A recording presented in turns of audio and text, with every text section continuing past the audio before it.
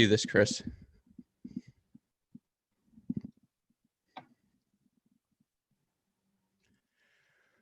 Welcome in, everyone, to our Cracked Racquets Redzone coverage of the 2021 ITA Kickoff weekend. Over the next 3 days, our team will be covering the action going on at 4 of the 7 men's Division I host sites. We are so excited to be covering the action happening at NC State, Ohio State, Michigan, and of course, it will be so fun for us to cover USC as well. We hope you all will join us throughout the weekend as we talk through all of the action, as we jump from site to site throughout the day as things heat up. And that's something we're so excited about doing here. Now, it's a first-time show, so of course there will be a few glitches, but one of the fun things about college tennis is there is so much action in any given match. You have 3 doubles sets going on simultaneously, of course, the 6 singles courts as well. We know for all of you following at home, and of course, we're in a pandemic, so all of us following at home right now, it's difficult to monitor all of the action at once. We're hoping to make it a little bit easier for all of you here at Cracked Racquets with our whether it's a deuce point on court 4 or a set point on court 6. We're hoping to jump from court to court throughout the day and again, cover all of the action as we all get excited for the launch of the 2021 college tennis season. And look, it wouldn't be Cracked Racquets of the college tennis season if I wasn't joined by my better half for all of our college tennis coverage. You know him as the forefather of the college tennis ranks formula, predictions never far from the listed UTR, one of the many dames to root for the Flames. I know him as the podfather. It's Chris Halioris. Chris, I know you must be excited for this weekend's kickoff action for the 2021 college season to finally get underway. Absolutely. I mean, we've both been waiting for this. You know, it was 11 a.m. Friday morning for the last 3 weeks. It seems like we've been waiting for, and to get the red zone coverage going.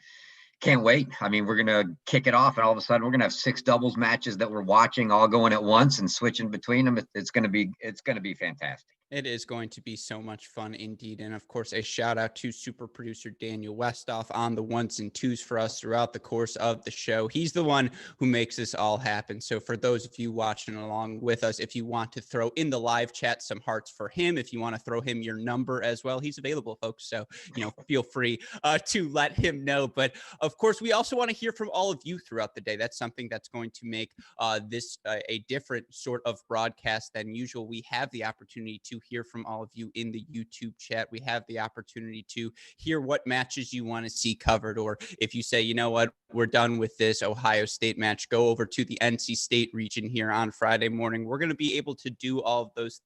So please let us know what you guys want to see, what you guys want us to be talking about as well. Of course, we're going to provide your standard commentary during the course of these matches, but we also want to give you a little background on these teams because, of course, we come into this 2021 season in a different place than we have ever been entering a college tennis year. All of us were so saddened when the 2020 season was stopped by the pandemic. Of course, Chris, you and I had the chance to cover the national indoors last year. We were in Wisconsin when all of the action went down, when a USC team, sans their number 1 singles player, came out and won the title over UNC. And what's so exciting, I think, for all of us college tennis fans this year is the NCAA granted all of those seniors, all of those players impacted by this pandemic, an additional year. And so many of them chose to take advantage of that,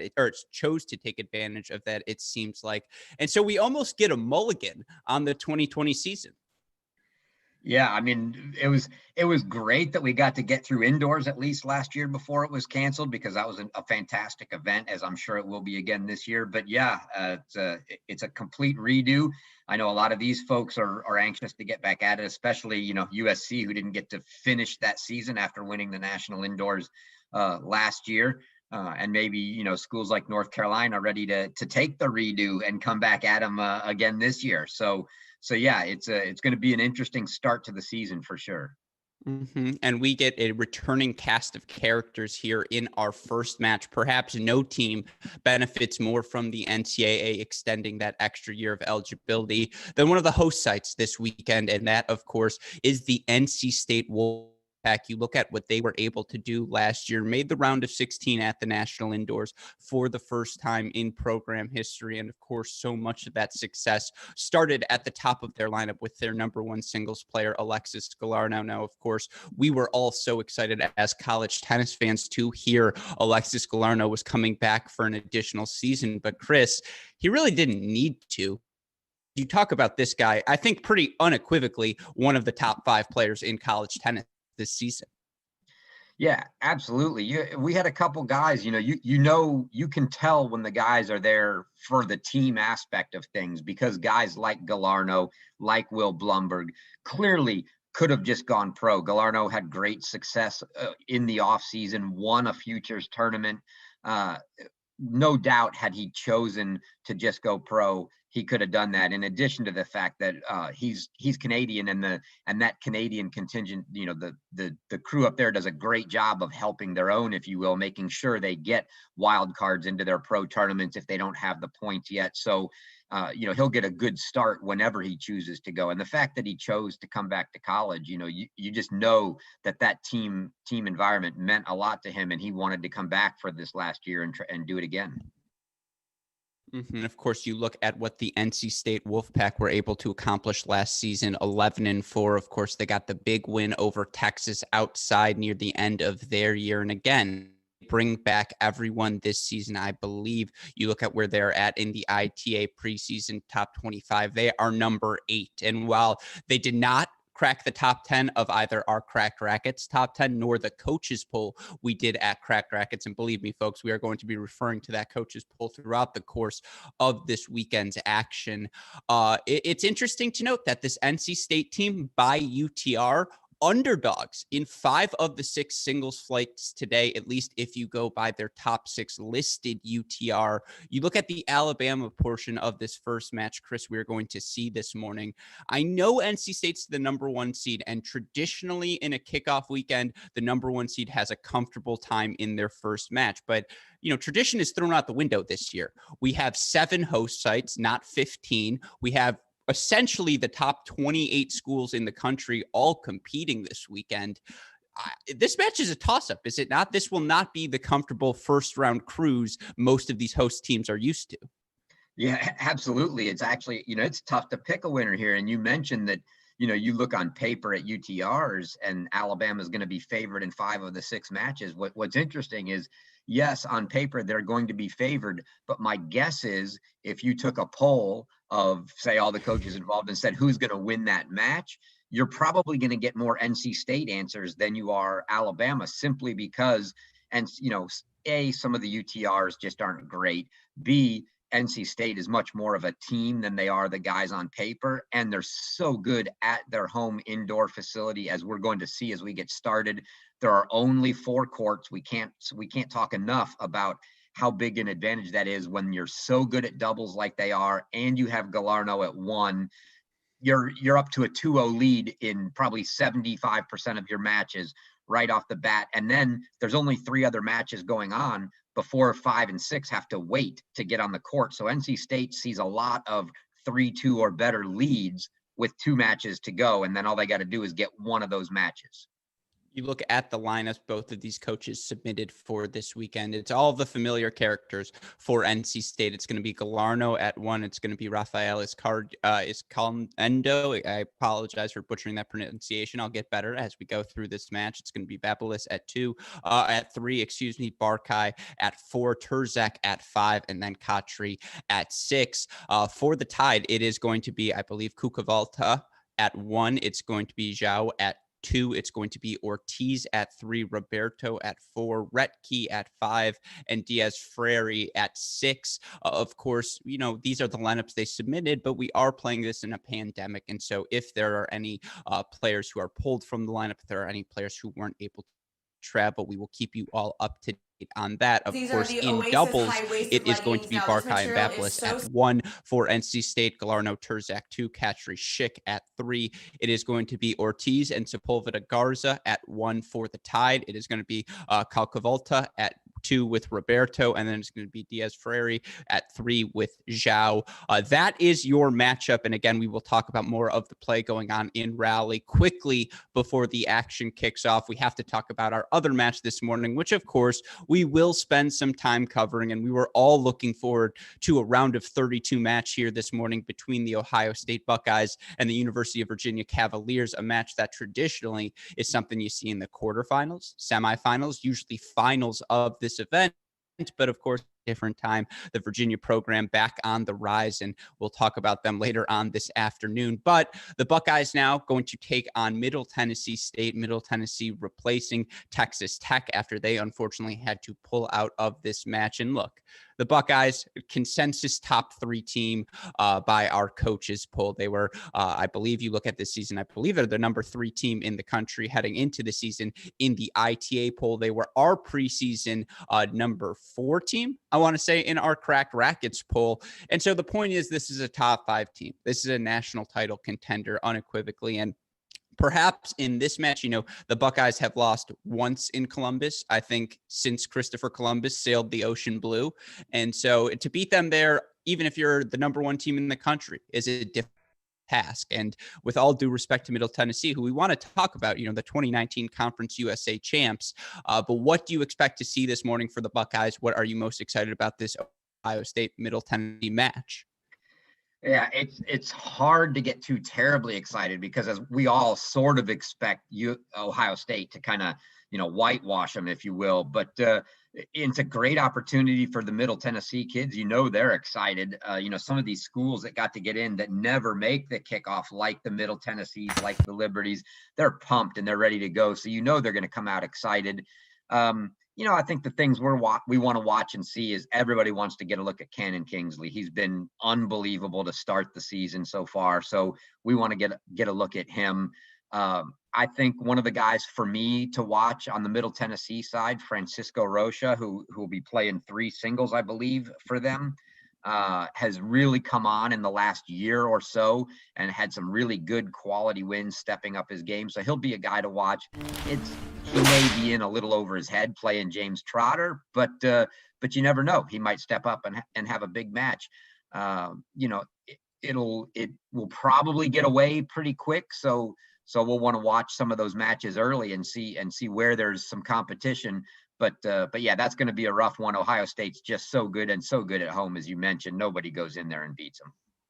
No, the Buckeyes 14-3 last season quietly reached the semifinals of the national indoors. Their losses came to who? USC. They lost to UNC, and then that third loss was at Stanford. I think they also lost a match at Georgia. So I guess it's 4 losses. Maybe that wasn't updated, right? Am I wrong here? Didn't they lose to Georgia last year as well, or was that 2 years ago? No, that was last year. They went and lost at Georgia.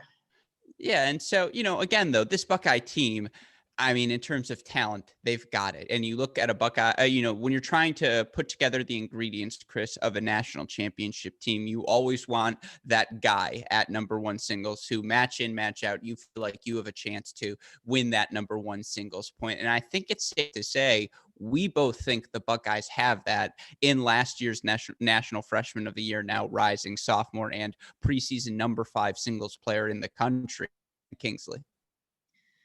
Yeah, they do. I mean, he is arguably going to be one of the top players this year in college tennis. He's kind of clearly cemented himself as the new number 1 for that team.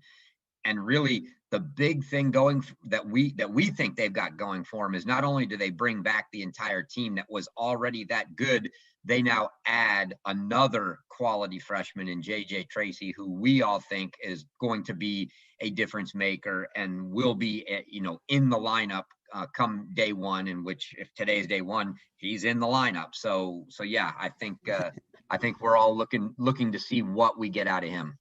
I should have said, excuse me, they were 14-3. They beat the Trojans at home last year because, again, even if you're a national indoor champion, no one goes to Columbus and beats the Buckeyes. You look at the lineup they're going to have here. It looks like it is going to be Kingsley at the number 1 singles position. It is going to be in the end. And there was some drama 2 through 4, Chris, in the process. Correct me if I'm wrong. It's going to go McNally, then Trotter, then Seelig.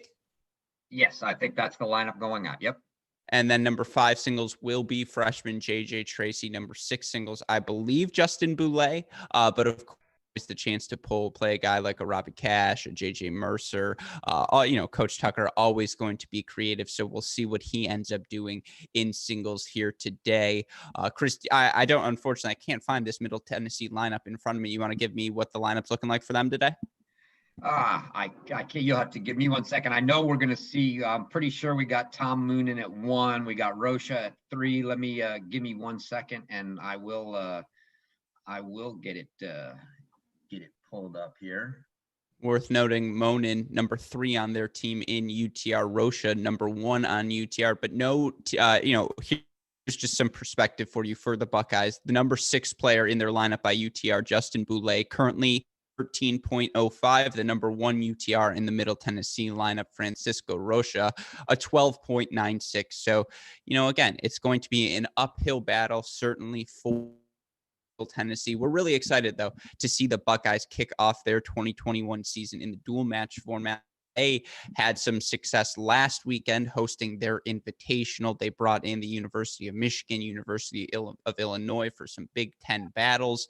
Of course, the takeaway from that event was how good Cannon Kings now prepared the Buckeyes look to get off to a strong start here again to their 2021 season. And, we've got some action getting ready to kick off as well. So as soon as we see play begin, the Ohio State courts, we will be sure to kick it over there. When you talk about this Buckeyes doubles lineup, Chris, again, a staple of Ohio State tennis these past 20 years under Ty Tucker has been we win the doubles point.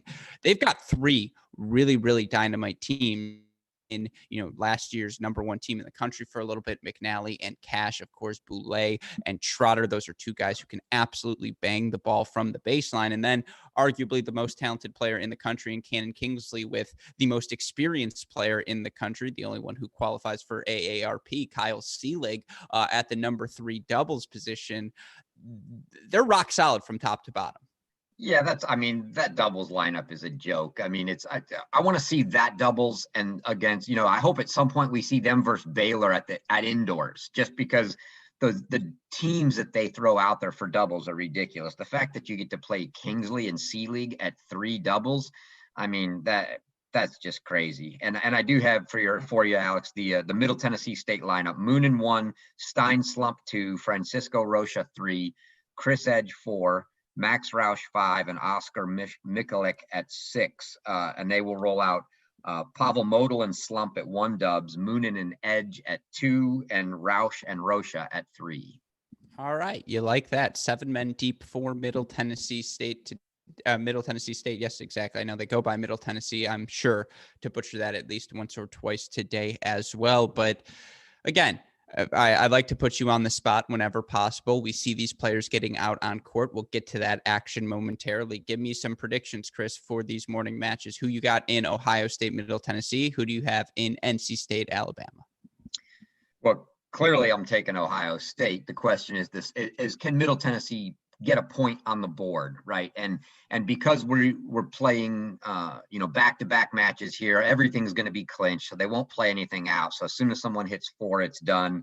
I don't see that happening any way, shape, or form. I think Ohio State gets a fairly quick, comfortable 4-0 win in that one. And Middle Tennessee comes back really, and probably their goal coming in here was, hey, it's impossible for good teams to beat Ohio State at home. That's not going to happen. We're going with the thought that we've got that second day to get a good quality win, a shot at beating an Iowa or a Virginia team where maybe they can be a little more competitive. On the other front, NC State, Alabama. Like you said, Alabama favored on paper. I just can't get away from how good NC State is at home on their home courts. Their doubles, Galarno, you're up to 2 more wins in the other 5 singles spots. And I like the Wolfpack in a 4-2, 4-3 type match. I think the big thing for NC State, try not to let it to the turn. And when I say the turn, NC State only 4 indoor courts, and they're going to be playing indoors today. That means, of course, they'll play the top 4 singles players, I believe, right off the bat after doubles. I think if you're NC State, your goal is to close before you get to that point, before you get to the 5 and 6 singles position, where it's not to say NC State is weaker. I just think the experience they have in the top four of their lineup, that is certainly not something to be trifled with. And of course, again, if you're now on the road, you have two matches on, your entire team is on top of those those final two dual matches, especially when we don't have crowds here. It's less of a home match, and now it becomes a neutral environment, and now things become interesting. I think NC does try, and I think seed to get the job done 4-1. I do think this is a match that could go 4-2, 4-3. I expect, it'll be a simultaneous thing where Galarno will get off the court, they'll put on the 5 singles match, and someone will get off the court and they'll put on the 6 singles match. And eventually, I think those two are the two left on court. I think NC State wins this match 4-1. Again, Alabama, it's going to be a close 4-1. It's not going to be one of those, doubles point in 3 straight set victories for the Wolfpack. It probably will be that for the Buckeyes. Give me them in 4-0 as well. I think they take the doubles point, and then I just think at the top of their lineup, Kingsley, McNally, and then Seelig at 4. Just too much firepower, too much experience. I think they get on the board pretty quickly. I think this is going to be, though, a really fun day of tennis. And of course, as you can see on your screens, we've got tennis for you. Finally, the action kicking off. As you see, we are going to start at the number 1 doubles court for Ohio State, the team of, I believe it's Trotter and Boulez on my court 1 right now, taking on Moti and Slump. Again, that is, I believe, the number 3. I'm sorry, they screw up their courts a little bit as well. They like to play funky, but on my court 1 at least, it's Trotter Boulez versus Modal Slump. As you can see, it's 3. You can go find these live streams as well on their court right now. Chris, I believe, though, are we showing Cash McNally again? This is one of those early glitches. Well, I'm watching because the play stream lineups say McNally and Tracy against Roush and Rocha. Roush and Rocha were listed at 3 doubles.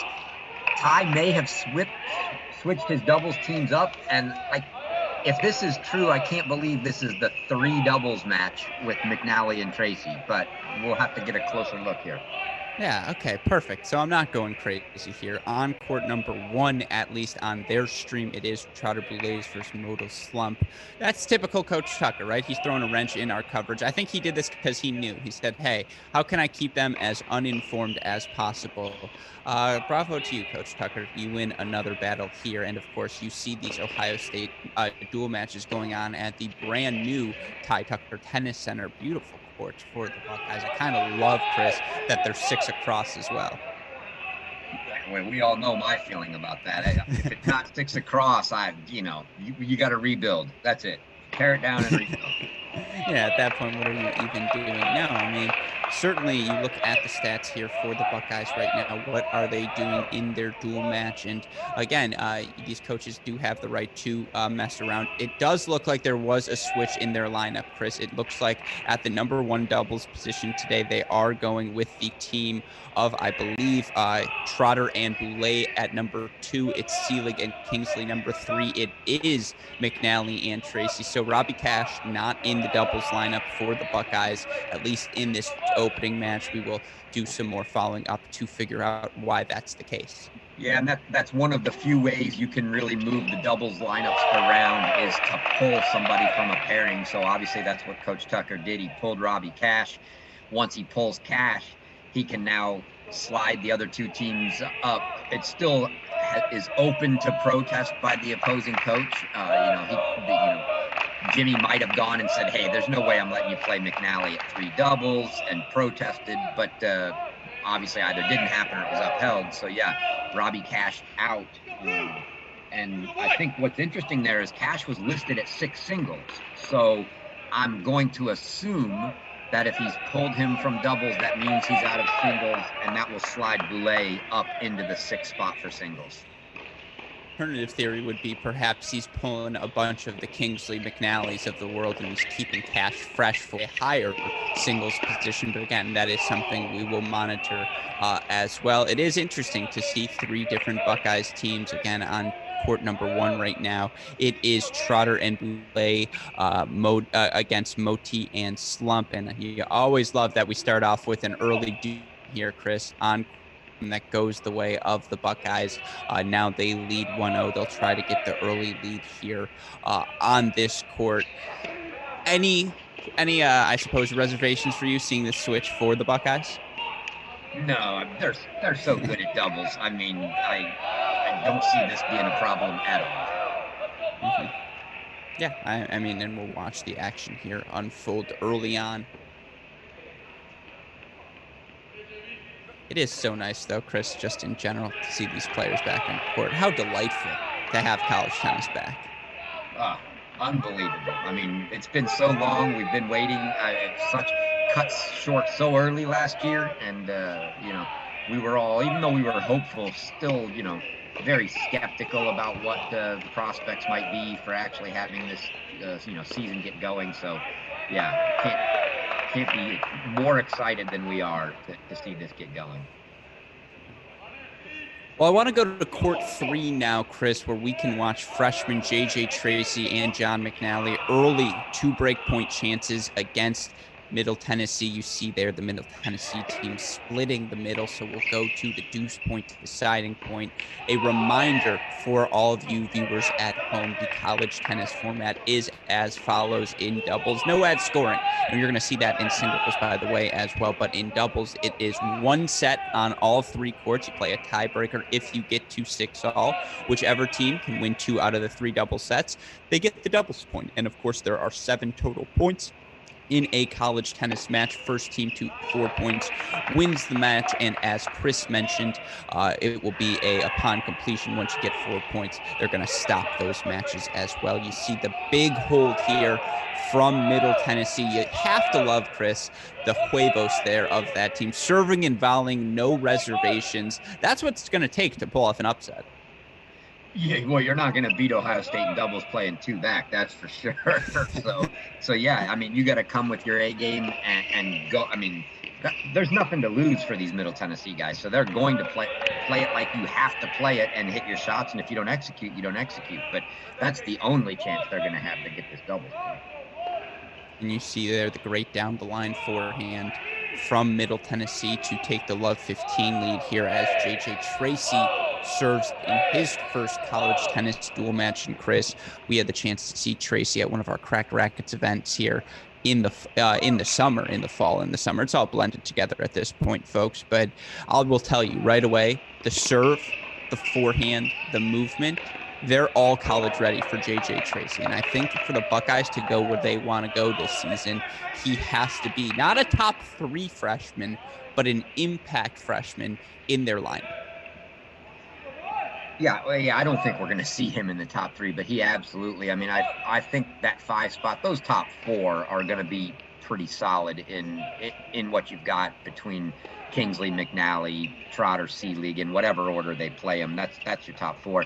They need Tracy to be that guy that steps up and is the 5 guy, and then they're playing, in all likelihood, what I expect we see today with Cash pulled, and that is Boulay at 6. But you've got Boulay and Robbie Cash that can play 6, and there are a couple other guys as well. But I think for them to be the team that they want to be, challenging for a national title, it needs to be Tracy and Boulay, and that gives them the best shot at being very competitive down low. 30-15 I form here for the Buckeyes. You have to love, only a freshman like JJ Tracy can get away with not serving and volleying at this point for Ty Tucker. But you made that comment about 2-back. I was going to say you can't beat them playing 2-back. But of course, and if you are Seelig or Kingsley, you can beat everyone playing 2-back. And we saw that 2-back last year at the National Indoors. That was obviously something we were not expecting. Yeah, I mean, they're just so good from the ground. But when you get to some of the teams like the North Carolinas, it's going to be tough to sit back and play 2-back and beat them. It's interesting. You see Tracy kind of hanging on that baseline, and you see assistant head coach Justin Koenig coming over saying, JJ, get off the baseline. Or at least that's what I imagine. It was something paraphrased there, but I formation here. 2 more game points for the Buckeyes. That's a really nice serve into the body for JJ Tracy. He and McNally hold for 2-1 here on court number 3. And again, we will be covering both this match and the NC State match as action heats up over there. Worth noting as well, Chris, we had another dual match going on this morning over at the University of Texas, the action taking place there. Now, unfortunately, we are not able to show you that Texas match, or that match happening at Texas, broadcast reasons, above my pay grade, folks. But it's got to feel so nice. This is your typical Friday, Saturday in the college tennis world. You got 3, 4, sometimes as many as 7 matches. You're going stream to stream, court to court. It's absolutely delightful, again, to just have college tennis back on our screens. I want to ask you this, Chris, because some of our viewers at home probably face this same conundrum. When you're typically watching a dual match, what's your process? I mean, doubles is easy because you can see all 3 doubles courts at once. Generally, they're all right next to each other, right? So once we get into singles, the key is to kind of start with the guys that you're interested in watching. What you probably came to the match to watch someone, so you start there, and then you want to be somewhere positioned where you can see the scoreboard. So if you're on site, that's not always easy depending on the facility you're at, and getting a look at that scoreboard.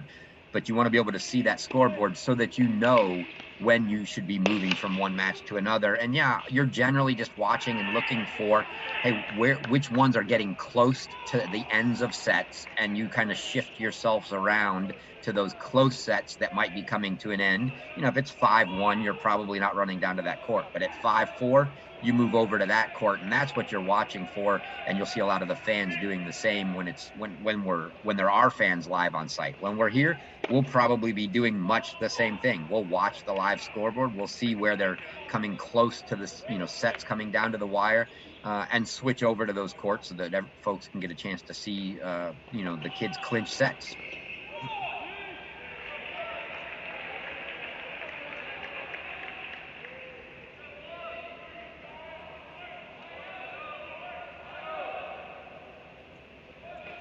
Quick update for you, Chris, on the NC State-Alabama match. And of course, we're still trying to make sure those cameras are perfect for all of you so we can show you that stream.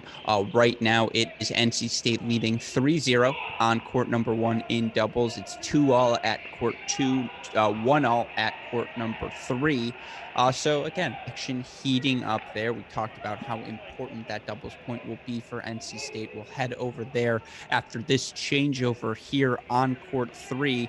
I do want to give a pretty good shout out, by the way, to our friend Dave Mullins at the ITA. I see he is in the chat here watching along with us. Hello, Dave. It's good to hear from you, my friend. I hope you are safe. I hope you are healthy. I hope everyone at the ITA is doing well. And by the way, shout out to all of you for all of your incredible work in ensuring that this college tennis season could get underway.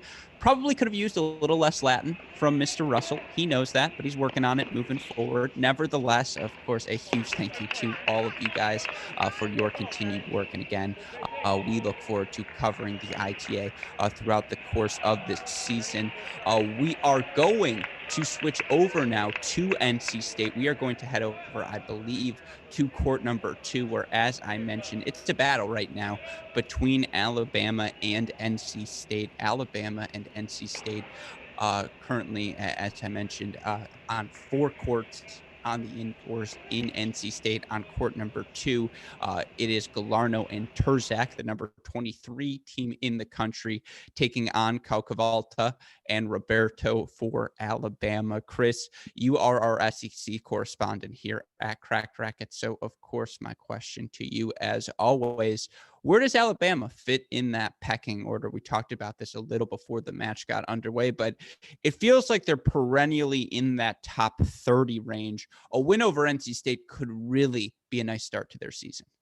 Yeah, absolutely. And that is kind of, they usually do sit somewhere in, recently anyway, they've been in that, 20 to 30, 25 to 30 range, which unfortunately in the SEC puts you, 7th, 8th, somewhere in there, just as good as the SEC is.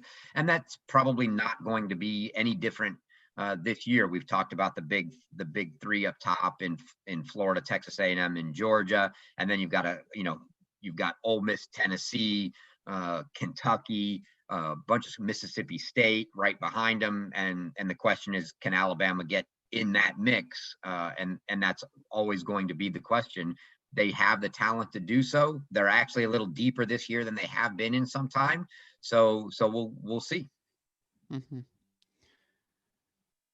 Of course, for NC State, Chris, the other side of this equation, they think, I mean, with a team this old, this is the window, right? This is the year. I don't want to say they're a national title contender, but if it's ever going to happen for the Wolfpack, it's got to be this season. You have so many seniors on the roster, so many upperclassmen. Of course, when you have a guy like Galarno at the top of their lineup, that trickles down to everyone feeling like, okay, we have a shot. And you see on your screen right now, it is Alexis Galarno, I believe, serving for NC State.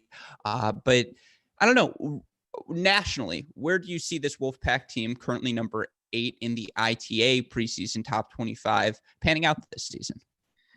Yeah, I mean, that's where they come in based off what they did last year from the ITA perspective. In neither our poll or the coaches poll, right, did they crack the top 10? And I think that's going to be that's a really lofty goal for them. To your point, yeah, this is the year if you're going to do it. It's the last year. You've got Lexi.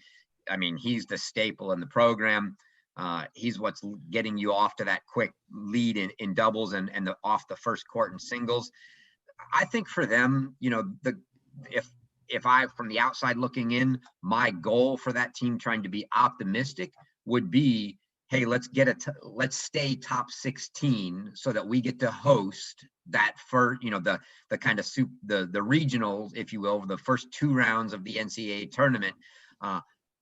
Highly unlikely, unless they manage to get out of this weekend with a win, make it to indoors and pull off a couple good upsets. Highly unlikely they can crack a top 8, meaning they get to host that super regional should they win the round of 16 match. And I think that's kind of the goal is, hey, let's hold our own. Let's try to be top 16. Let's host the first 2 rounds of the NCAA. Let's win. Let's go on the road for that quarterfinal match, or for that round of 16 match, and just see what we can do, you know, just compete. But that's, I mean, I don't see it going any better than that for them. I don't see them making, you know, the final 8, meaning they get to the quarters and they make NCAAs this year. That's highly, you know, that's going to be a really tough ask out of that team. Mm-hmm. Currently 15 all here on this court. We apologize for the no live scoreboard. Every team does it a little bit differently. We're just so happy to be able to see all this college tennis. So I will do my best to keep you all up to date. Currently 15 all on my screen, 3 all here at number 2 doubles. Now, it is worth noting NC State up a break now at number 1, 3-1 lead for Barkai and Babelis over Ortiz and Marcelo Sepulveda. At the number 3 doubles position, though, for NC State and Alabama, it's Diaz and Zhao, currently up a break 3-1 themselves over Kotri and Schick. So it looks like it could come down to this number 2 doubles position. Worth noting for all of you at home, this team, Galarno and Turzak, last season, 9-1 at the number 2 doubles flight during the season, 11-1 overall during the dual match season. If this is the court it comes down to, you're probably pretty happy if you are Coach Spencer. Yeah, absolutely. I mean, these guys NC State is just so good in doubles. Any chance you can even get it close, and that's what Alabama's got to be trying to do, is just, you know, stay close, stay in every match, don't give up a quick point, and stay on there just because they're a tough team to beat. Mm-hmm. Now 4-1, by the way, for the Wolfpack at number 1 doubles. So we'll continue to keep an eye on that. Oh, overhead in the net is never a good feeling if you are the Tide. And now, again, you're creating opportunities for yourself if you're the Wolfpack. Get a little momentum on each court. Looks like it's going to come down to this 2 doubles position. If you're Robbie Turzak here, you just got to put this ball in play.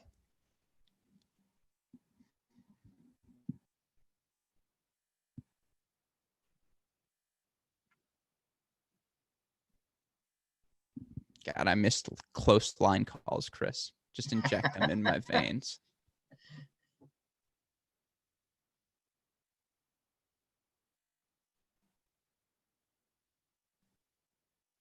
Oh, That's exceptional stuff from Galarno there. Inside out backhand, Chris. You don't see that every day. And you got to give credit to the Bama team there. You saw at the net just, the Bama player just inching over ever so slightly.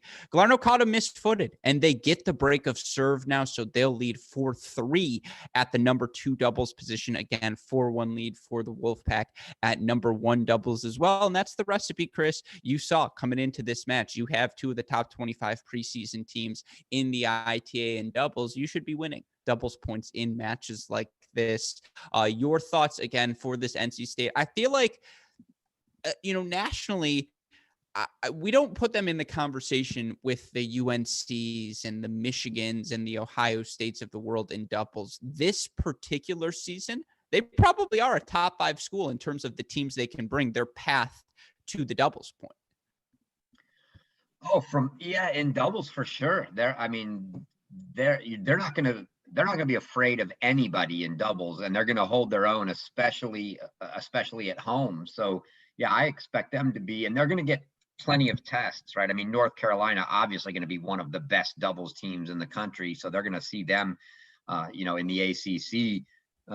That'll be a great test. But outside of North Carolina, who you would have to say I put above them in doubles, they're probably that next best team in doubles. Wake is never traditionally a huge doubles team, right? Who's what you think of as the number 2 team in the ACC. Virginia's probably next. A lot of freshmen on that team wouldn't really put their doubles up there. So yeah, I think NC State's probably your next best doubles team there. And you see here, quick start for the Wolfpack, 15 love, big T serve, as we know. It's not a break until you consolidate it. And so here for the Wolfpack, you have to love the fact you get Turzak getting to hit big serves. You get a guy like Alexis Galarno getting to sit up at the net. One could argue, Chris, it's the guy at the net who's far more important in doubles in determining whether you're going to hold serve or not. Yeah, I always think, especially when you're going to get broken, barring the server just throwing in either, really weak second serves or double faults, that, yeah, it generally ends up being the guy at the net, because they're going to fire away at him if he's the weak link, or he's just going to clean up and make you hold easy.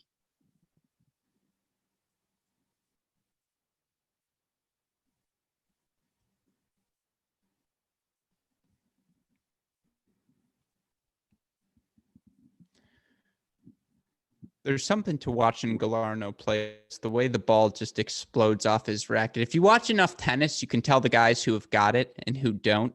And Galarno is one of those eye test guys. You're like, oh yeah, this guy he's got it. Yeah, he's just so solid all the way around. Obviously, to come up with the results that he's got, you have to be. But it's hard to find a weakness from him. Mm-hmm. If anything, I'd say he'd probably rather be, 6'2", but, outside of that. And we're going to switch now from NC State. It looks like the Wolfpack with the hold now, 5-3 lead for them at 2, 4-2 lead break at 1 doubles. They're in control. We'll go back if anything changes. But Chris, things a little bit shaky for the Buckeyes right now in doubles. It's a 4-3 lead for Middle Tennessee at the number 1 doubles flight. Now, Ohio State has taken a 4-3 break lead at number 2, but it's 3-all on serve at the number 3 position. So a little testy here for the Buckeyes. We are going to stay now with court number 1 here in Ohio State. Again, it's Trotter and Boulay taking on the Middle Tennessee double team of Moti and Slump. Shout out to you, Playside, as always, for having the score up to date on your stream. Always appreciate a good Playside stream. But Chris, Buckeyes down a break at 1 doubles, not the start we saw. It's definitely a lot tighter than we thought we were going to see here. I'll have to admit, I'm very surprised. And for those of you watching at home, this is a Buckeye team we know a little bit well. I will do my best to identify who is who during these pairings. From some of these matches, it's my first time seeing these players in quite a bit of time. On the left side of your court for the Buckeyes, James Trotter is the righty. It's the lefty, Justin Boulay. On the deuce side of your court, I should have said James Trotter on the ad side, left side. I'm not dealing with novices here, but it's Trotter right now to return serve. But this Middle Tennessee team, they attack. And Chris, in 2019, this team won the conference championship. You look at what they were able to do during that season, and it wasn't anything too spectacular. And last year, by the way, and of course, got cut off, but they were 13-5 last season. I believe the year before, 24-15, Conference USA champions. This Middle Tennessee program is a rock solid college tennis stalwart. Yeah, they've been solid for a number of years, so this is no surprise really that they have been for the last several years. They're a team that's kind of always right on that bubble of the NCAA tournament. That cut line usually ends up at like 42, 43, and they're always right in that area. And it's a thing that Jimmy Borndame, who's the head coach there at Middle Tennessee, has taken, very seriously in trying to do some analysis from a scheduling standpoint of, what should I be scheduling? Do I need more matches with, what kinds of teams? Am I looking for these top 20 teams? Am I looking to play more 30 to 40 teams? What is it? Because it's just so close, and it's all for the folks at home that don't know. Everything's formula based when it comes down to rankings. Now, the NCAA selection is technically a committee, but for the most part, by and large, they go by the rankings, and that rankings formula is clearly it's based on who you beat and the ranking of the opponents that you beat. And so it makes a big difference whether if you win and you get bonus points for road wins, but if you beat teams that are kind of in that 30 to 40 range and you're a 30 to 40 type team, those are big wins for you. They count much more than beating, say, the 90th ranked team or an unranked team. And so scheduling becomes a big deal for these mid-major teams.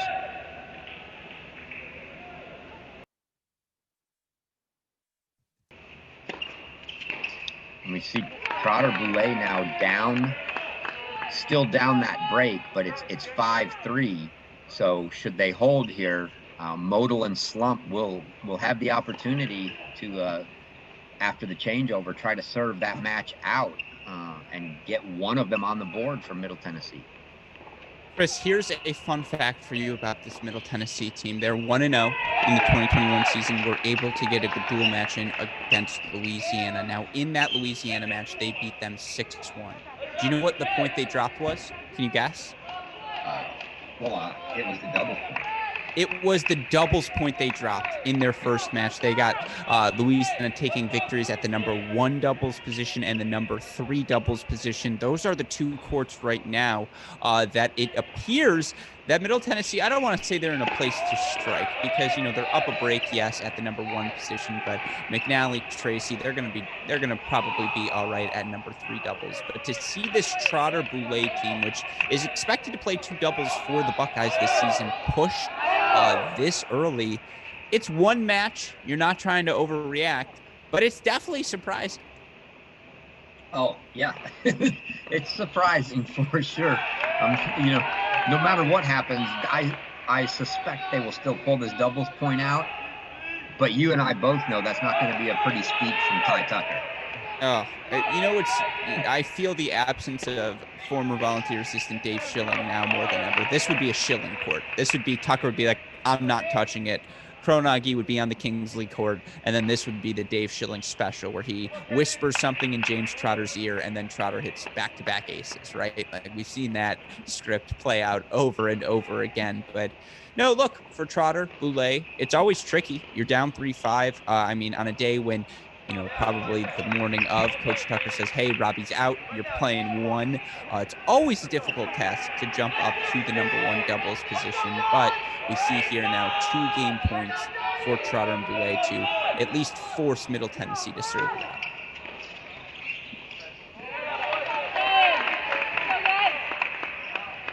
Yeah, so we'll go to the changeover here and see what the guys from Middle Tennessee have. They can get a point on the board. Still looking like 2 and 3, leaning to Ohio State.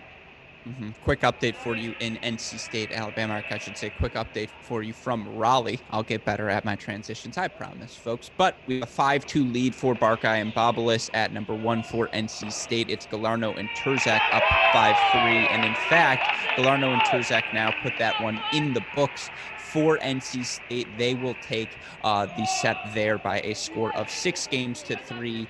Westoff, when you hear this, jump over to NC State number 1 doubles when you can. Let's try and see those guys serve it out as well. But for now, of course, again, it is going to be here. We've got some simultaneous action, I suppose, double serve out. I don't know, Chris, who do we want to watch more? Do we want to watch Middle Tennessee or do we want to watch NC State try and serve out that doubles point? Oh, we should probably watch NC State serve it out. I agree. I think that's probably the move here. Yeah, you are slightly. It's funny. Some of you don't see these comments. We are doing this remotely as well, right? It's a first-time project here, and again, we want to hear from all of you listeners throughout the day. What matches do you want to be watching? What matches could we be, or what things could we be doing better here on? I think, Chris, you are slightly ahead of me. Your stream compared to where I am. I think that was because I made the Latin joke about Tim Russell, so the ITA is punishing me right now by slowing down my stream. But of course, again, we will be jumping from site to site throughout the day. Yeah, I agree. We should probably watch NC State try and close out this doubles point, because if they can go up 1-0 on Chris now, yes, by UTR, they're underdogs in the majority of the matches, but up 1-0 at home, Galarno's 2-0. That's always the script for the Wolfpack. Yeah, same thing every time. And as we speak, back over at Ohio State, at 2 dubs, Ohio State did get the win from Kingsley and Seelig, and McNally and Tracy are up 5-3. So even if the Middle Tennessee guys can manage to serve it out on 1, they're going to need a break on 3 to stay alive. And we'll actually ask Westoff now to go back to court number 1 at Ohio State, because in fact it was the NC State Wolfpack closing out Alabama with a 6-3 victory at the number 1 doubles position. So Westoff, when you can, go back to court 1. Let's watch Trotter Boulay try to stay alive here again. 15-30 against Modi and Slump, as Modi and Slump tried to serve out their set at the number 1 doubles position. Oh, wow. Gotta love that, don't you? On the run, looping pass there, if you will. And you can see the disgust on James Trotter's face, letting that ball get by him, or whether that was Justin Boulay's. I would appreciate, Buckeyes, if you could wear one forward hat, the other one wears a backward hat. That way I can differentiate you. But certainly, and if you can't differentiate the righty and the lefty, then we have bigger issues. All right. The truth is, I was looking at something else on my screen. You caught me, Chris. You caught me. Okay. I was looking at I was looking for a score update. But yes, 30-all here now for Middle Tennessee. I mean, I know this is Boulay serving in the deuce court, returning in the deuce court. And actually, that might be Coach Tucker in the far corner right there, just sitting in that bench, getting in their ear. It is unfortunately, even though it's double break point, it's also over, as McNally and Tracy just clinched on 3 dubs. Beautiful. So it is the Buckeyes taking the doubles point. They get victories at, as Chris mentioned, at the number 3 doubles position from the team of Tracy and McNally, 6-3. They also get a 6-3 victory from their number 2 doubles team of Kingsley and Seelig. So it'll be the host teams, the Buckeyes, up 1-0 heading into singles against Middle Tennessee, and the host NC State Wolfpack up 1-0 on the Crimson Tide of Alabama. In case some of you didn't know, we have a bit of a break until the singles action kicks off. We will be back with all of that coverage, and again, we'll have 10 singles matches going on for you simultaneously. We will be sure to be jumping from site to site as the action heats up. But for now, we've got some commercials for you to tell you a little bit about some of our other college tennis content we have for you all here at Cracked Rackets. With that in mind, Westhoff, give me the Ohio State College Contender Series video. Let's let our listeners know why we're so excited about the Buckeyes this season. Should you need any assistance in today's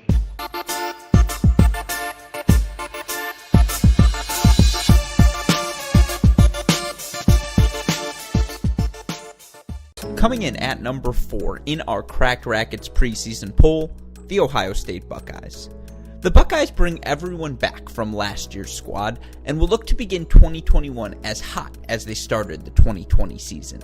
Ohio State fans saw plenty of potential in this team last year, as the Buckeyes were playing at as high of a level as any team in the country during the early parts of the 2020 season. They ripped off a ridiculous 13-match winning streak to kick off their 2020 campaign, including top 10 wins over teams like Texas, USC, Texas A&M, and Wake Forest. However, every one of those matches was played indoors, and as soon as OSU moved outside, the team dropped back-to-back duels against Georgia and Stanford.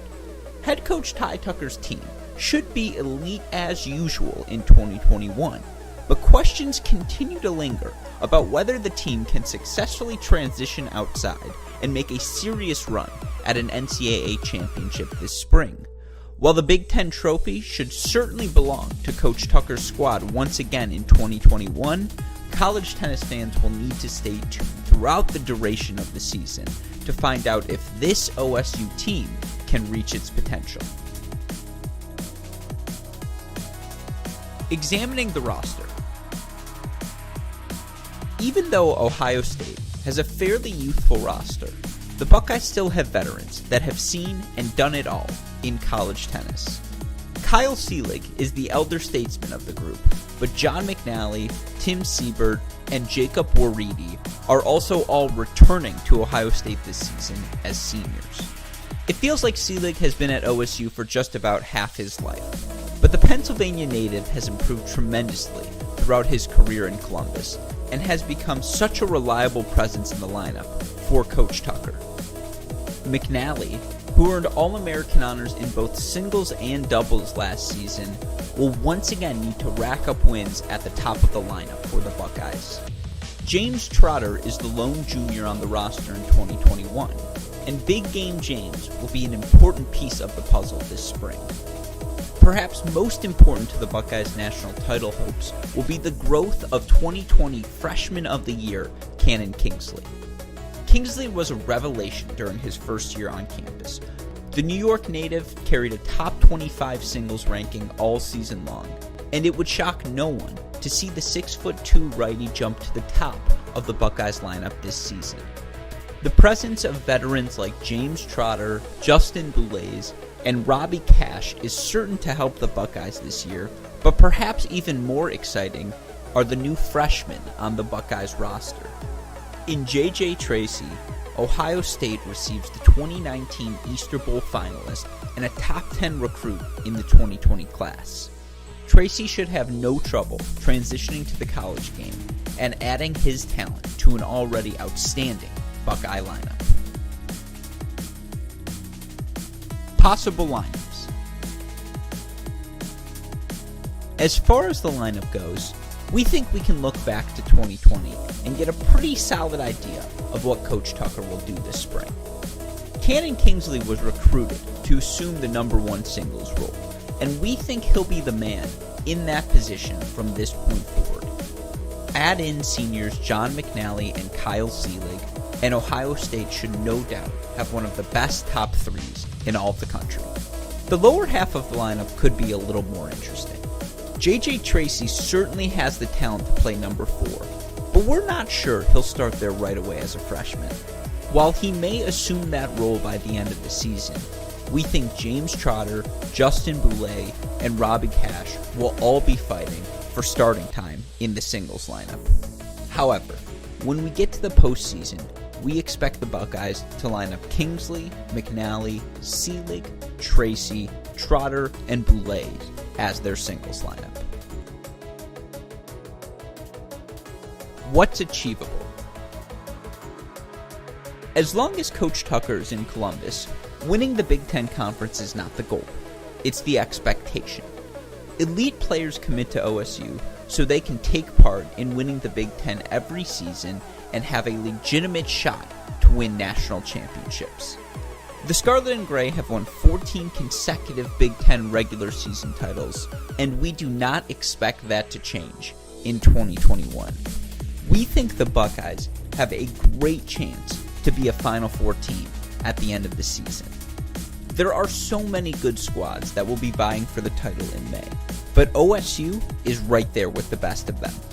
If things break the right way, it wouldn't shock us at all to see them go all the way and make it to the NCAA tournament finals.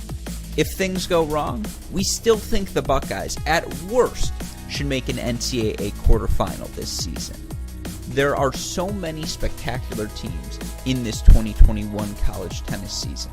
However, we believe Ohio State can be a Final Four contender and absolutely compete for the 2021 national title.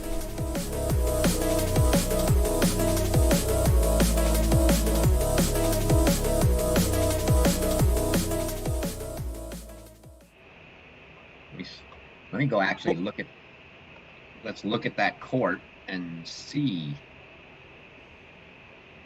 Well, with that in mind, welcome back, everyone, to our Cracked Racquets Red Zone coverage of this 2021 ITA Kickoff Week. Much as we expected, it was the host teams Ohio State and NC State taking the doubles points in their respective dual matches to kick off our coverage. And Chris, let's start in Columbus, where we are going to begin with the singles action with number one, Cannon Kingsley taking on Tom Moonen of Middle Tennessee.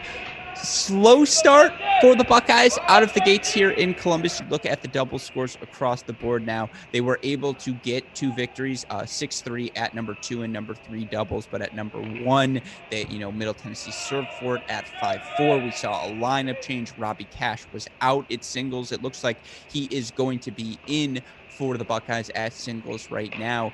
Boulet's in. Boulet is in, so Cash is just out for this match. With that in mind, I suppose your initial reaction to our first look at the Buckeyes this year. Yeah, I mean, a little surprised at kind of the pressure they got on at one dubs, but we're talking about, one doubles match, and it's a 6-game match in doubles. I mean, that can happen to anybody. So, yes, it was surprising at the time, but they still comfortably pulled out 2 and 3. I guess just a little more surprised that you saw Robbie Cash out. I thought at some point during the season that might happen just to pair Cash and J.J. Mercer, who played a lot of junior doubles together back as a team. But given that Robbie was listed both doubles and singles and he's out, I can only assume that, maybe he's just not ready to go. So, no worries for the Buckeyes. And I think we'll see 3 quick points here probably on who knows which courts, but they'll get off pretty quick. Quick run through once again of the matchups we're going to see in Columbus. At the number 1 singles position, it's Kingsley versus Moonen. That will be on your screen now. Number 2 singles, it's Slump taking on and by the way, I'm going to go Middle Tennessee name first, followed by the Ohio State Slump versus McNally at 2 singles. It's going to be Rocha versus Trotter at the number 3 singles position. Edge taking on Seelig at the number 4 singles position. Roush taking on Tracy at the number singles position. And then Mikhailik taking on Boulet at the number 6 singles position. Of course, we will also be monitoring the action in Raleigh, where NC State, again, a 1-0 lead over the Tide of Alabama at the number 1 singles position there. It's going to be, I'll go NC State first, then Alabama here. Galarno versus Cacavolta. It's going to be Izquierdo Luque versus Zhao at 2. Babelis versus Ortiz at 3, and that's a match we're certain to spend some time on here today. Barkai versus Roberto at 4. Katri versus Retke at 5, and then Rosins versus Diaz Frere at 6 for the Wolfpack and Alabama. So again, 12 singles matches for all of you. Now, unfortunately, NC State only 4 indoor courts, or not unfortunately, fortunately, it's a lovely facility. So we are going to have simultaneous matches for you across the board. Why we wanted to start with Cannon Kingsley here and the number 1 singles position for the Buckeyes is, simply put, Cannon Kingsley's a stud, Chris. I mean, you watch the game here, opening hold for his quick hold, I believe, to take a 1-love lead. Again, we talked about this a little bit earlier, but I think you'll see pretty quickly, ball just explodes off of his racket. Yeah, and it's fairly effortless. You know, it's the kind of power you like to see. He's obviously tall and lean and just very smooth strokes that have a lot of power. It looks so effortless, but yeah, when you're out there playing, it doesn't seem so effortless. It's a lot of pace coming at you. And we see here again in his opponent, Tom Moonen by UTR. Moonen currently a 12-6-3, Kingsley a 13-9. It's not to be disrespectful, but I have to imagine if you're head coach of Ohio State, Ty Tucker, you're thinking Kingsley is going to be one of our 4 points today. Yeah, and you certainly like your chances, and that's they're going to be heavy favorites all up and down the lineup, but probably none as much as that. Cannon Kingsley, a very, very heavy favorite here. But these are the kinds of matches. These other kids look for. They know. Tom Moonen knows there's absolutely no pressure on him at all. Everybody expects him to get routed. So come out and play your game. See what you can do.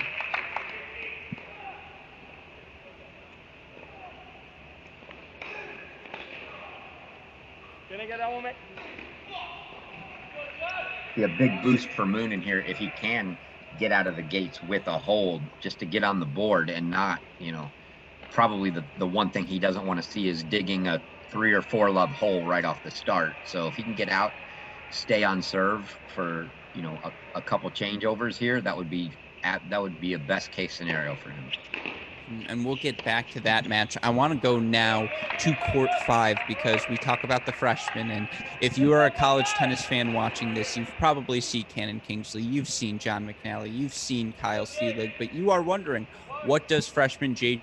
Tracy have in store for all of us this season? So let's lock in on Tracy for a little bit here. Again, Tracy, 13.28 via UTR. His opponent today, in Oscar Mihalik, a 12.45. So, a comfortable favorite here for Tracy. But first dual match, there are always going to be jitters, and I'm excited to get a look at Tracy again. I've seen the athleticism. I've seen the forehand in person. I should also note, I believe before heading to Hilton Head, JJ Tracy was a fellow Southeast Michigander, so a guy from the area. But let's get an initial look at him here, Chris. Yeah, we got to see some Tracy. You got to see him at the Crack Rackets tournaments. He got some good action in the Invitational with Michigan and Illinois over the weekend. Played some good matches. Certainly wasn't as dominating as Cannon Kingsley was. So I think this is definitely a spot that Coach Tucker's looking to see how he comes out in the first big dual match of the year.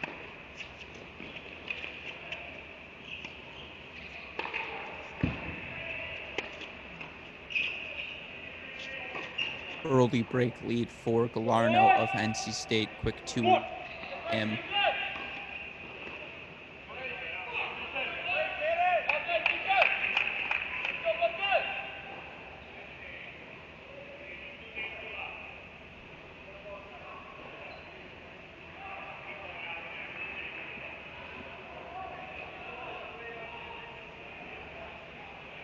Oh, nice forehand from Tracy there. Yeah, how's that for one of the first 10 points?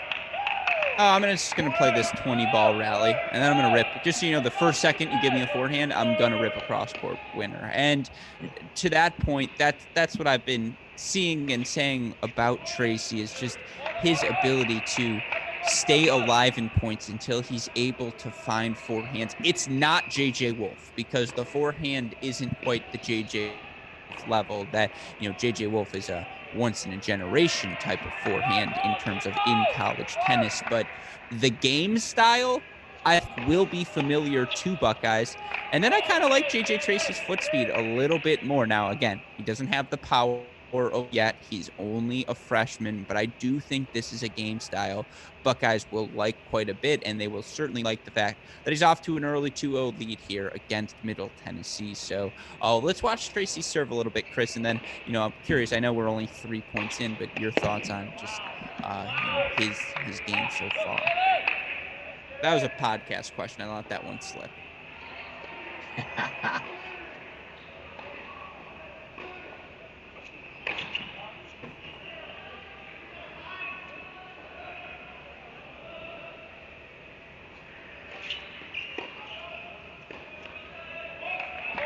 Yeah, you see Tracy there. He looks content to rally from the baseline.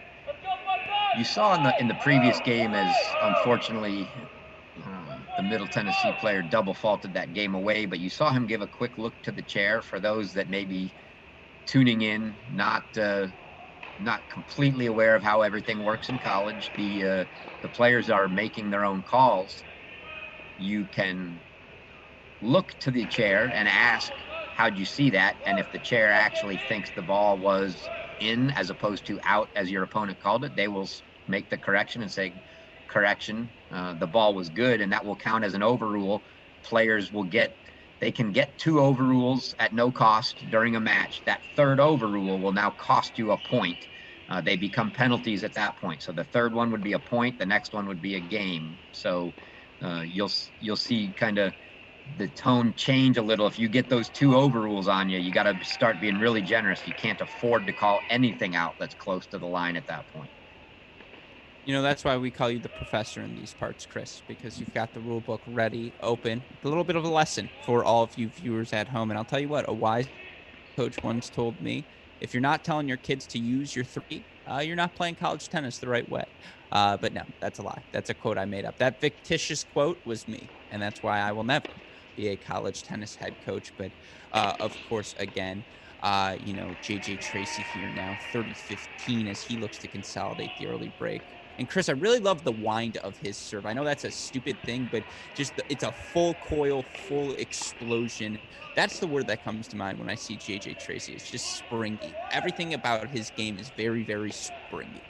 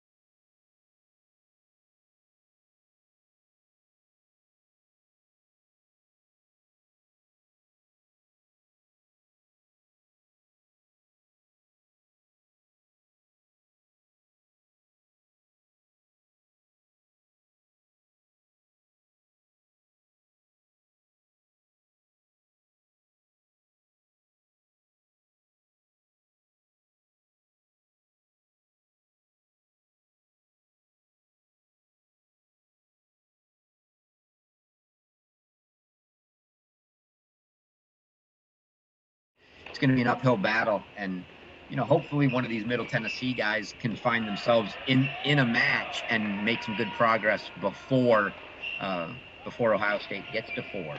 Mm-hmm. Buckeyes now with 3-0 leads at 1 singles and 5 singles. They've gotten a break lead at number 4 singles as well, and at the although it looks like Middle Tennessee might be able to get the break back there right now. So with that in mind, though, let's switch gears now. Let's go to Raleigh, watch some of the action unfolding. We're going to start at the number 3 singles position. We're on the near side of your court. It's Edson Ortiz in the silver for the Alabama Crimson Tide. He is taking on Tadias Babelis of NC State. Both of these guys top 100 players. Ortiz number 89 in the ITA rankings, Babelis number 95.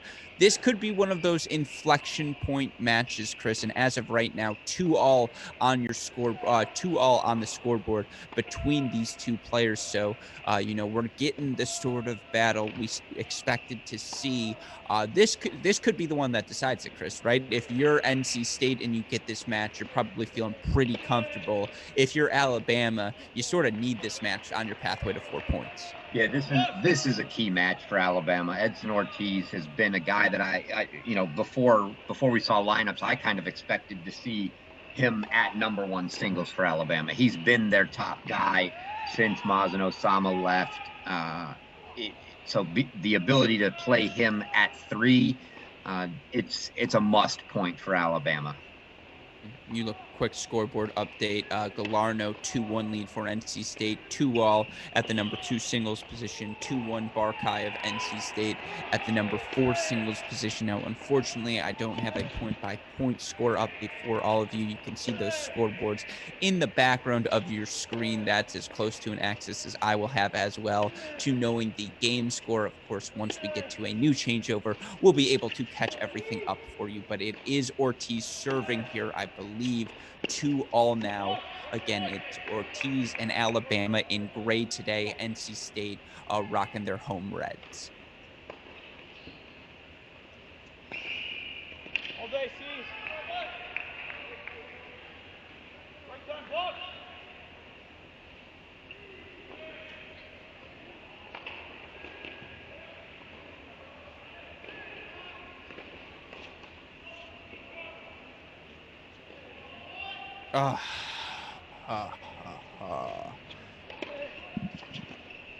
That is a brutal overhead miss there for the Wolfpack.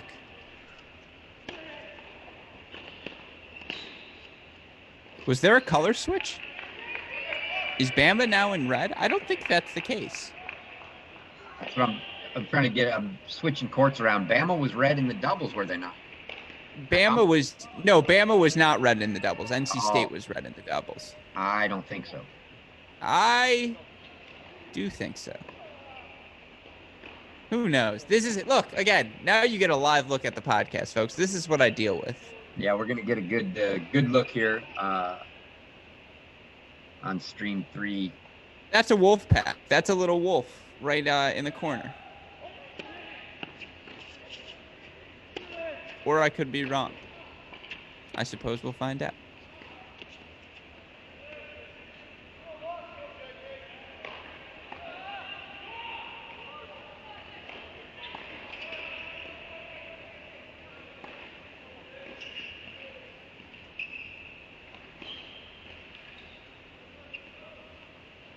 Well, I can assure you on stream 3, Edson Ortiz is not in gray. The problem is that doesn't really look like him in red either. That's good, folks. Again, these are the beauties of the not being in-person broadcast, something we're all adjusting to now. And as soon as we get a score update, we will let all of you know. A little frustration at a call. Feels like things are returning to normal. Gotta love that.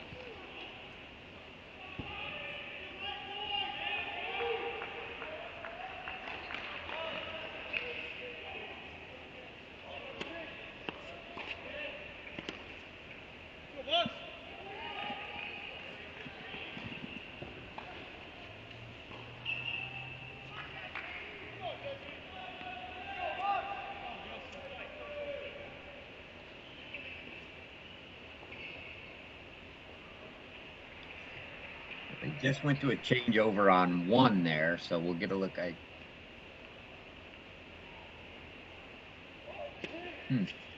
If nothing else, it's good tennis. I don't even need to know who. But certainly here, the reason I think that is the NC State in red, but again. No, there's no way NC State's in red. Here on court 3? They have to be the same across all the courts. That's what I'm saying. All right. The problem is I switched over to one. Galarno's definitely, the bearded up and in gray. The problem is the Alabama player, the player in red, I saw one shot right before the changeover, looked to be a lefty. Cacavalta is not a lefty. Zhao is. So maybe we just have some stream maybe we're just messing up. Maybe it's the lineup and not the players. Yeah, the streams may not be the stream numbers may not be the court numbers, which is what I'm trying to figure out. By the way, we got the update from Twitter. NC State was indeed red in doubles, so you're very welcome. Anyways, enough score bickering here on court 3 as we try to figure out who exactly is playing which court. It wouldn't shock me here because are we sure that that's Galarno on stream 1? I think this is Galarno on stream 3. It's not on 1. So we've got Zhao and Izquierdo on stream 1. I believe stream 3 is Galarno because I was going to say this looks an awful lot like Alexis Galarno's serve. Yeah, so I'll write these down. So we've got. This is live for you folks. We said there might be some kinks to work out. This would be one of them. Stream 1 is definitely 2 singles. And in that case, is NC State in red? No. Well, that's just funny. I'll keep going. Unless there's a lefty. I don't think they've got any left. Get back to you there. In that case, Westhoff, while we try to figure out who is in what color, I will ask you, please head back over to court number 2 in the Ohio State Middle Tennessee match, as right now it is only John McNally who's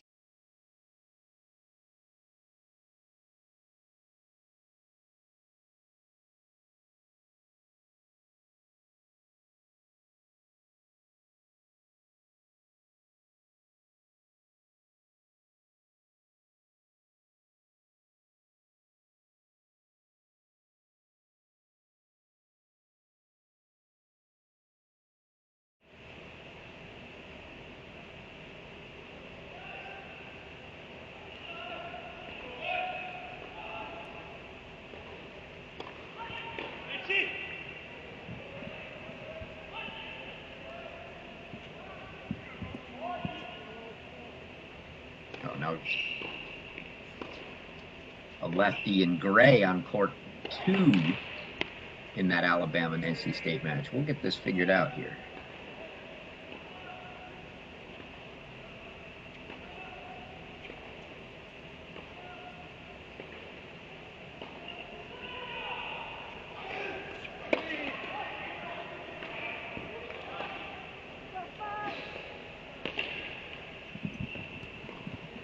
Meanwhile, John McNally now 4 game points here as he looks to even things up at 3-all. So interesting, Chris, for John McNally, returning back senior on this team. He and Kyle Seelig have played on some really great Buckeye teams. They've, made a national final together back in 2018, 2019. They started off their season, 14-0, win the national indoors, only lose 2 dual matches in Texas without their number 1 singles player, J.J. Wolf, playing. And yet, John McNally, you'd think after Wolf left, he would be the guy, the number 1 singles player. To have a guy like him at number 2, to have Kyle Seelig at number 4, what does it do for the Buckeyes to have 2 seniors with, in those sort of depth positions in their lineup? Well, they've got a lot of experience all the way around. But, yeah, McNally coming back, a guy that played 1 for you, to be able to play him at 2. And we both think that's going to be a rock solid 2 for them. And then Kyle Seelig, who's been around, as you mentioned, a long time. As, those 2 guys are just rocks in that lineup. And, they've seen it all. Probably 2 of the surer points they're going to see every match if they get to be able to play them at 2 and 4 the way they have now. I mean, Kyle Seelig at 4 is just, that's ridiculous. By the way, Chris, I apologize that you're so passionate about Seelig and McNally. It brings you to tears. Clearly, you feel a particular vigor about them. But no, I mean, yes, I agree with you. To have that sort of depth, and to have them be veterans as well, that's adding everything you want. If you are Coach Ty Tucker, as you see McNally here hold 4-3 all. You look elsewhere in Columbus right now, as we expected. Kingsley serving for the first set 5-1. JJ Tracy 5-0 in his set.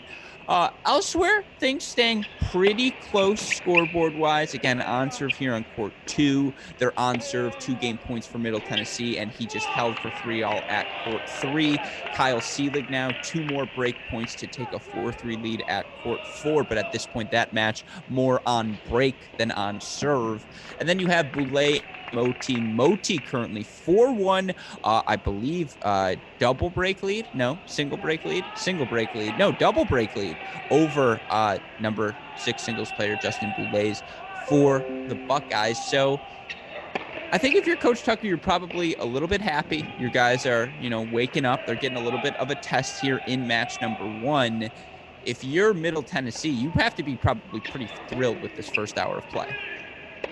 Yeah, I mean, to really only have 2 singles matches getting away from you right now, and 3 of them, very, 2 on serve, 1 you're only down a break, and the other one you're up double break. That's, I don't think they could have hoped for a better start. I mean, only 2 matches running away. That's a win as far as I'm concerned for them right now.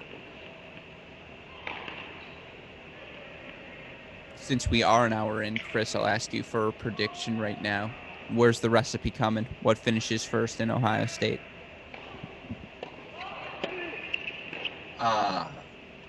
Well, I mean, of the 2 matches that are getting away, I still like Kingsley. I mean, I think Kingsley's the first match off.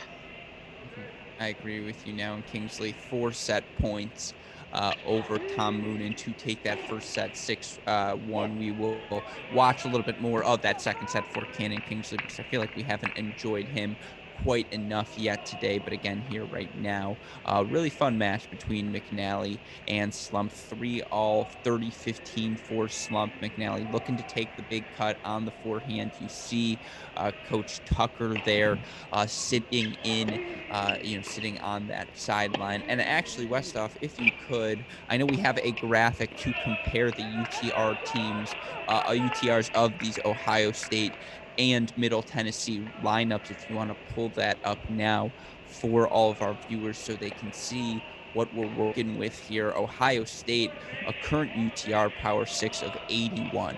And I mean, once you eclipse 80, you're amongst the elite of elite. And just quickly, the UTR, obviously universal tennis rating, one way to rank players based on their current results. You talk about, again, what is a power 6 rating. That is a ranking of the 6 best singles players in your lineup.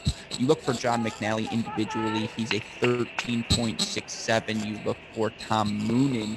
He is a 12.63. I mean, it's a full UTR gap. When you have a 1-point gap, that sort of thing, that's a significant difference. And so certainly for McNally here, 3 all, 30 all, he's got to be a little bit frustrated.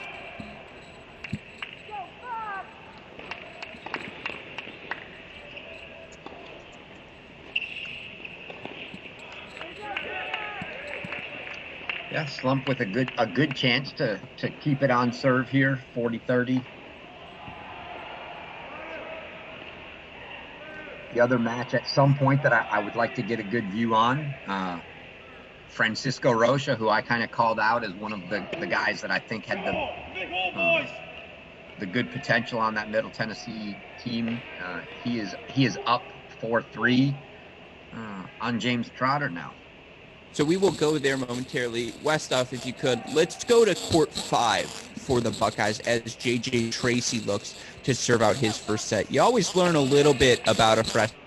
They're trying to serve out that first set here. Tracy looking for it as well. He's moving forward. I see misses a volley low in the net. Now 15-30. Little bit of scoreboard pressure for Middle Tennessee.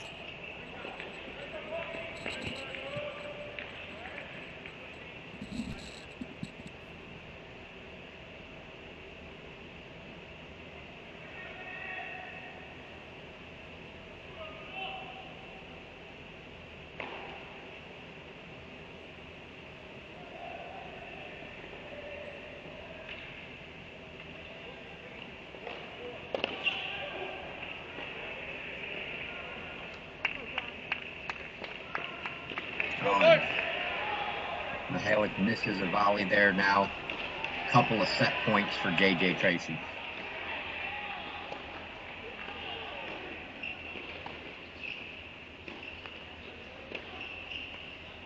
And as much as it pains me, Gruskin, I'll have to say I do believe you're right. After swapping through a couple more of these courts, I believe the Wolfpack are in red. That was Galarno on court 3. So I think stream 3, as you pointed out, at NC State is Galarno, which would make court 2 the number 2 singles, as I saw Zhao, the left-hander in gray there. Chris, I always enjoy it when you say I'm right, so I appreciate it. It's a rare moment. I say it so calmly, and there's just so much frustration inside when I say it. I could feel that as well. Well, it's Tracy taking his first set 6-1 at the number 5 singles position. So that's 2 first sets now on the board for the Buckeyes. Let's do a little Kyle Seelig love, Chris. The fun of this red zone, the fact that we get to go towards the end of these sets. On court number 4 for the Buckeyes, it's Kyle Seelig looking to break Chris Edge of Middle Tennessee, 5-3, I believe 15 all on that court, at least according to my stream. I may be up. I apologize if I'm a little bit behind or ahead of any of you, but so 15 all here now. 30 all, excuse me, 30 all. As we see here, I am now live, so I was behind a little bit. Some of you. Edge just ripped the forehand well wide there on that 30 all point. So a couple break / set points here for Seelig. See, we're working out all of the glitches. I am caught up now, and I have to say, is there anyone who dislikes watching a Kyle Seelig match? I mean, talk about a guy who scraps, who claws, who fights. I always enjoy my Kyle Seelig viewing experience. There's only one problem with this Kyle Seelig viewing experience, is we don't get to see Mr. Seelig pacing behind the court. 20,000 steps on the pedometer minimum during a match. Well, how do you think he stays so thin? That jawline's so beautiful for Mr. Seelig because he's always pacing. Meanwhile, I swear to God, Mrs. Seelig, it could be like a nuclear war going on in Kyle's match, just calm as a cucumber, or cool as a cucumber. And it's amazing. But so deuce point here now, game point, set point, triple threat, Chris, here for Kyle Seelig as he looks to secure his first set of this 2021 season. Beautiful forehand from Edge there to stay in the set.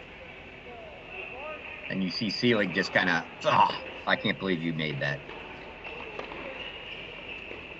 You have to love the way Edge just kind of loops around it, right? With the elbow gets a little bit high. It's almost a slap, but it'll work. And yeah, Kyle Seelig now going to be forced to serve this set out as he again takes on Edge of Middle Tennessee. Elsewhere right now going on in Raleigh, you've got Alexis Galarno and Tadeusz up 5-3. By the way, Barkai up 5. Zhao, Izquierdo, and Luque for also. Going to go to Galarno versus Cavalta on stream number 3 for NC State. Again, the court's not reflective of the positions. We're going to go to stream number 3 of NC State in about a minute, so be on the lookout for all of that shortly, as again, Alexis Galarno going to look to serve out that first set. For now, we're going to stick with this Seelig action, or maybe you'll get to see a little bit of me and Chris as well as we wait for NC State to get rocking and rolling. Reset where we were at. I talked about this a little bit at the beginning. So again, you said I was right earlier. I'll jump on the bandwagon here as well. You're right. I was right earlier when I said I think NC State, if you're them, the recipe for success here. By the way, it's always great to quote your own predictions, especially when they're correct, right? No, I mean, I said for NC State, I think for them, the key is, and they've got 4 indoor courts. The key is to finish this match before the second flight of matches, before you bring on the number 5, number 6 singles positions, because the strength for NC State, I think pretty clearly, is that doubles point and then the top half of their lineup, top 4. Yeah, I mean, honestly, they really don't, even with a 3-2 lead, they don't really want to see it come down to those last 2 courts. It's just, it gets touchy. I mean, nobody does, obviously, if you can, I mean, it sounds kind of silly. Sure, if you can win the match, 4-1 and not have to wait for those final two courts. Yeah, that's what I want to do. But even more so for them because they are a little more top heavy. So it's gonna be tough. Although the two guys down there in K3 and Rosens, pulled off a couple good wins for the clinchers for them last year in some big matches. So it's not like they have untested guys. I think Coach Spencer is happy to see those guys go out there if that's what they need. I mean, all of these guys are experienced, but those two in particular found themselves in the same spots last year in the same four-court facility. So it's not new to them. And I think he likes his chances. And when we get back here from this changeover, it's going to be Alexis Galarno serving to secure this first set here at the number one position. 5-4 right now. NC State at number 2 singles, as well as is Kiera Doluque taking that game over Zhao. While we wait, I'll give you that quick scoreboard update in Ohio State as well. Right now, the Buckeyes starting to look a little bit more in control, although actually, I suppose in control, giving Kyle Seelig now quadruple set point to take a 6-4 first set. They've gotten first sets at the number 5 singles position from JJ Tracy, 6-1, number 1 single position from Cannon Kingsley, 6-1 as well. Right now, if you're Middle Tennessee, focus on that number 6 singles position. Pavel Moti up 5-2, 30 love on Justin Boulay. You look elsewhere. 4-all right now in set number 1 at court 3. 4-all number 1 at 4-all right now in set number 1 at court 2 as well. So things and relatively interesting still in Columbus. We'll be sure to go get some Cannon Kingsley for you all in a moment. Right now, we are all enjoying ourselves a little Alexis Galarno action as he looks to serve out this first set for the Wolfpack. Yeah, from a love 30 hole there, he hits that backhand down the line. Very clutch shot to prevent himself from going down love 40 here. Trying to serve out this first set, but still 15-30 for Galarno. And you love the fist pump as well. He wanted to let his teammates, his opponent know, yeah, I know what I just did.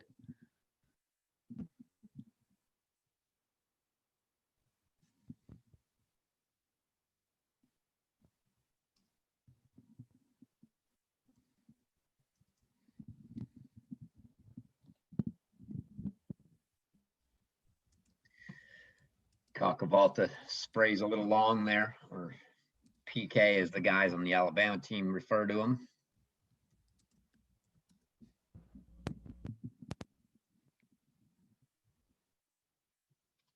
I just love how in control Galarno is, how good of a job he does, Chris, of keeping that ball in front of him. It's just his contact point. That's the thing that impresses me the most.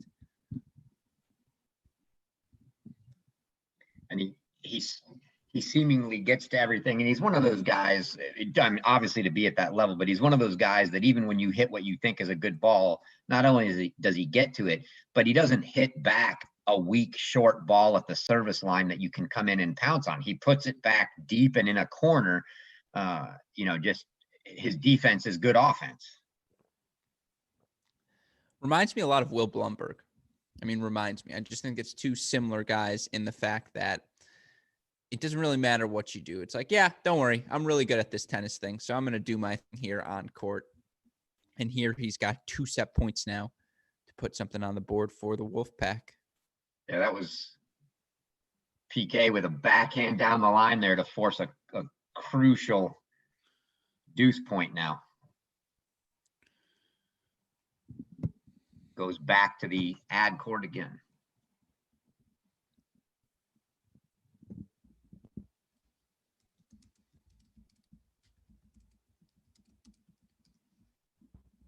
So a deuce point, break point, game point, set point, Chris. Quadruple threat here for Alexis Galarno. A let court from PK. Lexi gets there, no problem, but he nets it. And PK gets the break for 5-all. Another one of those points we saw there for listeners, maybe newer listeners, that when you get that deuce point, the receiver gets to choose side. And you saw Cacavalta choosing to take that deuce point in the ad court. The good news, if you're a Wolfpack fan, is Kierdo Luque, 6-4 first set for him at the 2 singles position. Again, you've got 5-4 leads at 3 and 4 singles as well. So, you all like to see your number 1 singles player serve out that first set, but I think if you're Coach Spencer, considering it's Alexis freaking Galarneau, you're still feeling pretty all right. Yeah, I don't think they're sweating anything yet. That's the match that's the least of Coach Spencer's concern right now.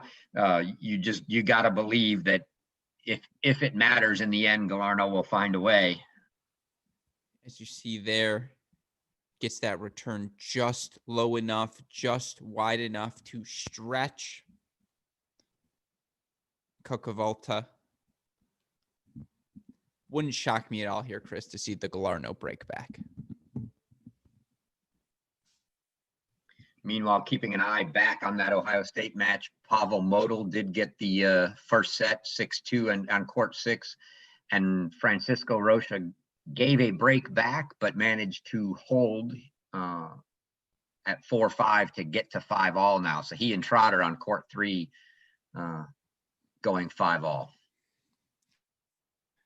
As you said, Coach Borndame's he's got to be a little pleased here. He's got a set.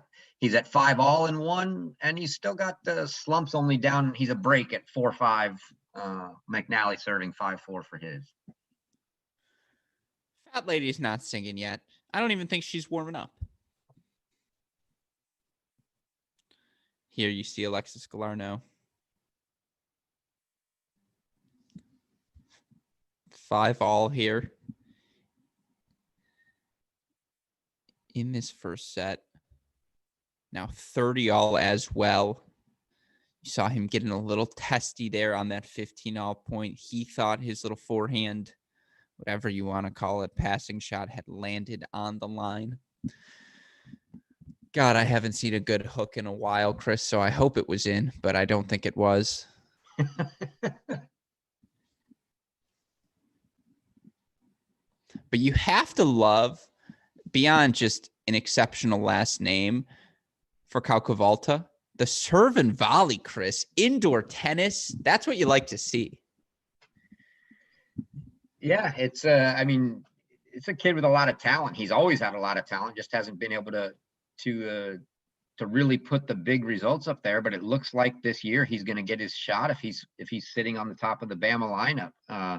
He's kind of been a 3-4 kind of guy for them.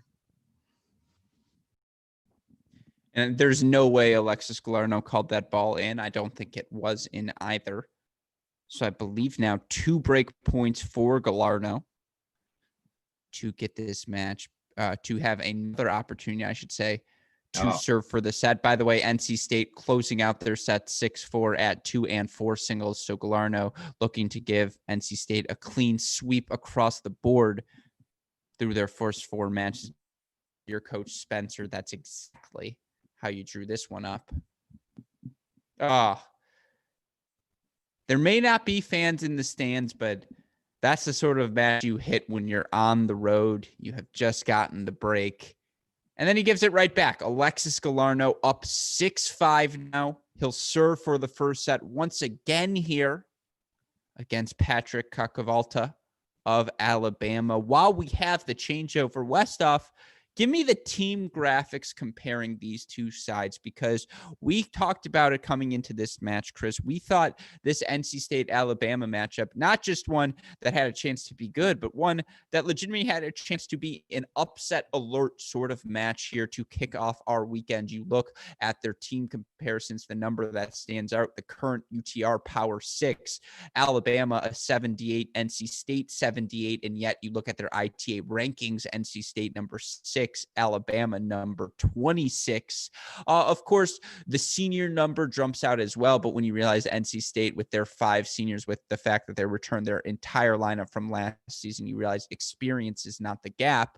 But then if you look at the team rosters, the adjusted power 6 for UTR comparisons, Alabama is the favorite in 5 of these 6 courts. And so Galarno here about to serve for this first set. A clean sweep for NC State was not the result I saw.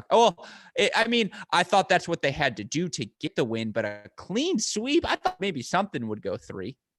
And it still might, might. Yeah, we're only a set in, but yeah, this is exactly why, you and I both, even though on paper, Alabama looks to be the favorite, but there's just no way we were going to get away from picking. Well, there goes the racket.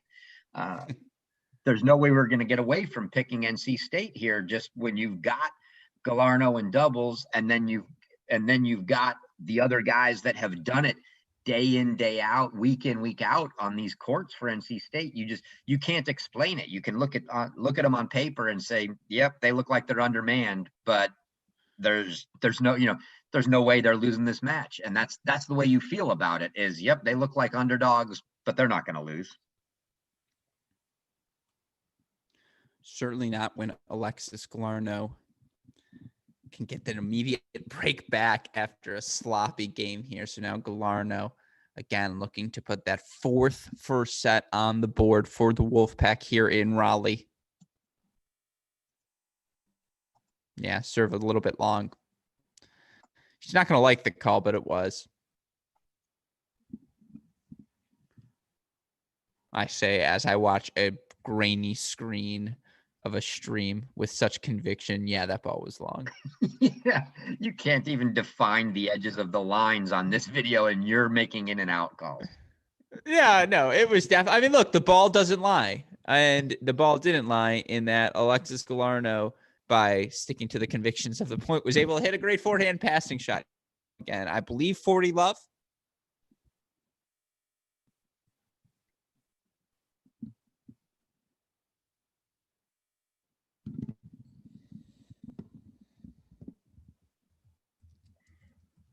Indeed it was. That is the first set. So NC State sweeps all 4 first sets, and Coach Spencer's got to be feeling good about that. No, absolutely. You can see the fist pump, the energy from Alexis Galarno as he gets the job done here. And yeah, Pack, you're right where you want to be. So with that in mind, let's switch gears to Columbus, and it's the closest matchup happening in Columbus, but we want to watch a little bit more of him before his match is said and done. So let's go now to the number 1 singles position in Columbus, Cannon Kingsley, 6'1", 4'1", 30-all. He leads Tom Moonen right now. We said this match, we thought the Buckeyes would pretty quickly get on the board. It looks like that is going to be the case. Although worth noting here, Moonen now deciding point for, in the end, I think it was Kingsley who just held on that deuce point to now take a 5-1 lead against Moonen. So he is close to the finish line. But let's watch the rising sophomore a little bit now for the Buckeyes, see if he can get the break here to close out this match.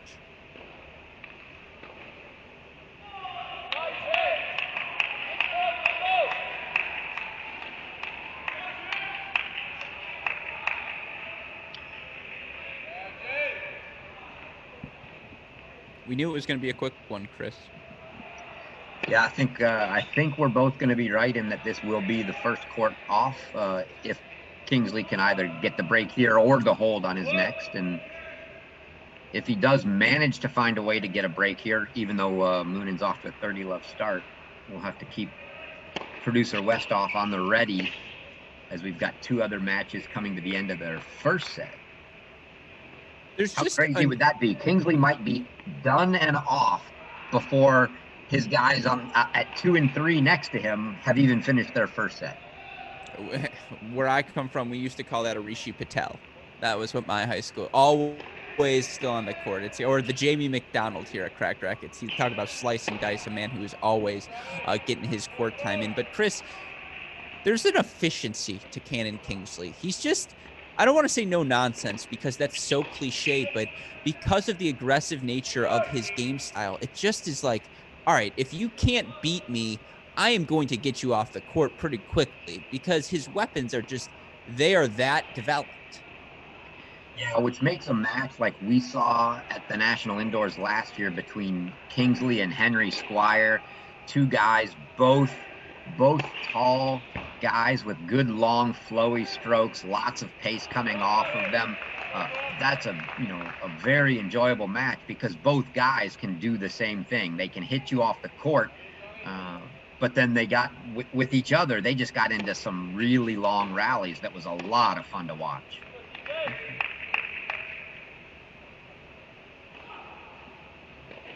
There's definitely something to that Kingsley forehand. If you watch it for long enough, you're going to see it just explode through the court at some point. Now, yeah, there are still errors mixed in. He is still a 20-year-old, 19-year-old college sophomore, but, I mean, the potential is evident. Still, now 3 game points to at least force Kingsley to have to serve out the match.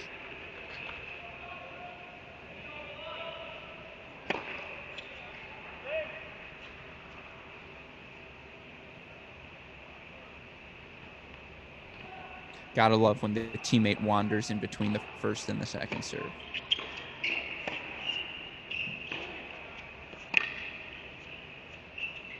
Yeah, I mean, the depth on that return, Chris. Cannon Kingsley all over this one right now, 40-30. McNally got the break of serve. I believe he is looking now to serve out his match. His set, excuse me. Mooney's still fighting. He gets it to a 5-2. He's not giving up. So let's stick around here for one more changeover. Watch Kingsley take on Moonen. Kingsley try to serve out this set. Actually, I suppose while we have the brief moment, we'll hop over. Can you get me a quick court 2, Westhoff? See if we can catch the McNally set point. You got McNally and 2 and 3 both right there. Let's check the McNally. Yeah, let's go McNally set point first. Yep, go whenever there because Rocha just held for 6 all. Yeah, whenever I watch James Trotter, it gives me anxiety. So 30 all now for McNally. I love John McNally's serve.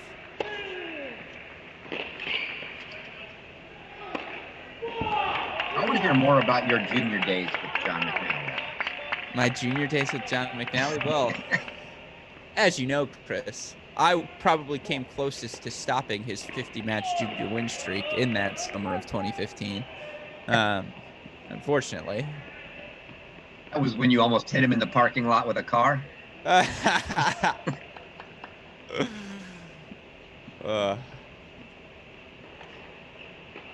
So double set point here for McNally, who, much like Kingsley, that decisive, aggressive tennis that is a staple of Ohio State.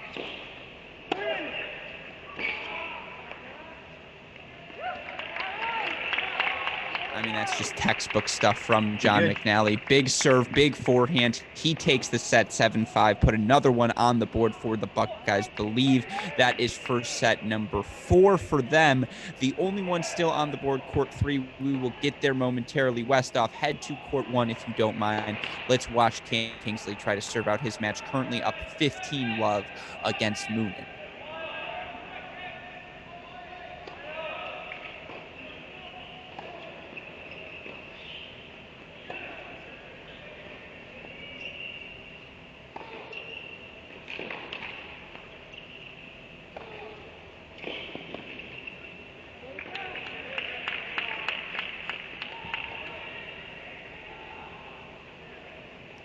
Oh my gosh. Chris, there is a vitriol with which Cannon Kingsley turns into his forehand. That's how I want to slap you in the face sometimes. The way he hits that forehand. If I could do that to you just like once a month. Actually, if you could do that to me probably twice a month, I feel like we would both win. Like, it'd be good for our relationship. You know, the funny thing is, Alex, I saw Kingsley play at the Columbus Challenger. Boy, I want to say that was, I don't know if that was 2 or 3 years ago. I went up to watch Nuno play, and I saw Kingsley playing on a court behind us while we were waiting, and I watched, and all I saw was a kid that looked like he had 0 muscle on his body. I'm just a super skinny kid that was slapping away, and I thought, there's no way this kid's going anywhere. He's trying to hit, but he's got nothing on him. And yeah, he certainly has filled out a little, and those strokes are just rock solid now. I mean, you see the way the ball just explodes off of his racket there, that, dare I say, cannon of a first serve, and now it's Kingsley. Triple set point, triple match point to put another point on the board for the Buckeyes.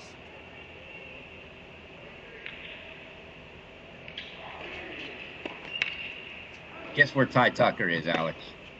I would guess on James Trotter's court, as All always. over James He calls Trotter. it wide. Overrule? Was that an overrule? Not an overrule? Not an overrule. It looks like that ball was indeed just a little bit wide from Cannon Kingsley. I have to say, it did look slightly wide from my camera view here in Indianapolis. I'm right on the scene. So, another set point. That's why you build the 40-15 lead.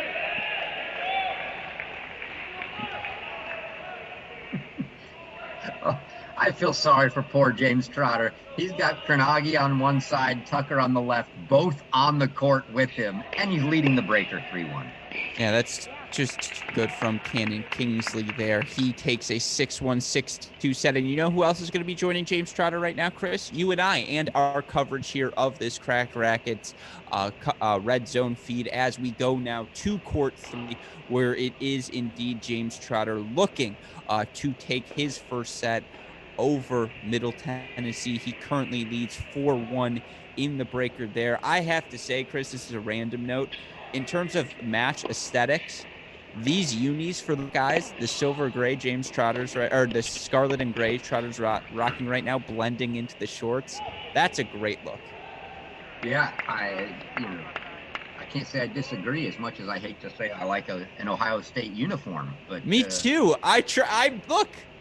Noted Wolverine here, Alex Gruskin. Let me just say, the new Ty Tucker Tennis Center, it looks very, very nice. And it's not just the shirt short combo.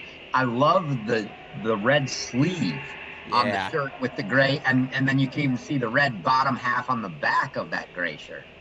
It's just a good look. Definitely a good look. And yeah, if you're James Trotter right now, you're living out your nightmare. Tucker on one side, Kronagi on the other.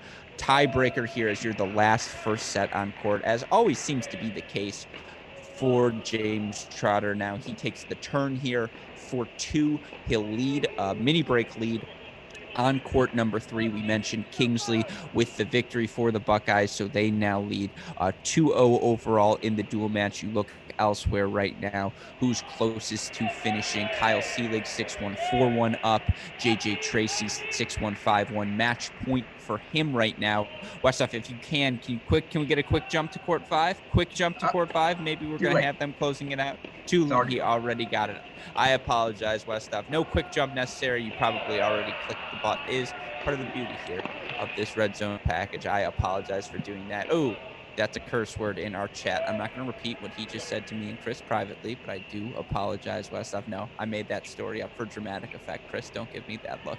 No, so we will stick then in this tiebreaker with Trotter and Rocha. By the way, Ohio State now, I believe 3-0 Vic Seelig closed his out as well. No, Kingsley and Tracy plus doubles. That's 3. Oh, Tracy, excuse me. Yeah, good math. Hey, Alex, great shot. There it is. So 3-love Buckeyes, 1 point to go for them as they look to clinch their first round match here. And again, we'll stay with James Trotter here on court number 3 as he finishes his tiebreak. After that, we'll head back over to NC State. Who do you want to watch at NC State next year? So you want to go Ortiz-Babelis? Yeah, that's the match I wanted to see a little of, and that is on stream 4 at NC State. So once we leave this breaker, we'll go to stream 4 at NC State. Beautiful. Stream 4 NC State after this one. For all of you who want to get ahead of us, go click over there now. That is where we are going to be headed next for an update quickly on the action there. 2-all in the second set of 2 and 3 singles. 2-1 Barkai for NC State at 4. 1-all at the number 1 singles position in that set. So again, we will head over there after this one. For it is indeed James Trotter looking to secure the 5th first set for the Buckeyes. Double fault, that's 10 push-ups at least for probably he and all of his teammates. 5-3 now, Trotter. You should get an extra push-up just for being about 8 seconds ahead of me on the screen. To get an extra push-up, what can I say? I do what I can. One could argue, again, the PlaySite stream pushed up the speed of my feet. That's why they pay me the average bucks, folks. What? You get paid? Dang it. What am I doing wrong, Gruskin? No, by sponsorship. Unsullied by sponsorship, Chris. That's what you are. So 6-3 now for Trotter. You see some scoreboard difficulties. You can ignore that. It is 6-3 Trotter. He's got triple set point now for the Buckeyes. Unless there was a clinch already. Did Seelig clinch? No, he hasn't clinched quite yet. 40-30 Seelig. He's at 5-3 now, Seelig, so he's a game away.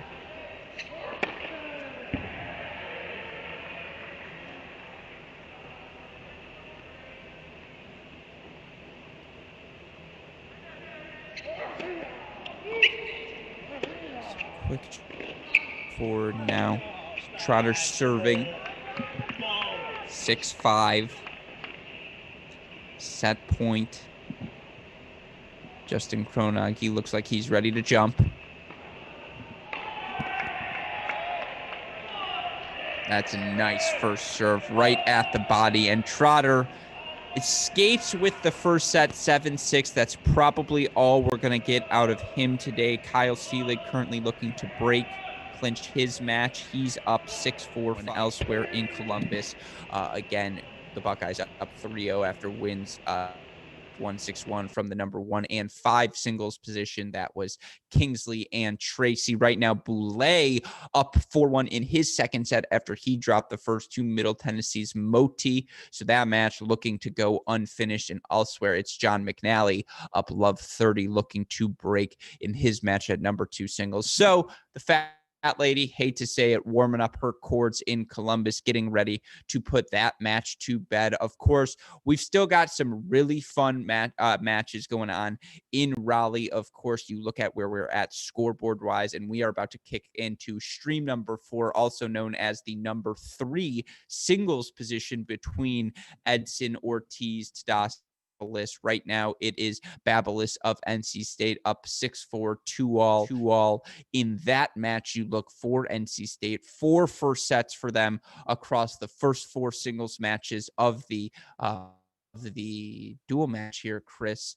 Let's focus on Raleigh for a bit. If you are head coach Kyle Spencer, what are you thinking right now? I think he's got to like where he's at, for sure. 4 first sets plus the doubles point. You couldn't ask for any more.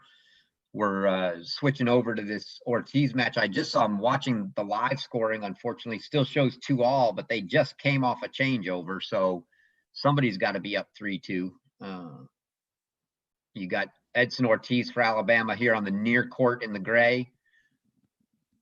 Tadas Babelis of NC State in the red shirt on the far court.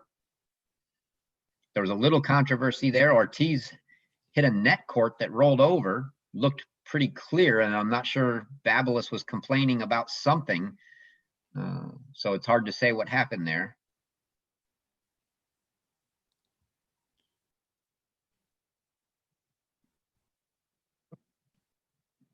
Still watching the live score to see. I would assuming it's got to be 3-2 one of these guys, because I did see them come off. Certainly appeared like they just came off a changeover as we switched.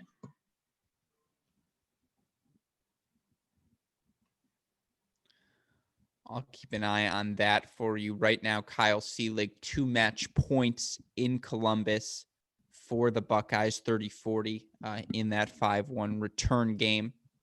By the way, to hear more about our thoughts on this weekend's action, head on over to our website, crackrackets.com. You can hear podcasts from Chris Hellers, the third member of our college tennis Holy Trinity, Matt Stakowiak, and I breaking down the Buckeyes, breaking down who we expect to advance this weekend. One of those teams, Ohio State, who earns their first victory of the weekend, 6-4, 6-1. Kyle Seelig clinches the match for them at the number 4 singles position. So, of course, that will do it for that duel. Coming up next at Ohio State, and I believe it's a 2 p.m. start. It's going to be the University of Virginia Cavaliers taking on the Hawkeyes of Iowa. Of course, we will be covering that match here on our Cracked Racquets Redzone feed, as well as our afternoon match in Raleigh, where we've got a really, really fun SEC battle between the University of Tennessee and Ole Miss. By the way, Chris, I was trying to Google some fun facts, do my research about the Mississippi tennis team.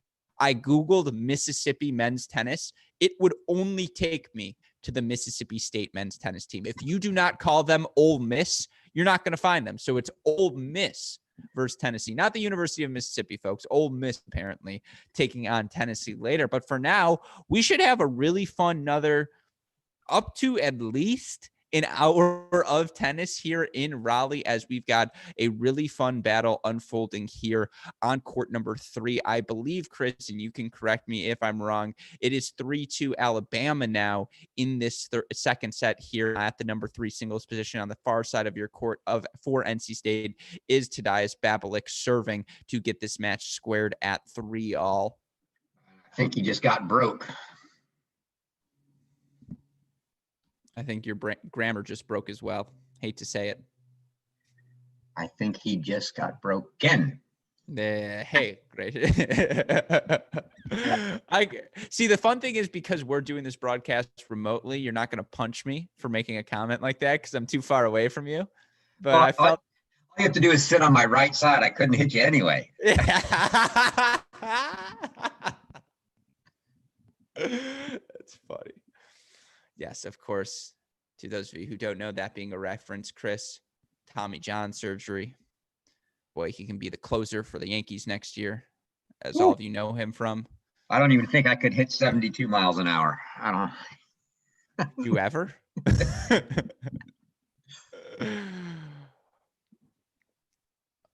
That's really, really good stuff here from Edson Ortiz. And as we mentioned, this is the match for Alabama. If things are going to turn around, this was always the court where it could happen. Ortiz, number 89 in the country, a guy who, as you mentioned early on, Chris, was someone you thought could be playing even higher in the lineup for Alabama this season. And, they're going to need him to turn this match around, because break leads for the Wolfpack at the number 1 and 4 singles position. We'll head back over to stream number 3, court number 1, which is Alexis Galarno versus Patrick Kokavata in a moment after this changeover. But match calculus looking a little rougher for the Tide now than it did 15 minutes ago. Yeah, certainly looks like 2 and 3 at this point are must-win matches for them, or at least match extensions. I think, obviously, Court 5 should get on, because when the first match finishes, whether that be Court 1 or Court 4, number 5 singles will come out. I much like we fully expected to see Alabama pass in the draft, I fully expect to see the number 5 player get pulled. We shall see when they come out. I do not believe that Racquets will play 5 singles for Alabama. But again, we're gonna have to wait and see what happens there. I would just like to point out, this is a little thing that I'm sure none of you viewers at home are now watching, because why would you watch the Ohio State stream after the matches have finished? But I do want to say this right now. You see a cleaning crew on the Ty Tucker Tennis Center courts, cleaning off all of the benches, sterilizing everything so that the next match between Iowa and Virginia can be played safely. A huge shout out needs to go out to all of these athletic administrators, to the entire team, working to ensure we can have a college tennis season here during 2021. It means the world to us fans. And, unfortunately, I I don't know the names of the current workers on court, but they deserve to be shouted out because without them, we wouldn't be able to have a season. So shout out to the entire Ohio State team for, again, and all of our host sites for both the men and women over the course of the weekend for putting on these events, for the effort they are all undertaking over the next 3-4 days, however long the play goes. Again, depends when your host region site starts here. Again, we are going to get over to that Galarno match after this changeover. That is stream number 3, which of course is court number 1. It's a funky little for all of you here. Right now, it looks like NC State's going to have a chance to get the break back at this number 3 singles position. And we say it all the time. It's not a break of serve until you consolidate it with a hold. Ortiz right now struggling a bit to consolidate that hold. And I know you've watched a lot of Babyliss over the years, Chris. He's a scrapper. He is that guy who's death by 1,000 paper cuts.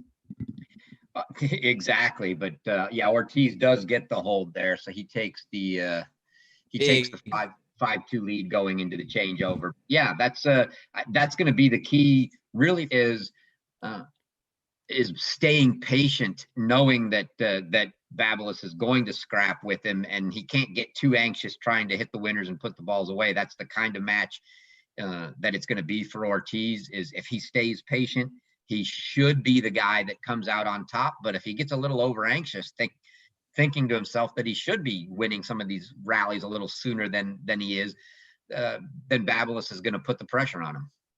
Correct me if I'm wrong. George Husak, head coach for Alabama. Just shake your head if I am correct here. Okay, I see you shaking your head. I appreciate that.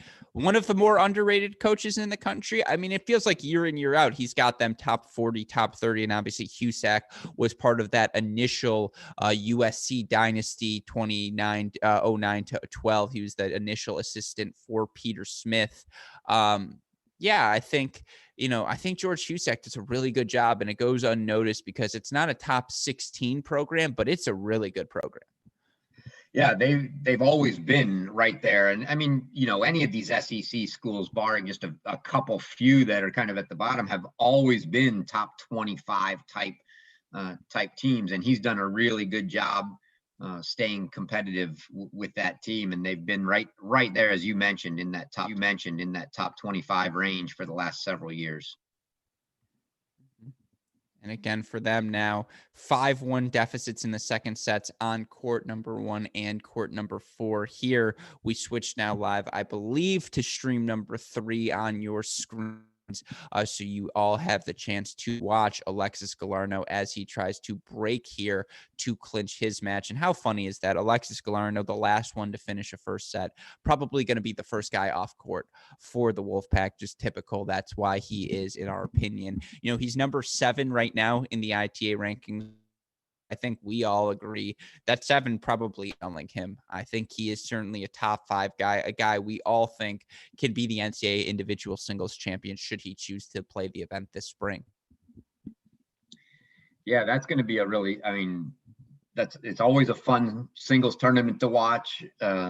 We've had our talks over the past week or two about how that plays out. The only thing that, potentially is not the best of news there is you're going to have guys like, in all likelihood, like Will Blumberg and Daniel Kucherman, who are likely to be, very, very good contenders as well. But those guys likely to be making deep runs in the team side. And that's always, always a concern when you get, if any of those schools manage to make the finals, you play all week, every day on the team side. And then you turn around with, I don't know what they get, a day's rest, if any, and then turn around and start the singles. I'm going to give you a podcast question here, and this is one I want our listeners at home to chime in on as well, because, again, we're so appreciated. Listeners, viewers, you're viewing this experience. I appreciate that. You just got to see Chris's beautiful hairline potentially in the bottom corner of your screen. And so, Chris, don't worry. We're not on camera. I just wanted to scare you a little bit. Just wanted to give you the quick. I was going to make sure the locks were nice and flowing out. Tucked in. That's great. Anyways, a question I would ask you on the podcast that I'm going to ask you now, because we focused in on these number 1 singles guys a bit here in our morning matches, Galarno and Kingsley. You're a head coach during the 2021 season. Who do you take?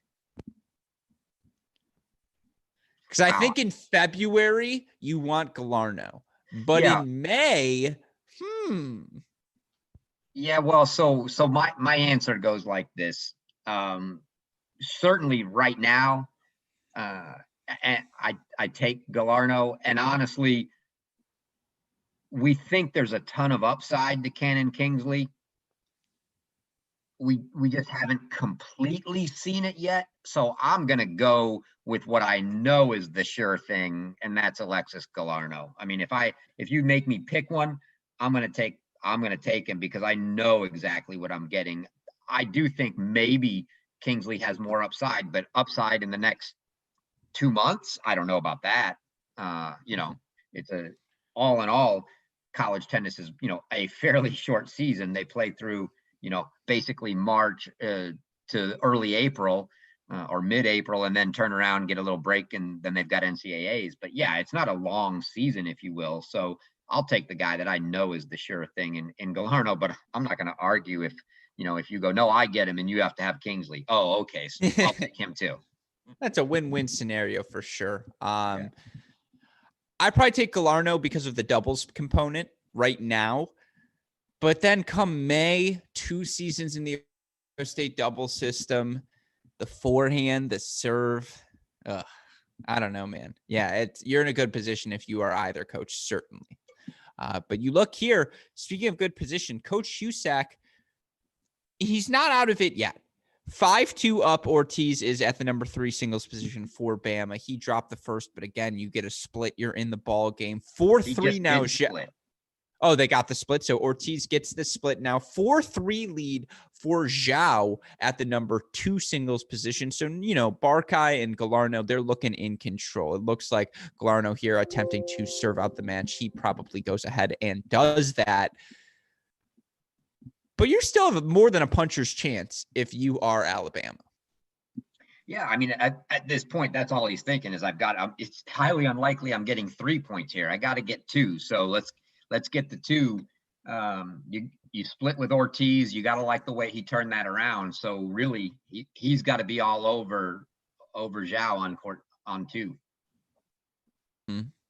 And it's worth noting, look, we would love to be scrolling as quickly as we could from match to match, point to point between the number 4 singles and number 1 singles positions. Unfortunately, or not unfortunately, shout out to NC State because, they got to pay the bills. And they've got a little commercial action anytime you try to turn on because of that, unless you all want to watch that commercial with us, we're not going to be able to do the seamless transition as easily here in Raleigh as we were in Columbus. But of course, we will try to cover all of these matches for now. We're watching Alexis Galarno look to finish his battle. Beautiful forehand down the line there as he again is inching closer and closer to putting a second point on the board for NC State. Unless, did Barkai finish yet, or he's not quite there yet?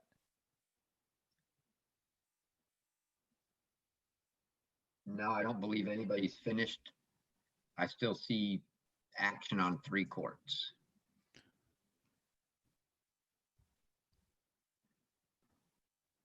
Well, that's where you're wrong, Chris, because it's Alexis Galarno who finishes his match 7-5 victory. He takes it over Cocavalta of Alabama. So now it's 2-0.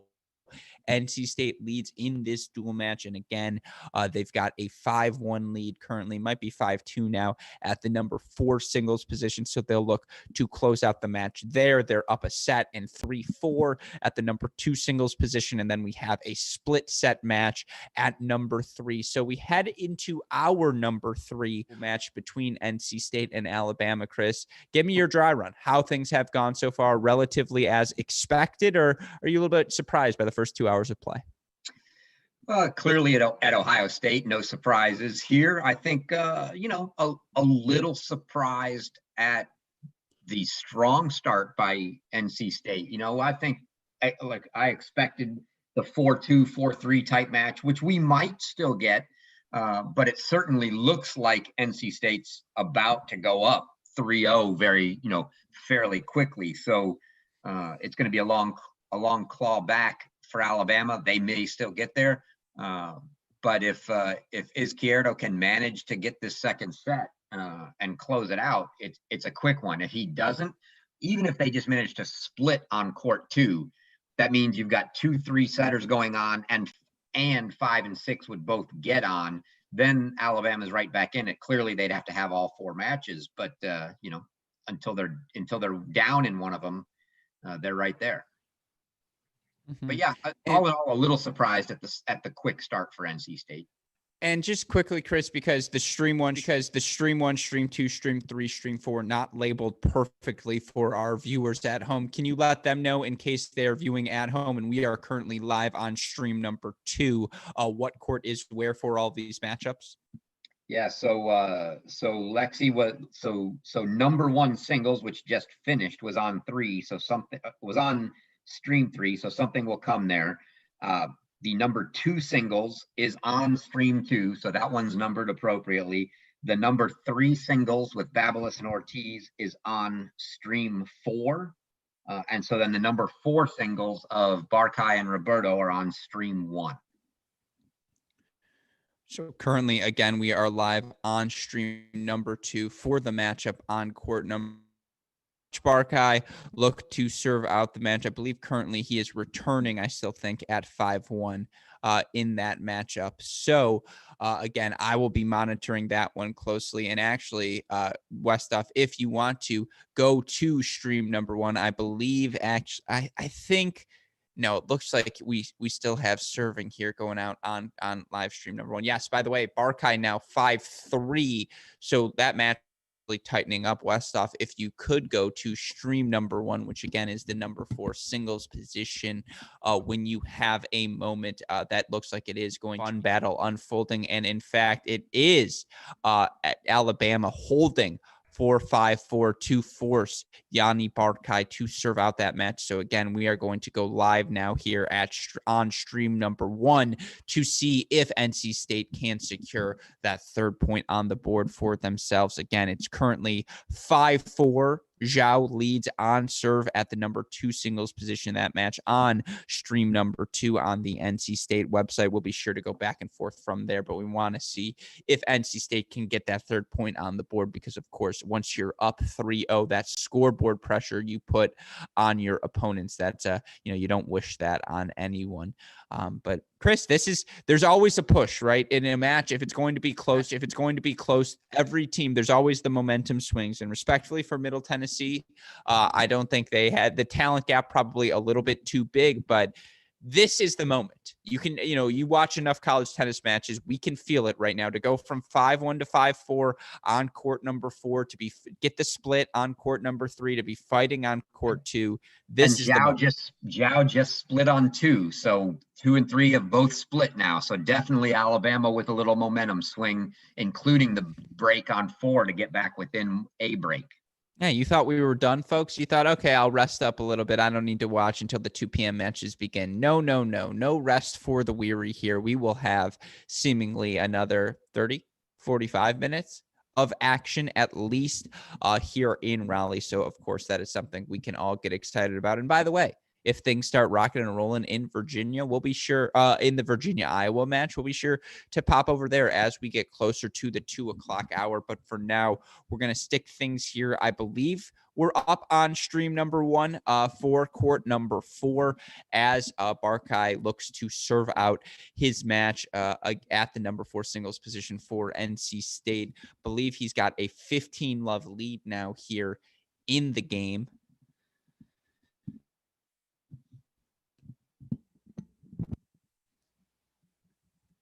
Yeah, you talk about waiting for that Iowa-Virginia match. What I find the scheduling a little, obviously they're not before, so we had both at both sites the second match scheduled at 2 p.m. and that's really a not before 2 p.m. and that's almost so optimistically aggressive that it's impossible unless you do what Ohio State did, because these teams get a minimum 45-minute warm-up, which means that previous match would have to be off the court in 2 hours and 15 minutes. And after you got, roughly 40, 45 minutes of doubles, that's pretty tough to do unless it's a complete whitewash. No, my question would be, do they wait for these teams to vacate the Ty Tucker Tennis Center before they even allow the other teams to show up because of, person requirements and trying to make sure there's minimum exposure between teams? And so, yes, it's not before 2 p.m., I should say. Not before 2 p.m. would be the much more accurate description. That is a beautiful return there from Alabama, though, as they look to stay alive on court 4. I believe we have triple match point right now coming up for Barkai. I believe he built up a 40-love lead in this game. Now, I think 40-15. If it's either 40-15 or 30-all, folks, I can promise you that.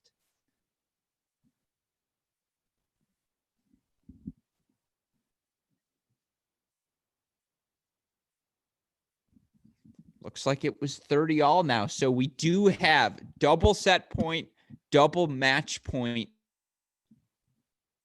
for Barkai. And that's it. He clinched.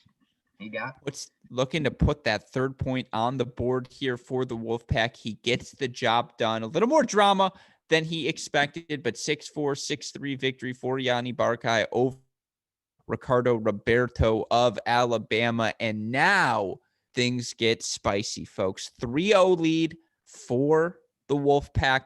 Split sets on courts number 2 and 3. Third set's currently underway. We're at the start for both of those matches. And again, first two, I say we go stream 4 here first, Chris. We go to stream 4. We go watch a little bit of action. Number 3 singles position between Edson Ortiz, who's up an early 1-0 lead on Taras Babalis, who, again, both of those guys top 100 ranked players. So we'll have over there in a second. I will ask you to put on your 538 projection hat here, Chris. What is the percentage range? Give me the breakdown. Obviously, you'd rather be NC State here with the 3 points on the board, but if you're Alabama, 2 more singles matches coming on. It's the bottom of the lineup where you probably feel best heading into this one. Where are you at if you're Coach Usack? well. I'm certainly thinking we got our work cut out for us. We've got to win a set on both of the courts that are going to a third set now, and then win the other 2 matches. That's going to be pretty rough, but certainly not unmanageable. I do like their chances on the two matches that are on right now. And I'd love to see that. I want to see it come down to one of these matches between 5 and 6 singles that get on late, get all the pressure on them with the other matches finished. But yeah, I mean, there's no secret, obviously, to what Alabama has to do. They have to win all 4 remaining matches. Mm-hmm. And we see, I believe, Coach Spencer there kicking the ball to his player who has lost the racket a couple times now. I mean, Tadas Babalis not exactly thrilled with his performance where he's at Ortiz. He's probably thinking this match should be over. I should be off the court right now.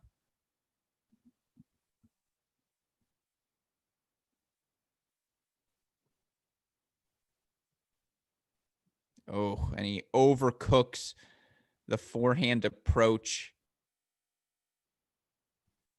Ortiz now looking like he might be taking a 2-0 lead here early in set number 3 for the Crimson Tide. Again, 3-0 overall dual match score for NC State as they got wins in doubles and then the number 1 and 4 singles positions.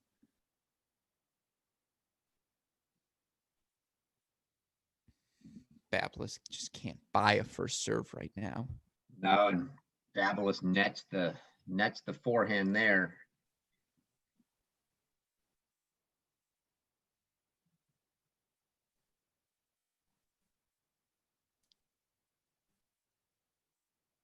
I do like his one-hander, though. The body language, though, just doesn't, at this point, doesn't look great. Not great at all.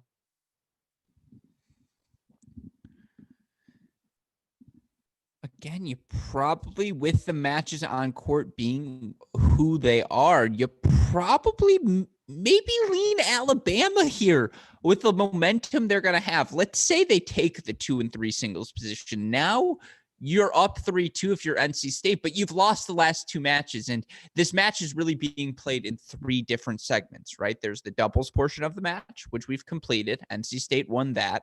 There's the first wave of matches, which if you're Alabama and you come out of that first wave with a 2-2 split, again, you're probably feeling pretty good about yourself. And then there's the potential for the final push, which is those last 2 5 and 6 singles matches, which will come on after here because we have 4 indoor courts at NC State. It didn't look great when they lost all 4 first sets, but if you're Coach Shusak, again, I think you're pretty happy.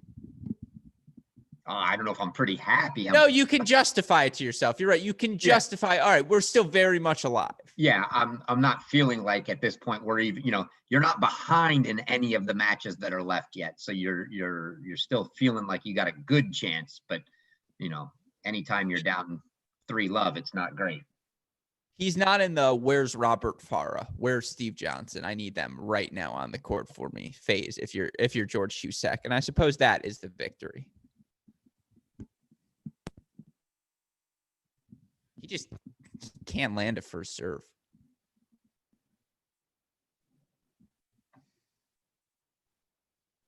And I have to admit, Alex, I have not looked as of yet at the score from the region we're not able to show video from.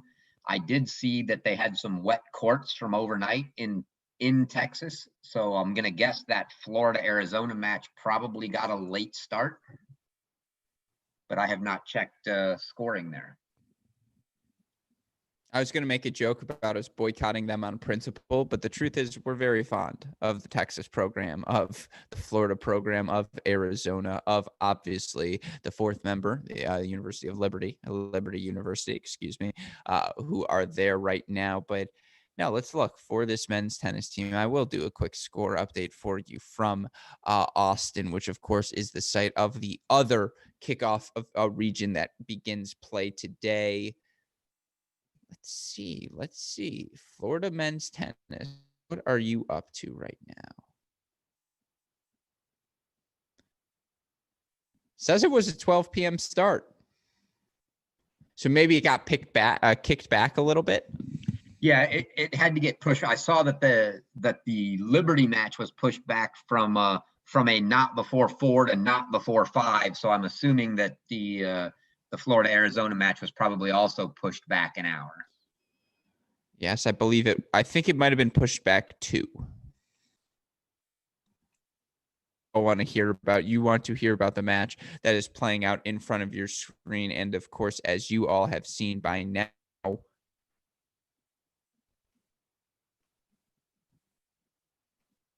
it's in fact Edson Ortiz, I believe, taking a 3-love lead in this match now over Tadeusz Babelis. So, he could be looking here to really run away with this third set. Now, the good news, if you're Coach Spencer, 1-0 lead for you at the number 2 singles position. Rafa is Izquierdo Luque, steadying the ship against Zhao for Alabama. We'll get back to Zhao in that court momentarily. But Chris, again, I just want to ask you a little bit about Babelis here. You've seen him play. Is he the sort of guy who overcomes an 0-3 deficit, who can flip the script quickly, or do you see Ortiz running away with this one? I don't see Edson Ortiz. I don't know if Ortiz will run away with it, but I don't see Babelis getting back. I think into it really. I think Ortiz is he's got him figured out here at this point. And he'll continue to at least hold out, if not hold and break, and get a 6-1-ish type 6-1, 6-2 set. By the way, they are, on court action getting underway. Stream number 3. I'm going to imagine that's Retke and Kotri starting, of course, on stream number 1. I think you see a warm-up going on, and in fact, you do, between the number 6 singles player for NC State, Diaz Frey, for Alabama. And of course, we will jump to those matches once these other 2 complete. We are going to go to live stream number 2 now for the number 2 singles position. Lock in a little on Zhao and Luque. And Chris, for both of those players, to see them unranked yet ahead the number 3 singles position. Let's start with Luque, because you talk about what he was able to do for NC State last season. I thought, had a pretty solid year altogether. You look at overall where he was in terms of his record, 5-4 during the dual match season, 10-7 overall for them, was playing 4 singles to start for the majority of last season, now at the number 2 spot. Your thoughts on his game and his jump here in the lineup? Yeah, I mean, I think he's a kid that came over to the States with a lot of potential. Initially, came into Oklahoma, spent a season at Oklahoma before transferring and going to NC State. But yeah, he's a kid that they were very, both schools were very high on. So I don't think it's too crazy to see the jump for him up to this spot in the NC State lineup. It's a really good match. Zhao is he'll grind all day, play some really long points out there. Tough kid, strong, but he doesn't try to overpower the ball. Very athletic, very fast. He's going to get to a lot of things, and he's just going to make you hit a lot of balls to put the points on the board.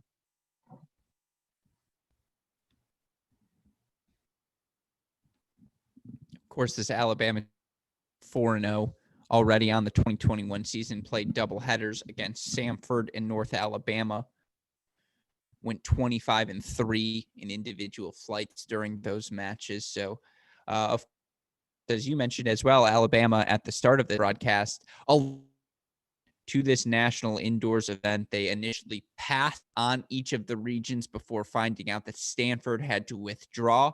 They withdrew from that NC State region. So, of course, Alabama decided to fill the gap. And was it surprising for you to see Bama ultimately decide to head to NC State, especially given that they had paths earlier following the Stanford withdrawal? Yeah, no, not really, because I think, what happened, and I've heard from a lot of coaches, and there's some pretty good debate about this, and I'm sure it'll be a topic of conversation for the offseason. But should Alabama, given that they had passed in the draft, been given that opportunity when a team pulled out, should it have come back around to them? Well, first of all, it's not like they just made this rule up on the fly. That rule was in place all along. George was a genius, and he played it exactly as he should have. I don't know why any coach would ever withdraw from the draft before the draft. Just keep your name in the hat and then just pass when it comes to you if that's what you want to do. And I think George went into the draft thinking, hey, if that NC State region is open, we'll go there. But it's in all likelihood going to be one of the first to fill up. Now, it didn't fill as quickly as we thought just because Stanford went there with the first pick and everybody wanted to avoid Stanford, but it still filled up. And so George did as we thought he would do and passed, and it had even gone out and set up the humorous thing there, set up some hidden duels or not even hidden duels, actually, just dual matches for the same weekend with Mississippi State and Middle Tennessee. So first, Alabama gets to call Mississippi State and say, hey, we can't make the match that weekend because we're going to go to kickoff and we're taking the spot in NC State. And then a couple of weeks later, Middle Tennessee gets to make the same call to Mississippi State and say, oh, hey, that match we set up for that weekend, we can't make it now either because we just got called for the kickoff weekend. But yeah, I think that's exactly what George's plan was, is, hey, if that's open, I go. If it's not, I'll pass. And then when that spot opened up with Stanford's withdrawal, he said, well, that's the spot we wanted to begin with. So yeah, we'll take it.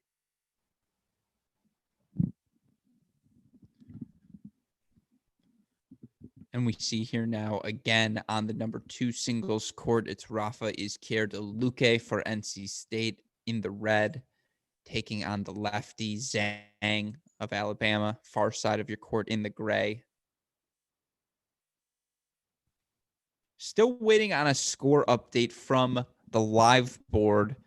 I want to say it's 1-1, maybe 2-2 from looking at that screen. It looks like it's 2-2 here on court number 2. Now, that may be incorrect, but don't think we've seen a break of serve here yet in the third set.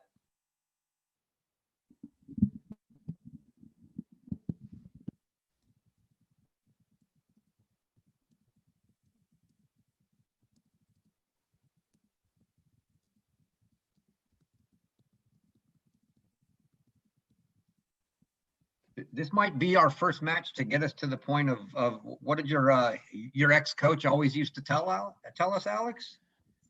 He's told me a lot of things, but I mean, for a fact that a match doesn't start until it's 4-all in the third That's set. right. You know that there is no match that starts. There's a bunch of you never spit into the wind, never tug on Superman's cape, never lob a ticked off Alex Gruskin because he's going to hit the overhead at you.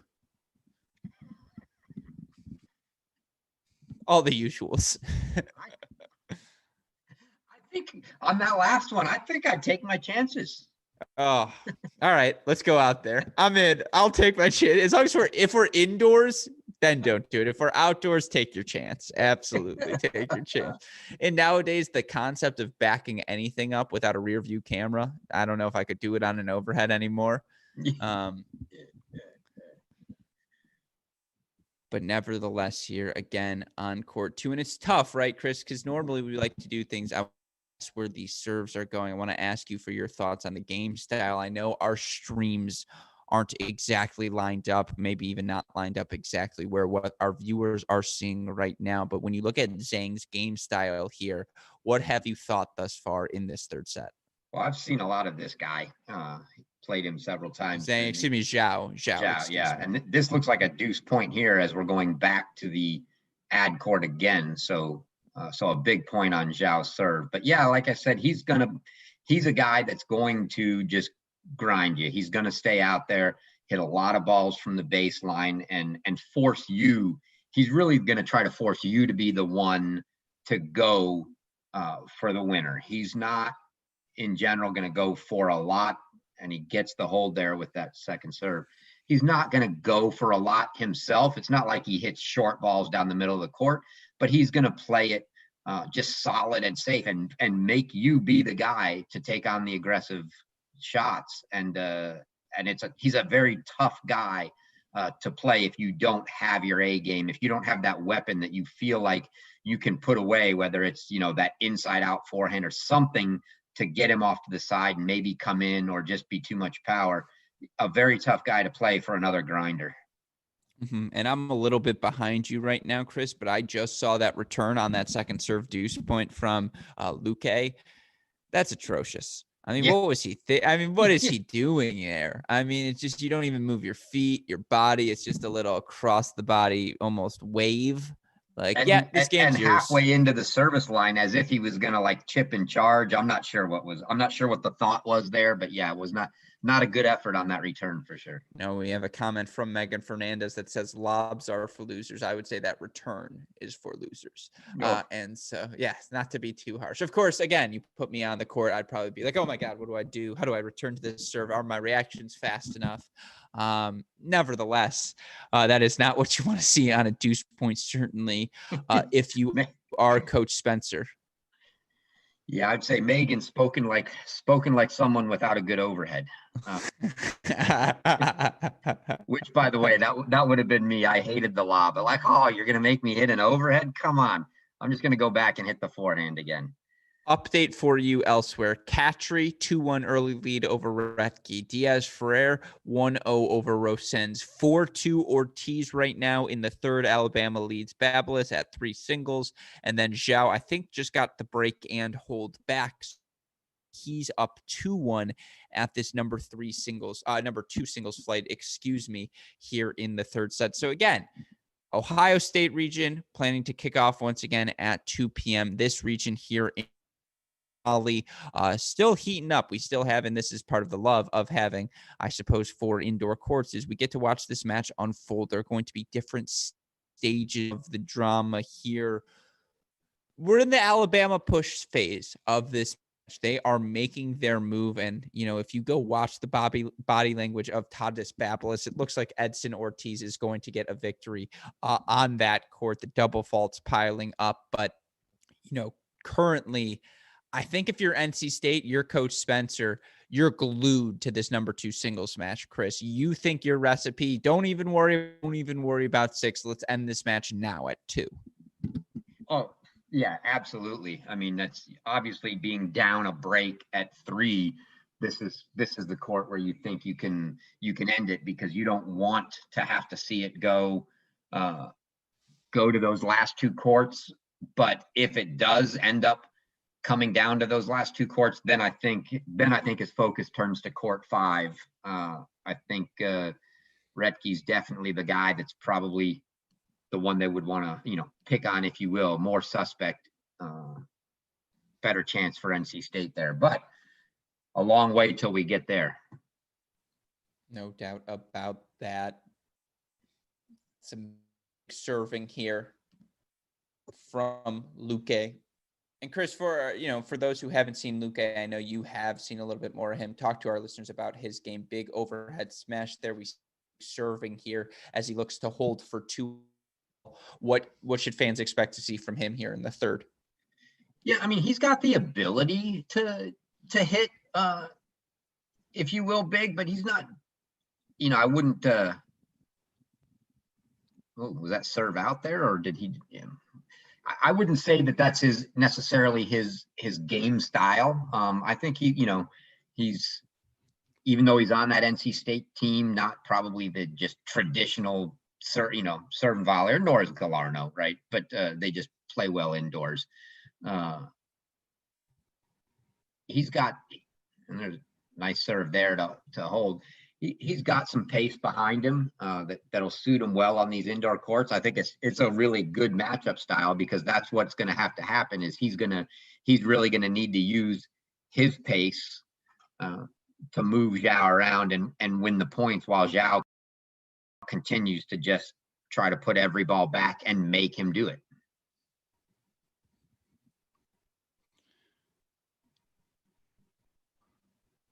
No doubt about that here. And by the way, I believe 4-3. 5-2, excuse me, Ortiz up on Babyliss. So that match, again, really at the home stretch. We're going to stick here at the number 2 singles position, because I believe we got the hold there for NC State, right? So it is now 2-all here. And it was a little bit, I suppose, of foreshadowing. I thought it looked like it was 2-all on the scoreboard. It is now officially 2-all on the scoreboard. So again, we're just ahead of the game here at Cracked Racquets. I'm with you. It sure did look like a 2-all on that scoreboard that's behind Izquierdo there. So that was it was definitely not a 1 before. Yeah, you guys don't know this. My stream is actually 20 minutes ahead. That's how I've been on top of my game so hard today. Yeah. I called Spencer. Will you have 110 equal 130? Okay, cool. Thank you. You can do that. That's how it's you're up 20 units on the year. Yeah, it's tenet. It's exactly. I've been hanging out with Christopher Nolan a lot recently. So forwards is backwards, backwards is forwards. Anyways, Zhao here serving.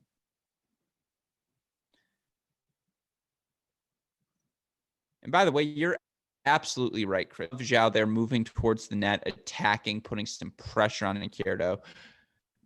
He's going to grind in this match. You can just tell that's his play, is just make that extra ball. And I think once he gets stretched to the outer third, that's kind of where he thrives. He wants you to try to move forward. He's almost baiting you to be overly aggressive. The question is, will Izquierdo take the bait? Thus far, he really hasn't. And that's why you see Zhao stepping up. Yeah, and the problem is, I think for Izquierdo, I think he needs to. I don't think he's going to outgrind Zhao from the baseline. I mean, Zhao's not just going to sit back from the baseline and hit service line, middle of the court balls. He's going to hit you side to side and make you do some things. And I think Izquierdo's going to have to figure out how he goes. He doesn't have to go huge, but he's going to have to go for his balls where he can find a way to make Zhao, just get in a poor spot, hit some good angles, or go for those big balls down the line. Zhao's going to win the match if it's just a grind baseline match. And we'll see what happens here as Zhao holds 4-3-2 here in set number 3. Again, scoring update for all of you right now. I'm looking over on court number 4 as Ortiz tries to serve out his match. excuse me, stream number 4, court number 3. Again, play still very early at the 5 and 6 singles position. 2-all on serve at number 5. 2-1, I believe, on serve NC State at number 6. We're going to stick here with stream number 2 for a little bit, but I will keep you all update on what is happening on stream number 4. Again, as Ortiz looks to serve out this match. I just took a peek at the actual live stream on the YouTube channel, and I like the added score there by super producer Westoff that's not on the actual stream that we're seeing from NC State. Well done, Mr. Westoff. You can't hear him. I hear him shouting upstairs here in Cracked Racquets headquarters. Thanks, Chris. So big thank you from him. All right. Little bit of pressure, by the way, going on stream for Ortiz gets broken. So 5-2 becomes 5-3. Of course, very, very quick how quickly 5-3 becomes 5-4. And if you're Tadas Babelis, the thing you're thinking right now is thank the Lords I stopped that losing streak. By the way, we haven't seen these guys have to serve out a dual match in quite a bit of time, and you can't replicate that as hard as you try in a practice environment. So would not shock me at all to see a couple of blown opportunities throughout the weekend.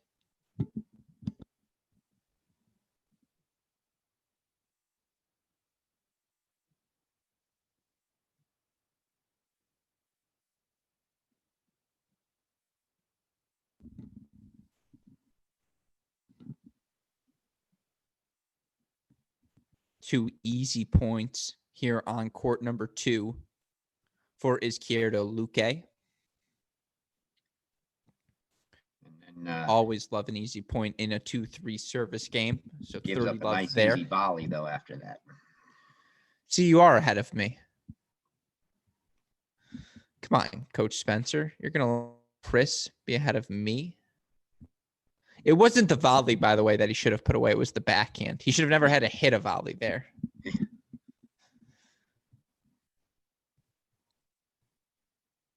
So interesting now. Again, Alabama, we say this all the time in a good dual match, there's going to be a push.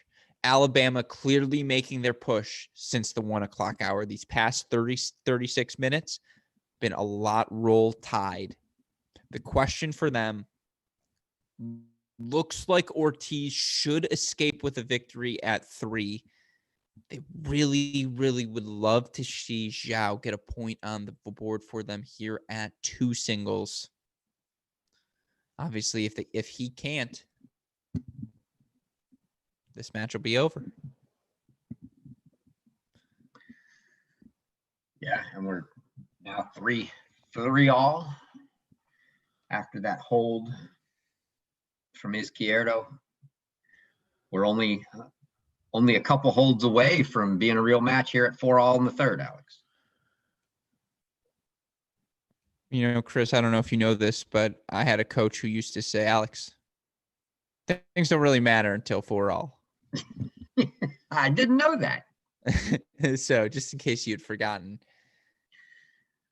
And it does look like they've gone to the changeover at court 3. 3 singles there. So I got to believe that means it's 5-4 with Ortiz now getting to serve for his match.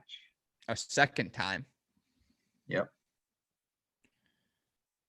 So now here again, 3-all. Oh, incredible passing shot here on stream 2. Backhand down the line from Izquierdo Luque. The Zhao serve does feel a little attackable, Chris. When he can get that first serve on his spot, I think I've only seen him, that and he can play +1 tennis, but I think I've only seen him do that once here in this third set. Yeah, it's not certainly not the strongest serve in the world. I would take my chances, especially on the second. And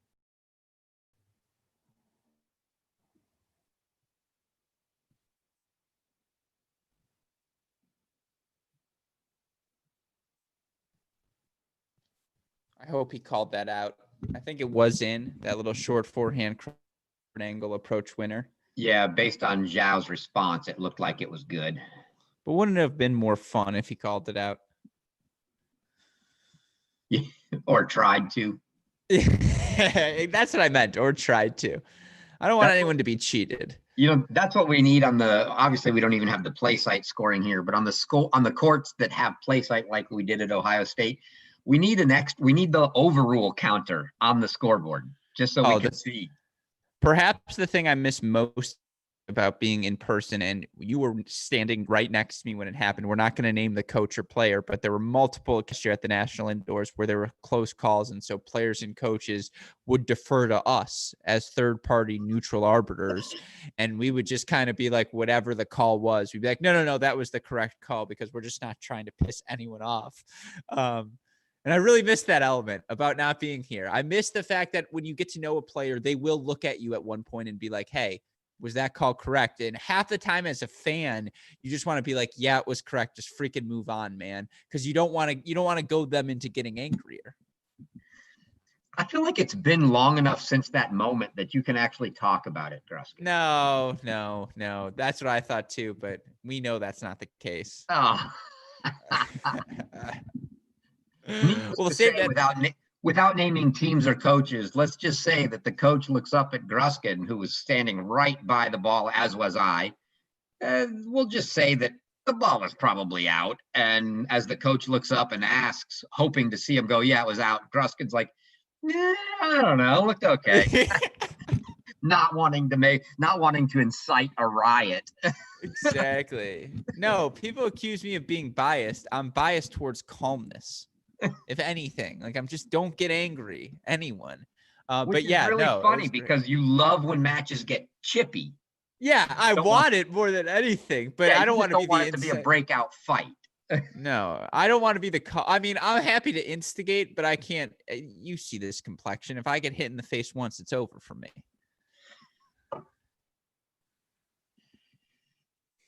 Anyways, I had this whole point I was going to make as well, and I just cannot remember it for the life of me. Big call. Let's go on on stream 4. Excuse me. Sorry, that's what I'm looking elsewhere, and we'll hop over there. Actually, Weststuff, if you want to load that up, I see them going to the changeover here for Zhao and Izquierdo Luque. So if you want to, things really heating up on stream number 4, court number 3, looking like for now, and I don't want to jinx. Oh, did he call it out? Nope, he called that in overhead win for the Crimson Tide, but either 30-all or break point chance, I think, for Ortiz and Babelis, or for Babelis here against Ortiz.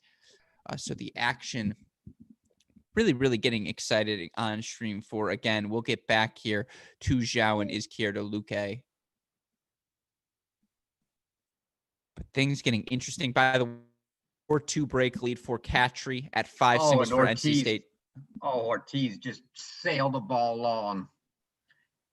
So stream 4 is live now. I believe you're all seeing this too. I think I'm a little bit behind you, Chris. I see a net courted backhand. Coach Spencer got a little, if you catch up, got a little animated at the end, pumped for that point that Izquierdo got, but Ortiz still serving into the ad court here, not sure of the score. And I'm not accusing anyone of anything, but if I'm Coach Spencer, I think that fist pump might have gone in the direction of whichever Alabama coach is on the sideline there. Am I crazy? I don't know about that. That was a little directional fist pumpage, and I like it. I like it a lot. So we see here now, again, was 5-2. Wow. I'm not even sure what the call is here. Second serve return looked like a winner from Babelis. I'm assuming the ball's coming over to him. It is, which means it's 5-all. Oh, but there was an overrule. He tried to call the return out.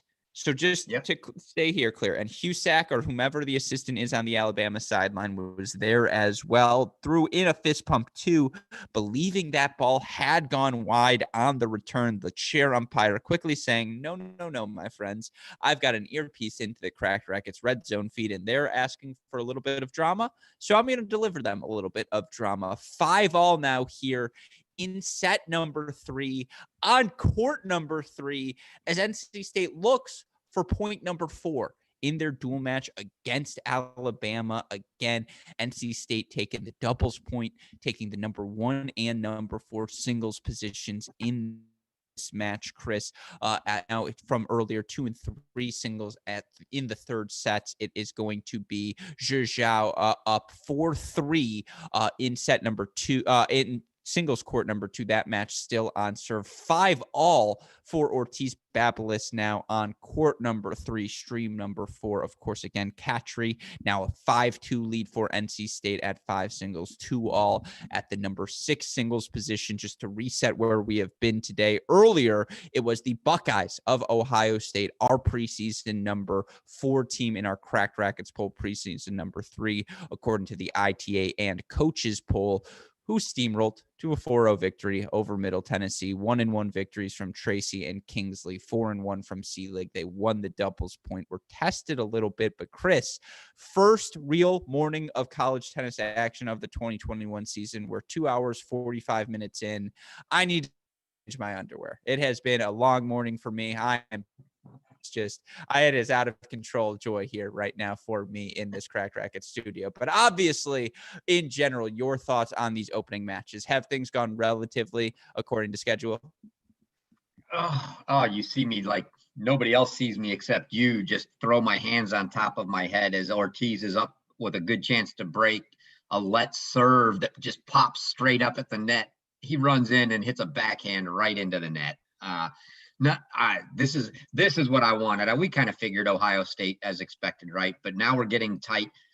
This could very well, who knows, still end up could end up a 4-0 match for NC State. But at least for the moment, it's tight. Both of these 3 setters coming down to the wire. This is what we want to see. This is the kind of match that we expected to get, and that's what I want to see. And yeah, I'm with you. This really gets the juices going on the first day. And that is a huge ace out wide there for NC State now is again, it is Babelis looking to hold serve, take his first lead since back, I think, at the start of the third set when I think he was up 3-1 or maybe 2-1 and then lost a bunch of games in a row. And that's college tennis for you folks. When the deuce points start breaking your way or there's a little swing of momentum, that's the biggest difference. Now it's worth noting on stream number 2, court number 2, Zhao 5-3 lead now over Izquierdo Luca. So he is going to serve for that match on stream number 2. If you can try and get us to stream number 2 whenever possible. We'll keep you in the loop. I believe it's 15 love now here for Zhao, or is it 30-15? I'm not certain, Alex. Yeah, that's good. That's exactly. Oh, what a volley by Ortiz. Ortiz gets the break. That's beautiful. So Chris will keep us up to date there. I'm going to be locked in right now on court 2. Yes, you are going live to court 2 stuff whenever possible as we watch Zhao try to serve it out, and then we'll go back to Ortiz. This would be quite the swing. Just blow a lead. Are we in trouble? Are we about to lose this match to now 3-2 and all of these other matches still in the first set? That would be a swing, Christopher. Yeah, both, they couldn't ask for more on these 2 courts anyway. Alabama serving for the match on both of the courts left in the third set. You got to take advantage, get that done, and make it 3-2, and then put all eyes on Racquets on 5.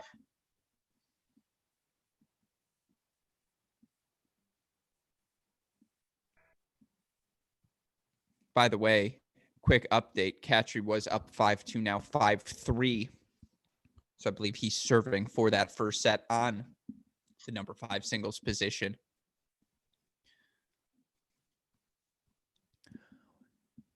Here it's Zhao again looking to serve out his match against Izquierdo Luque. Ortiz going to have the same thing. Third time Ortiz going to try and serve for the match against Bapelis. Here we go. We're live now on stream 2.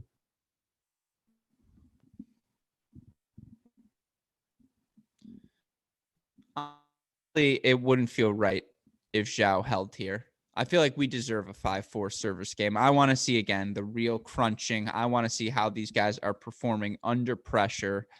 Give it to me all in this matchup. We said it was going to be a close one, and you expected a couple of close 3-set matches from the top 4, forcing things to linger.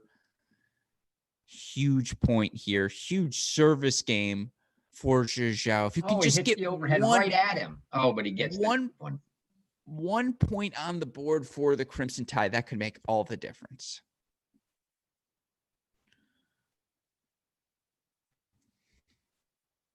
Well, we can see who's where. You see Coach Cusack on the court with Zhao.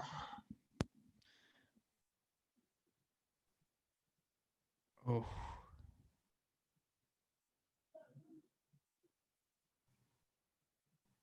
Oh, nice put away by Ortiz on the. Gotta love 2 matches coming to a close at the same time potentially. Although Zhao, I don't know the game score here, but it feels like it's a 30-40, 40-30 type point. This is the crunch time for sure. Zhao asking for that extra ball himself. There it is. Ortiz with an inside-out forehand winner to take his match. So it's 3-1 now. They are on the board for Alabama here. Zhao trying to make it 3-2 and really force us to some overtime.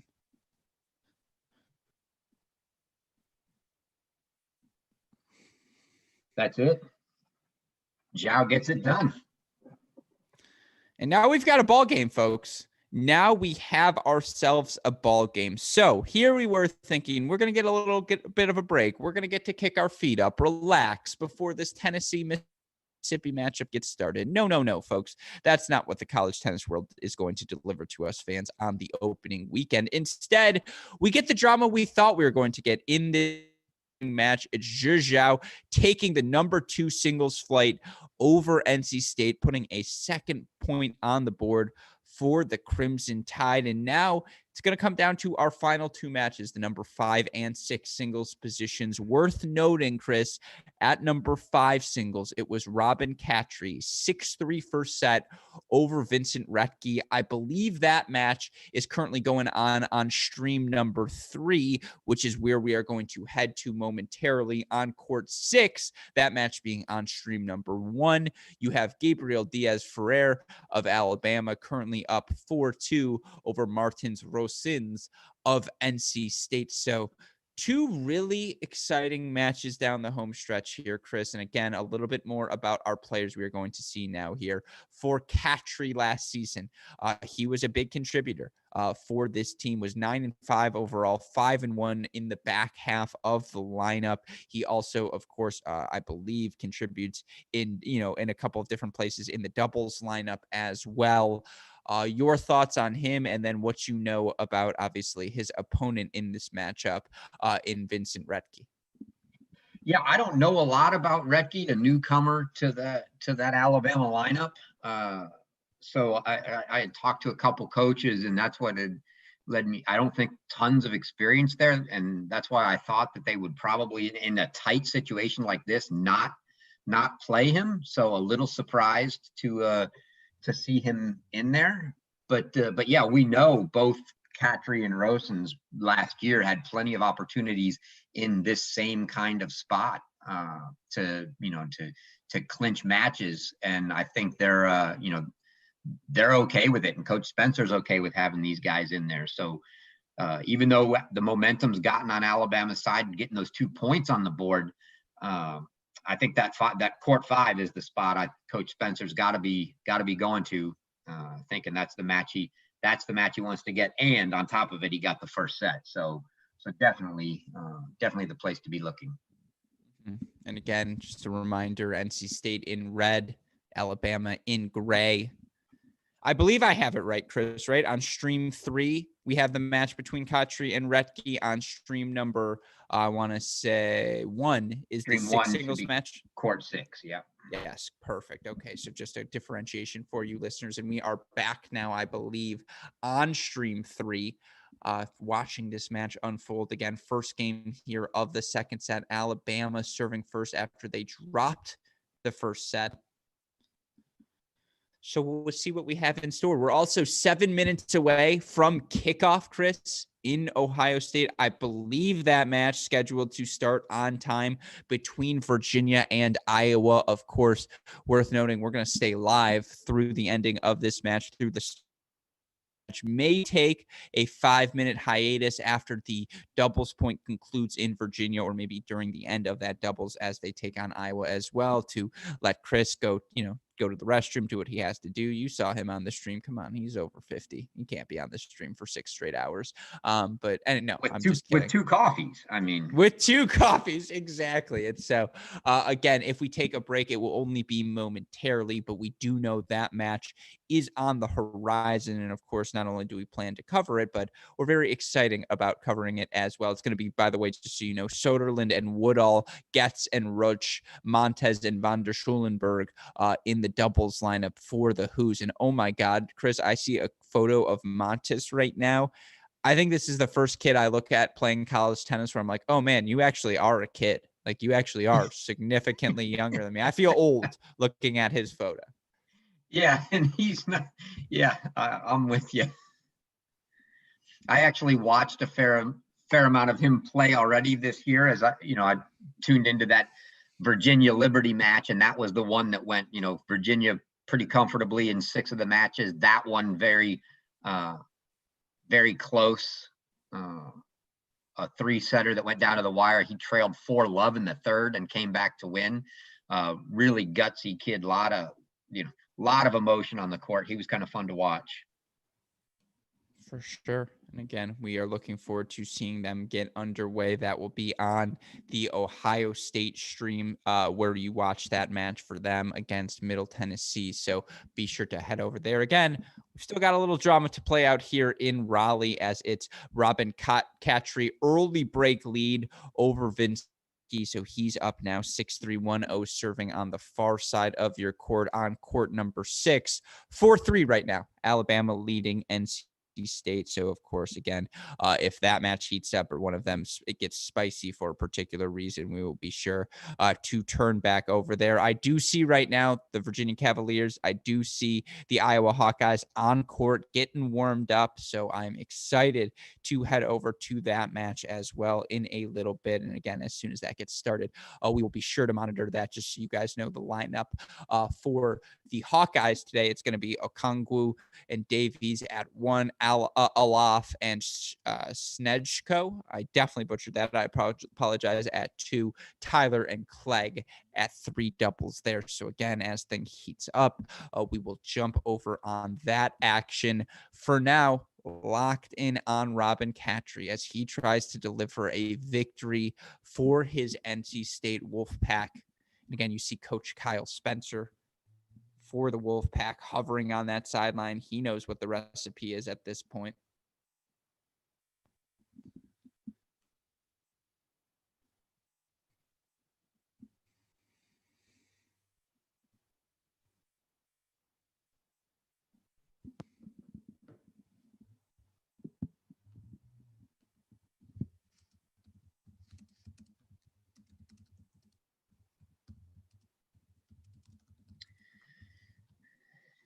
Yeah, ace out wide to hold there on for NC State. It looks like they're going to have to find another spot to make a push here, because Khatri's looking really good right now.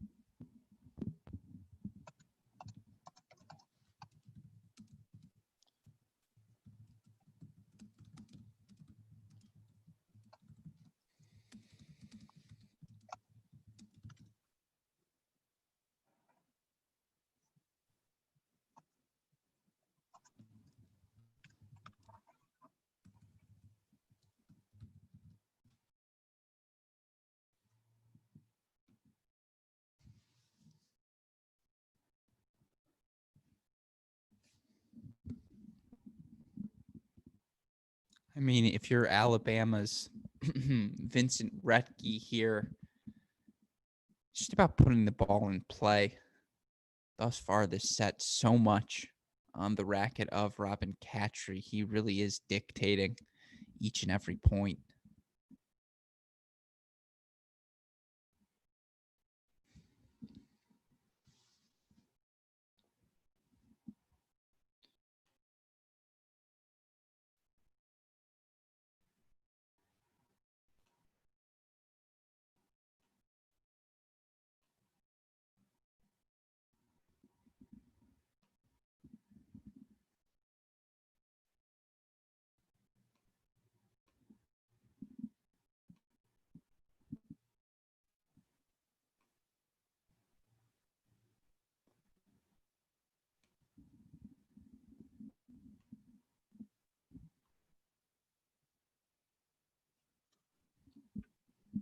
Just hasn't been able to find his first serve. Vincent Retke struggling. Yeah, struggling all the way around. Cattry just looks in control here. I agree. It's a body language thing, right? It just looks like he is on top of the baseline dictating every point. Yeah, and just, I mean, he looks really comfortable. Like, yeah, sort of I got ho-hum this. business-like. No, of course, and it's worth noting. You look at this roster. Of course, you mentioned this or referred to it a little bit earlier, but of course, the difference between the two, Retke. Although I believe Retke, is he a grad senior? He is a grad senior, right? From Gonzaga. Yeah. Yep. And so he is the senior, but of course you look at Cattry, a guy who, as a sophomore, got to play a lot of big matches last season. And so again, this national indoors environment, something he is very familiar with.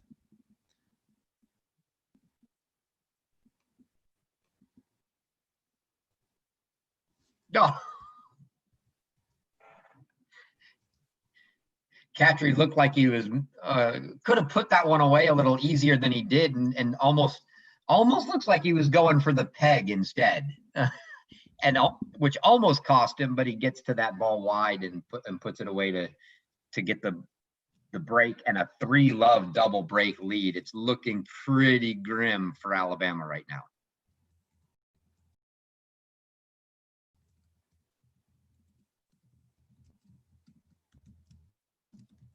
Absolutely. And we see the players on court right now for Virginia and Iowa. I see them jumping at the net as they're trying to determine who's serving on what court and when. Again, it's a really interesting time for this Virginia program. We're sure to talk about that plenty during the course of this match.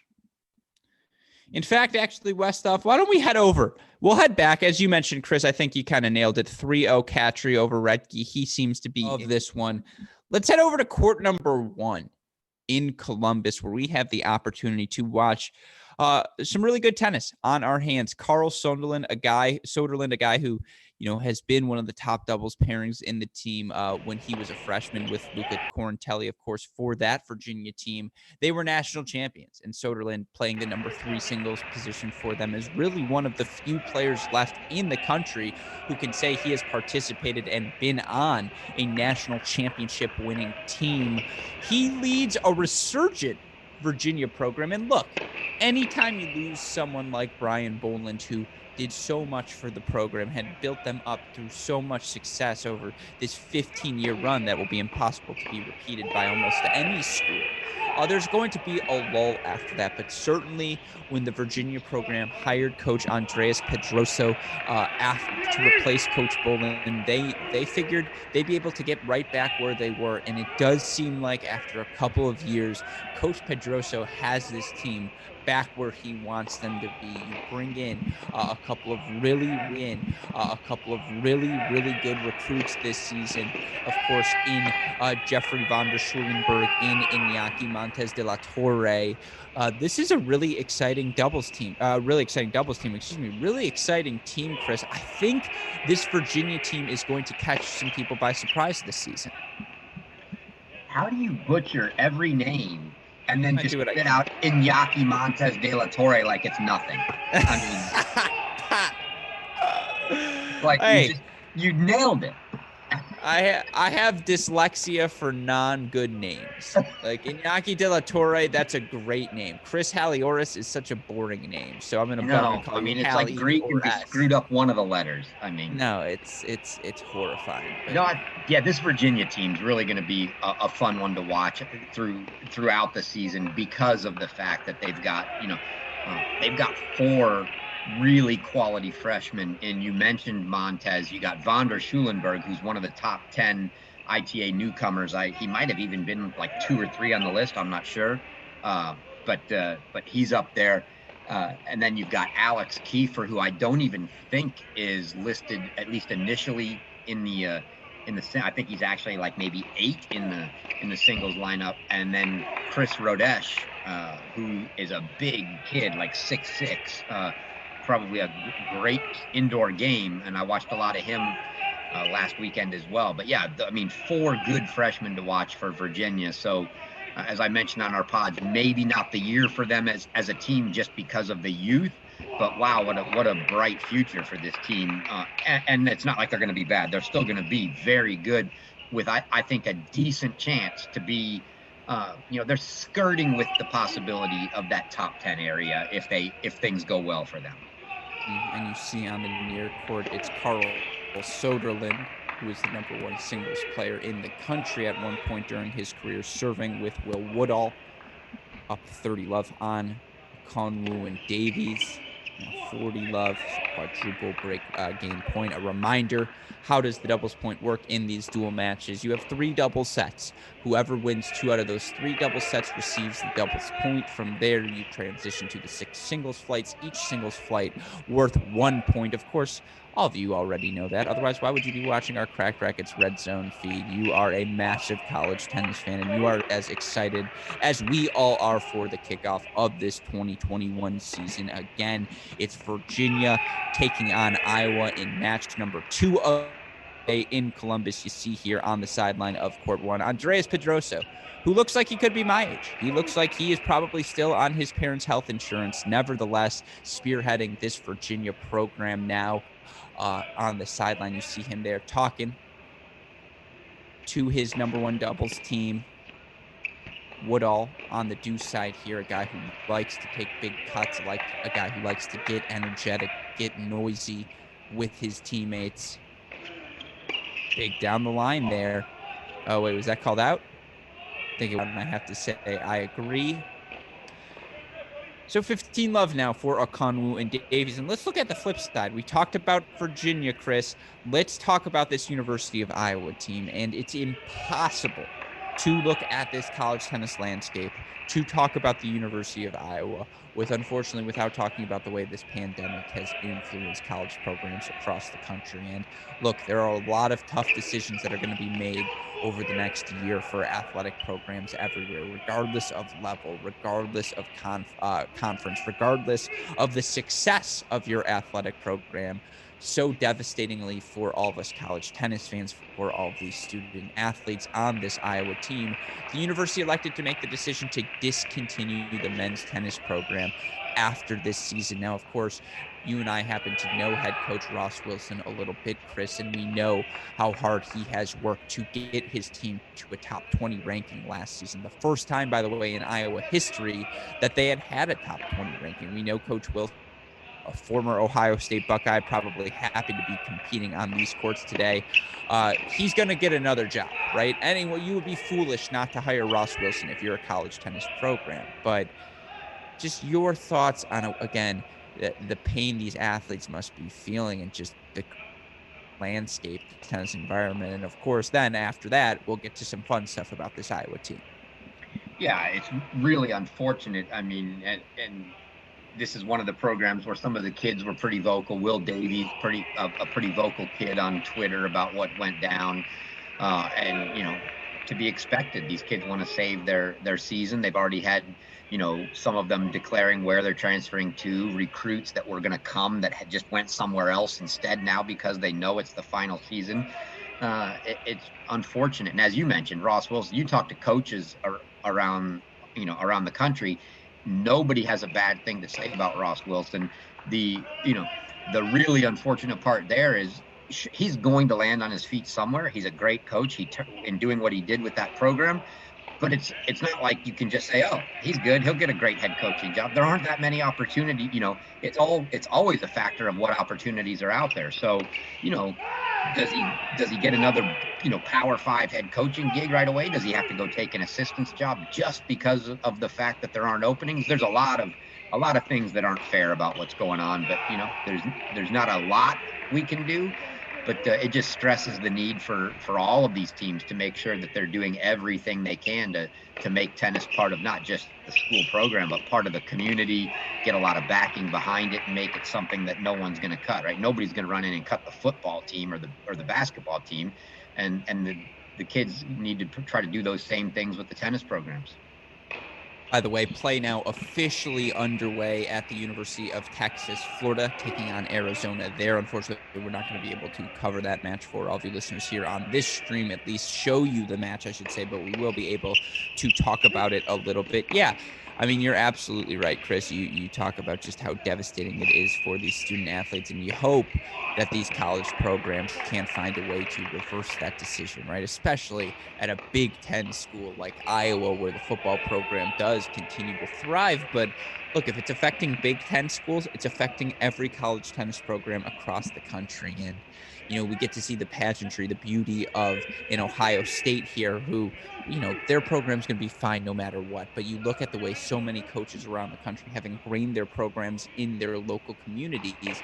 That's the future for college tennis. That's what you're going to have to do if you want to survive. And once we get to a point where we are able, God willing, to have fans again in these stadiums, I want to see them filled when we're doing something like this. And often Columbus is filled. That's why they're able to develop a Ty Tucker Tennis Center right now, because that's the success their program has had. But it's a replicable model, I suppose, for all of these all these schools across the country to, not necessarily expect the resources of an Ohio State, but to assemble a crowd, a community that feels ingrained in your tennis program. That's absolutely a probability and a possibility. So I agree with you. Now, let's get to the 2020 tennis season, Chris. You look at this University of Iowa team, they bring pretty much everyone back to a team that, as I mentioned, top 20 last year to start the season here.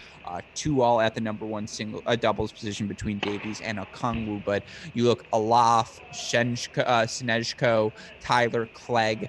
This team's got a lot of talent on the roster, and I don't know if there's someone we're probably not going to be talking about them in the national championship contention, but they are a team come NCAA tournament time. If you're a 13, 14, 15 seed and you see them in your region, you're a little bit nervous about that round of 32 match.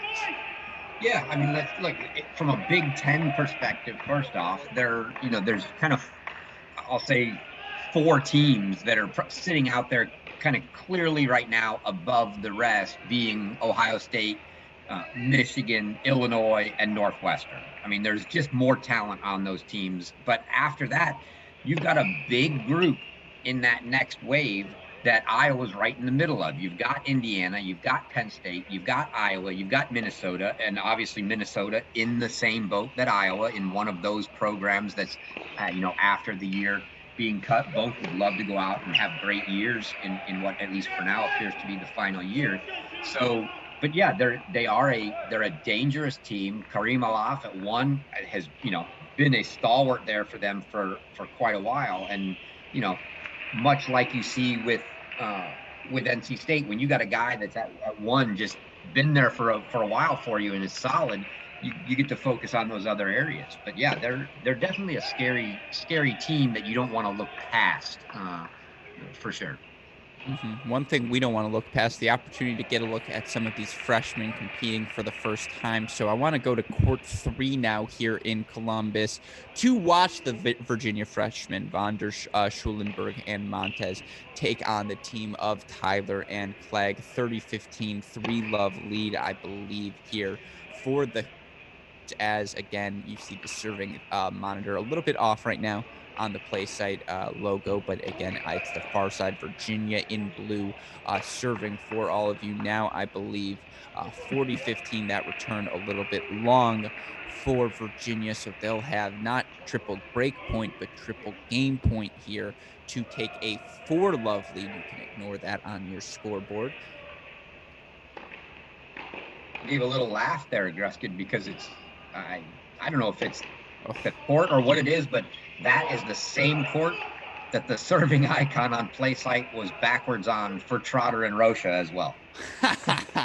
So it's got to be something with that court. I don't know if you guys know this. Ty Tucker just hates the number 3. Yeah. And he's a man of superstition, so nothing can be correct on court 3.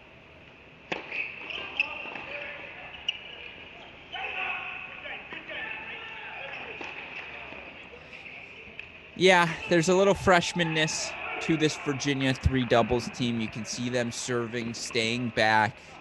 I'm not sure if that's Montez or Van der Schulenberg serving right now in the far court, but that would be Montez, sir. Mm-hmm. I'm telling you, by the end of the season, Coach Pedroso will have them rocking and rolling. I think technically, Coach Pedroso quietly one of the top in the country. I mean, the coaching he has had in the players he has worked with, I think he's one of the best at coaching development in terms of, again, around this of all of the schools. But the double fault there. So 40-love becomes 3-1. We might have just jinxed these freshmen, Chris.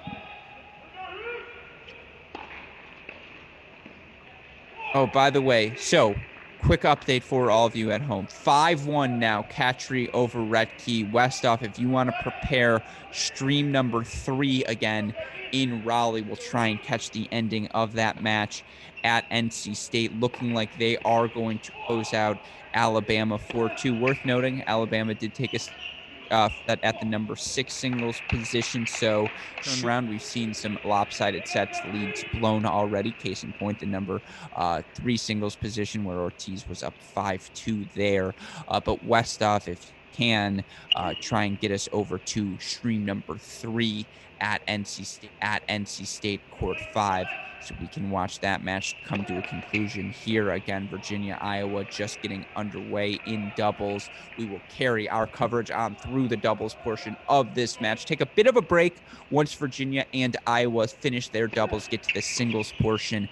But of course, again, we will be here all day long as following this NC State-Alabama match. We have, I think, objectively our best match of the day, Chris, certainly on paper, in Tennessee, taking on Ole Miss. Of course, you and I recorded a preview of that match for our Cracked Racquets Patreon subscribers. And by the way, you see things like what Chris and I are doing behind the scenes. If you want to hear more of an unfiltered view of our thoughts on this college tennis season, go check out our Cracked Racquets Patreon feed. It's what helps us support efforts like this, right? Because we are unsullied by sponsors, no subscription to watch this. We're able to provide this free service for all of you college tennis fans because of the service all of you Patreon subscribers provide us, the emotional, mental support. It means the world to our Cracked Racquets team. So again, to hear more about this match, if you want a quick preview, I suppose you can go subscribe to Patreon right now. But that will be the matchup coming up, I think, about an hour after this one. So of course, we'll cover that throughout the day as well. But of course, again, Katry up 5-1 currently. Racquets serving to stay alive. You see him here now as we are live on stream number 3. A reminder, Alabama, despite being the Crimson Tide, crimson obviously a red color, they are in gray, and serving on the near side of your screen on the far side is Robin Katry of NC State in the red.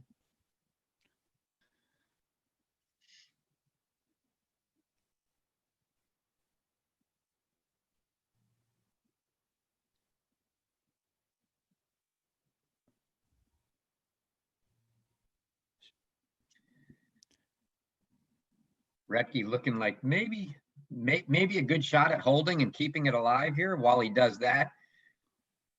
And yes, I'll probably refer to them as your Virginia boys, Gruskin, for most of the broadcast, but your Virginia boys break right back on that three doubles match at Ohio State, 4-1 back in command. Nothing would bring me more joy, Chris, if then during the 2021 season I get to start saying my Cavaliers with more frequency again. I just didn't get to say it enough in 2020, and I haven't gotten to say it much these past 9 months. I mean, by the way, quietly, I know Pedroso hasn't gotten the Kwiatkowski, Aragoni, Richard, Corintelli class of kids yet. But you think about it again, in Von der Schulenberg, in obviously Brandon Nakashima, a guy he brought in. You've seen the development of Ryan Getz already so early in his career. Of course, now you have Iñaki Montes de la Torre as well. Again, if you're asking me, am I going to bet against Coach Pedroso? Absolutely not. This guy is ready to be a high-level Division I men's tennis coach. It was just unfair to if anyone assumed he was going to be able to just pick up the mantle immediately where Coach Boland left off. Also worth noting, and I think this is one of the unsung things of that era, Coach Boland left the cupboard a little bit bare at Virginia, right? They lost Kwiatkowski, Corintelli, Richard, Aragoni, Altamirano all in one season. Of course, they still brought back Soderle and Wiersholm, were able to bring in Nakashima a year later, or 2 years later, bring in a guy like Gianni Ross as well. You know, it's hard to keep the cupboard full when you're transitioning between coaches. Obviously, what Baylor is doing this season is a bit different than that situation. But, you know, as we wait for this changeover here, when you look at this Virginia match, and again, this Virginia program, you talked about them sneaking up on teams this year. Do you still consider Virginia one of the elite programs in the country? No doubt. I mean, everybody's going to have, almost everybody is going to have a year or two off, especially when you have classes like that and or you have coaching changes, right? So, but this class you mentioned, I've spoke to quite a few coaches about Von der Schulenberg, and he was on everybody's list, a very highly recruited kid that I've heard nothing but really good things about. So you tack him in there with Soderland, who you've already got, and the development, as you mentioned, of Ryan Getz, and that's a great top three to start. And now you've still got three other freshmen, with Rodesh actually being listed. You look at him on paper, he's by far the lowest rated of the guys coming in, but he's in the lineup in front of Kiefer. And should be fun to watch indoors. Just 6'6", big ball. Should be a fun guy to watch. And you mentioned they got the break back. It's 4-1, 40-30 now at the three doubles position, 4-2, 30-15 at the two doubles position for the Cavaliers. It's also 3-all, love 30. They lead at the number one doubles flight. Of course, here again, home stretch of this NC State match against Alabama. The host NC State ran out to a 3-love lead, taking the doubles point, taking the number 1 and 4 singles positions. Took four first sets in singles through the first 4 matches, but then Alabama made its push. They fought back. They were able to take victories at number 2 and number 3 singles with 3-set wins. Of course, now it looks like NC State and number 5 singles Robin Catch is going to clinch this match for the Tide. We will see here now. Match point for Catry, and he gets the job done. NC State advancing 4-2 over the University of Alabama to the round of 6 national indoors. They will take on the winner of Tennessee and Ole Miss, who play about an hour from now. With that in mind, let's switch back to our coverage of Ohio State stuff. I'm going to ask you to go to the number 3 doubles position, court 3 again for the Virginia-Iowa match, as on court 3 it is currently 5-1. Again, Von der Schulenberg and Montez currently leading, so we'll see how they do trying to close out their first college tennis set. So we will go right there. Now, I believe we are there live now, so shout out to you by the way, super producer Daniel Westoff. You're a beast, as always, for getting us there. Home stretch here as Virginia looks to close out this doubles point. But Chris, with it in the rearview mirror, obviously we've got Virginia on our screen now, and it's 15-all here. Iowa serving on the far side of your court. But your thoughts on the 4-2 victory from the Wolfpack? I think in the end, about like we expected, we said, a 4-2, 4-3 kind of, and, Alabama managed to get out there. I thought, they really probably wanted the 3-2 lead going in, thought Racquets would be, a potential vulnerable spot for them. And that's kind of where it ended up. But I think it kind of played out as we expected. We both expected NC State to pull it out. We thought a fairly tight match, which we ended up getting. I think all things as we expected so far. Still kind of looking for that first, when we get the first, didn't expect that kind of match. I don't think we've had that yet thus far. Again, you got to give credit to that Alabama team. Losing 4 first sets on 4 indoor courts, very easy to just pack it in and call it quits. They didn't do that. They got fights back from the number 2 and 3 singles positions. It looked like, they were up at number 6 singles. And we said coming into it, they were favored, but, you're at home against a veteran NC State team. We expected this one to be a close one, but that NC State, that veteran experience, 4-2, 4-3, that would be the score they pulled it out with. And that's exactly what happened. The 4-2 victory from them. So good from Alexis Galarno. Gets the double, wins his doubles match, wins the doubles point. Easy victory for them. Easy 2-0 lead for them, I should say, which is what we expect when you chalk up an NC State match recipe. Of course, for them, it's the contributions they got at the number 4 and 5 singles positions, right? Depth is something, I don't want to say it's not something, well, depth means 2 things: lineup depth in the bottom half of your singles lineup, and depth in the 9, 10, 11 spots, the way a Wake Forest or a Baylor does. It's 2 different types of depth. NC State's going to be counting on the depth in the bottom half of their singles lineup to go the places they want to go this season. I think if you're Coach Spencer, you're really encouraged by the start. Well, absolutely. I mean, they probably couldn't have planned it. Sure, it would have been nice to get all of those matches they got the first sets in and just get off the court, don't even let 5 and 6 on. But yeah, I mean, a little moment, and in hindsight, probably better for the team to not just roll through the first match, get a little bit of pressure put on the guys, and make your number 5 guy Catry come in and seal the deal. Good, that's a good thing for the team. You get the win, you get out 4-2, and you get the guys at the bottom on a 4-court facility to come in and have to clinch it for you. Couldn't ask for a better start for them.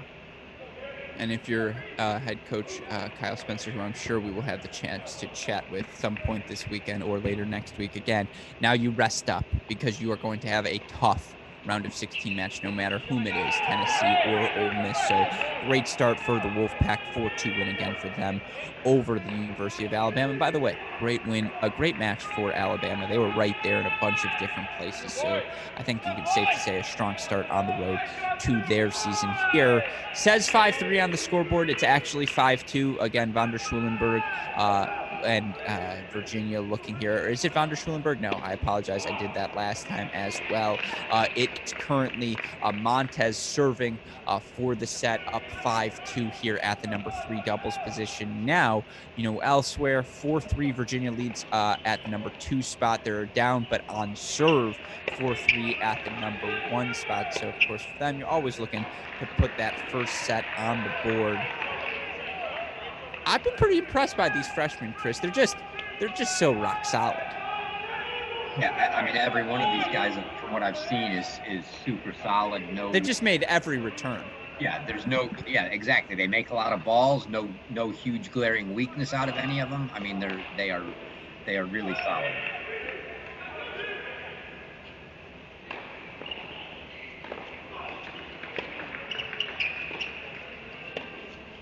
Iowa, though, still, I mean, they're hanging really tough at 1 and 2, trying to, it looks like, 3's getting away from them here, but 40 love quadruple set point here for the Cavaliers. by the way, Montez's ability to just read that down the line. I mean, he knew Iowa was poaching before the Iowa player knew he was poaching. So that's a beautiful read from him. Again, we saw 40 Love in the last Montez service game. He ended up getting broken. Don't think that's going to end up happening twice. No, an ace to win it. Second serve ace down the tee, and you see him be excited, lets out a big go Who's as he earns the first victory of his dual match career alongside Van der Schulenberg. So now 1-0 Cavaliers. They'll just need one of the two double sets left on court. Let's go to court one, Westhoff, where we have a deuce point right now on the Virginia serve. It's Soderlund and Woodall. Soderlund, I believe, serving here on the far. Oh, no, excuse me. Woodall serving on the far side here. Deuce point. Let's see what happens.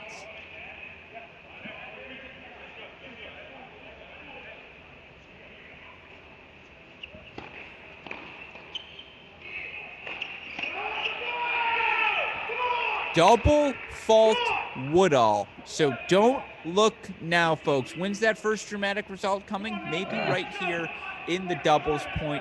5-3 now. Hawkeyes lead at the number one doubles position. Worth noting, it's a 5-3 break lead for the Cavaliers. 5-3, 30 Love actually at two doubles. Westhoff, if you can quickly, let's go to court two to see if we can catch the ending of that one. If we need to be catching the ending of that one, as I believe it is 30 Love on the Getz. Is Getz serving or returning? I think 30-15 now. We are live on two. Serve marker is incorrect. It's Iowa serving at 15-30. We're going to see if the Cavaliers can take 2 points here.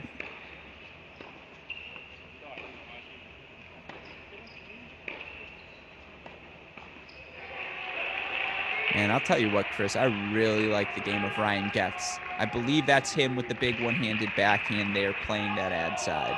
It is. He does have the one-hander there. And as you can see when they stand next to each other, the size of Rodesh. Well, Rodesh is huge, right? Yeah, he is. Okay, I didn't want to be wrong about that, but yeah, yes. But now double match point. Big forehand. And low middle solves the riddle. It's Virginia. 6-3 set at the number two doubles position. They save their number one doubles team from taking an L and more importantly they do not earn the victory. They go to the changeover here. Hold on. We're having some scoreboard issues here because that was clearly a break of serve, right? Yeah, it was. And I was wondering because we weren't watching that court, but it had been 4-3, I thought, on 4-3 before, and I thought Iowa had maybe evened it up. So yeah, indeed, I believe it was 4-all going into that. So correction here. And scoreboard has been corrected. Getz Rodesh up 5-4 now. Westhoff, I'm going to ask you, go to court one if you can so we can catch the ending of that double set, or at least see if we can. It is currently 5-3, 30-15 Davis and Okongwu as they look to serve as they look to serve out their match against Soderlund and Woodall. Again, 2 points away for them there. We will be sure to hop back and forth as things heat up on both of these. If we see a match point coming on court number two, we'll get there up right here, 30-40. Again, court one. Hawkeye serving on the near side of your screen. Believe that's Okongwu, correct? Yes. Chris's favorite player, Carl Soderlund.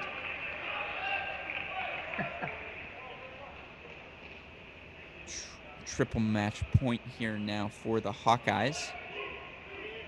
Not going to surprise everyone to learn serving for the Cavaliers here. He served first for that duo. He is only 6'8".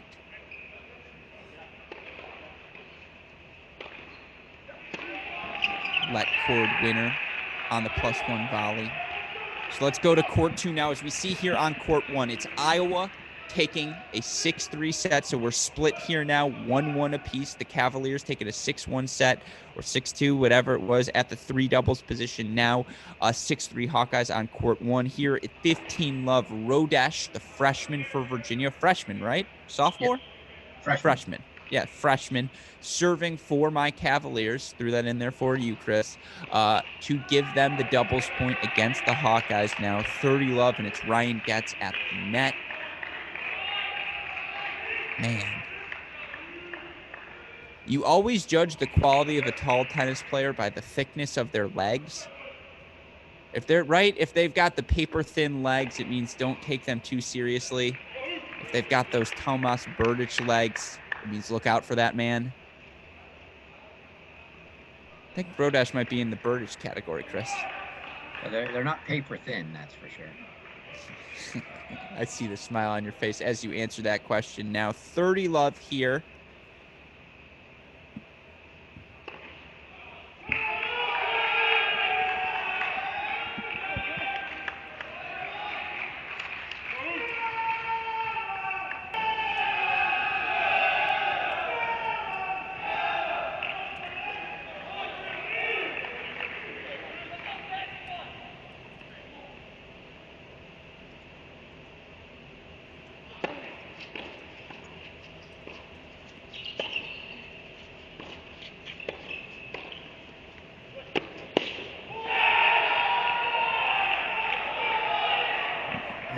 Good stretch from Rocques there. Even track that ball down, but 30 love becomes 30 all.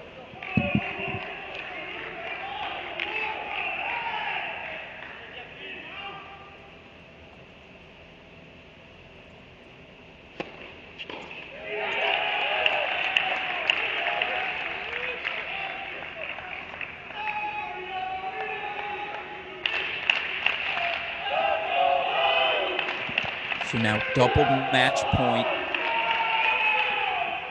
for Rocques and Getz to give Virginia the doubles point. Where do you go with this serve, Chris? Body poach? With his serve, I just in the court.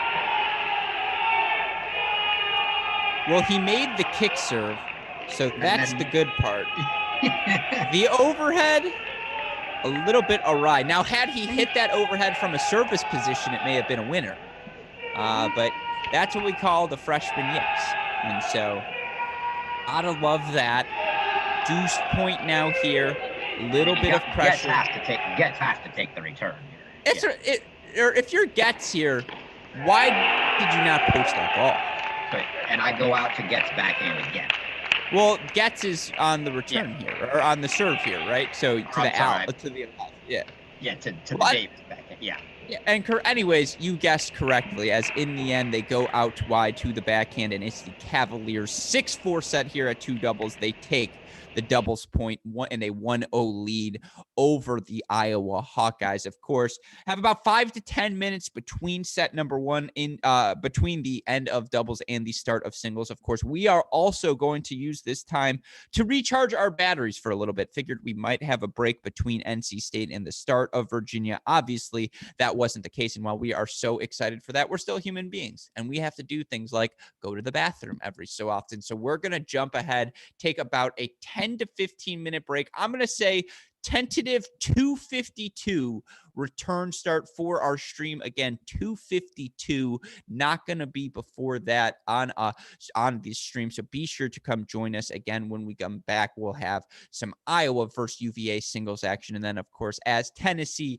and Ole Miss get underway in doubles, we'll cover that match as well. But of course, we want to thank all of you for joining us today on our Cracked Racquets Redzone coverage of this 2021 ITA Kickoff weekend. Again, we will be back 2:52 to cover our afternoon segment of matches. But for now, for our super producer, Daniel Westoff, my wonderful co-host, Chris Halioris, I am your host, Alex Gruskin. We hope you enjoyed act number 1, and we'll be back for act number 2 in about 15 minutes. Thanks, everyone.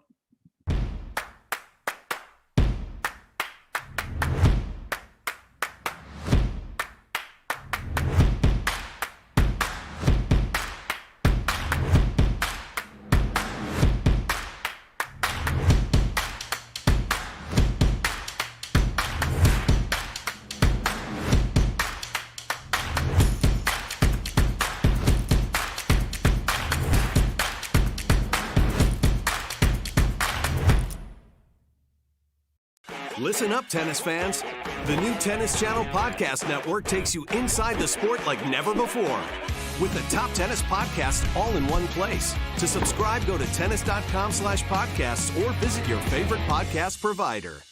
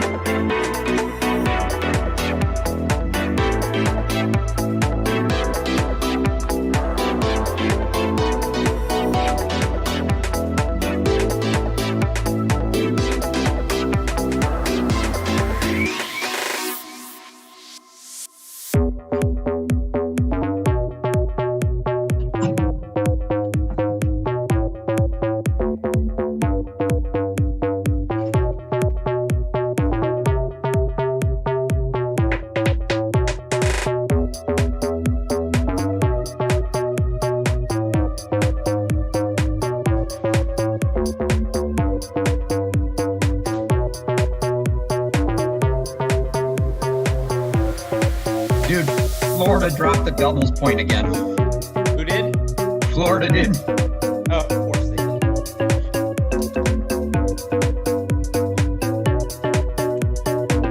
All right, you can hear me? Yeah. West off. I'm going to the chat now. Hold on. I like this because I can see in the Skype where we are, and it's definitely not the same as the live stream I'm watching. So Start video then.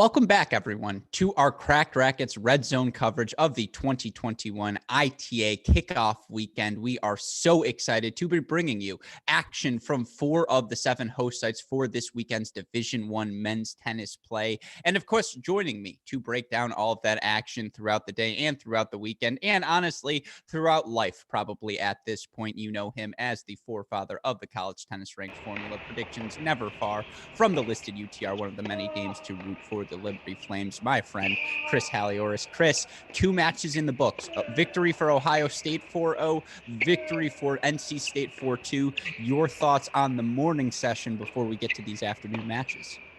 Yeah, fun morning, just what we wanted to get going, kind of from both matches, sort of what we expected. And I think we just get a little bit, well, obviously we can't get a lot more competitive than that Alabama match. That was Alabama-NC State was a good match. But yeah, we get into these afternoons, and I think the one we've been really looking forward to in this Tennessee-Ole Miss match. So looking forward to getting into those. But yeah, great tennis from the morning. What a good start to the kickoff weekend for sure. And with that in mind, let's continue our kickoff weekend coverage with the singles action we have on court right now. We're going to start out on court number 1 of the between the University of Virginia and the University of Iowa. It was Virginia getting wins at the number 2 and 3 doubles position to take the doubles point. Let's run through those these singles matchups real quickly across the board before we break down the matchup we have here on our number 1 court. At the number 6 singles position today, it is going to be for Gianni Ross for the University of Virginia. He is taking on Jason Kirst. Those are 2 guys with Midwest roots and 2 guys we have seen around the college tennis world for a couple of years now. At the number 5 singles position, it's going to be Chris Rodesh of Virginia versus Nikita Snejko of Iowa. It's going to be Iñaki Montez for Virginia versus Will Davies at the number 4 singles position. At the number 3 singles position, it's Van der Schulenberg versus Okonkwo. At number 2, it's Getz versus Tyler. Number 1, it's going to be Soderlund versus Olaf, and that is where we kick things off at the number 1 singles flight. Carl Soderlund currently up 3-2 on serve match against Kareem Olaf. And look, we will get into the depth between these 2 teams, talk about the differences in their rosters. But let's start here at the number 1 singles position. Chris, we have a battle on our hands between 2 of the top 100 players in the country. Yeah, this should be a really good match. I mean, you got to think that the favorite here is Carl Soderlund, former number 1 player in the nation, but Olaf has been good over the last several years, and is certainly going to be able to give Soderlund a match. Mm-hmm. Big, and right there you see a big fist pump from Soderlund, able to get that game on the deuce point. Mm-hmm. So he now takes a 4-2 break lead over Kareem Olaf here early on, again in set number 1. Quick scoreboard update for all of you watching at home. At the number 2 singles position, or we mentioned here at 1, it's 4-2 Soderlund. At the number 2 singles position, it's Ryan Getz, currently leading by a 4-1 serve, 1 break, I believe there. 3-2 right now, Van der Schulenberg up on serve, but he's got double break point to get that early break in set 1. It's Montez 4-1 up, double break lead over Davies. Radesh on serve 2-3 at the number 5 singles position, and then Gianni Ross break point right now to go up 5-1 for Virginia at the number 6 singles position. So it's been all who's through the first 20 minutes of singles action. Of course, again, we pick things up here 4-2 in the first, Soderlund versus Olaf. Chris, anything surprise you from these early score lines? Nothing real surprising. I mean, we sort of expected a decently comfortable path to victory for Virginia. I think the match really to watch from, if you're a Virginia fan here, is Rodesh at 5, the guy that's he's the big guy, maybe suited for indoor game, but probably the one that comes in with the least on his resume, if you will. And so that's a guy that and he's the only one trailing at the moment, but if he were to maybe struggle a little, it could be something that you think, hey, coming tomorrow, if they're playing Ohio State, maybe he's out and they slide folks up a spot. That's something I'd be watching for as a Virginia fan. And I want to come back to this court 1 match, and I want to eventually jump to the Rodesh match on court 5. But let's move now to court number 2, if we can, Westhoff, because one of the guys who I think, if he clicks, can have this Virginia team inside the top 10 this season is Ryan Getz. And you look for Getz, and I know someone watching us right now, Sonny Dirth, a friend of ours here at Cracked Racquets, a fellow Cracked Racquets college tennis poll voter. He is a former teammate of Ryan's father, Matt, and, he obviously is interested in this Virginia team as well. And hello, Sonny. I hope you're having a sunny day. I'm sure you've never heard that before in your life. You're welcome. I just came up with it on the spot. I want to watch Getz a little bit here now, because I think he's got the sort of game, the sort of firepower, Chris, that forehand, the way he's able to move the ball around the court, that though he doesn't have maybe the ranking right now of some of the other highly acclaimed number 2 singles players in the country, he could be very dangerous if things click for him this season. Yeah, definitely. I mean, he's not a big guy, hits the one-hander, and from the folks that I've known, he played one of the Mississippi State kids at All-Americans one year, and I think the normal recipe applies to him when you're playing somebody with that one-hander, and that's get that ball out high to his backhand. That's where he's susceptible, but he is super solid, and like you said, I think, and you're going to see a lot of this, what you're seeing right here in the slicing with the backhand. Just a really, really solid guy, and he's going to make you beat him. He's not the guy going after every ball, much like one of the matches we saw in our last match. He's going to make you hit the balls. You're going to have to hit the winners, and he's a tough guy to beat. So he's the Icciardo to, I suppose, Tyler Zhao in this instance. Yeah. He's definitely going to be the guy like that that says, "Hey, you're going to have to hit 50 balls if you want to beat me, or go for the winner." And look, for Ryan Getz here now, 15 all. He's serving for the first set on the board for the Cavaliers. A good start to your season, because again, you look at this Iowa Hawkeyes roster, Chris, and thankfully our friends at Slam Tennis allow us to compare the UTRs of these teams. You can compare the Power 6, which is of course the top 5 of the UTRs, and you just look at it superficially, you will see of course that Virginia, despite coming in as the number 3 seed in this match, I think by UTR, UTR likes this team quite a bit, and you look at where they're at UTR-wise, they're Power 6, currently at 80. That's about where you want to be if you want to be a top 10 team typically during a college tennis season. Now you compare that to Iowa, they're at 76. Virginia, a favorite by UTR in all 6 flights, and, I think are within even 6 in range, and we'll get that graphic up for all of you listeners a little bit later. But that being said, and we talked about this during the double, this is an Iowa team that grinds, particularly indoors, and they've got seniors in Davies, in Tyler, in Alof, in Kirst. It's an experienced roster. Remind everyone, we saw, 4 first sets go to NC State in that first match, right? And then we saw them fight back and make their push to make the match competitive. There will be a 20-minute push during this match from Iowa, don't you think? I mean, I hope so. I don't I'm not a big fan of the, 43-minute Ty Tucker, as he likes to call a match, where he got blitzed by Carolina last year. But yeah, I'd like to see a push from Iowa. And I think, you kind of feel like there ought to be one, even if Virginia does get out of this fairly comfortably. Just the fact that with all the freshmen in there, they've got to be, it would be very surprising if they came in and just steamrolled with no slight break in momentum, if you will. So yeah, I look for a little push from Iowa somewhere.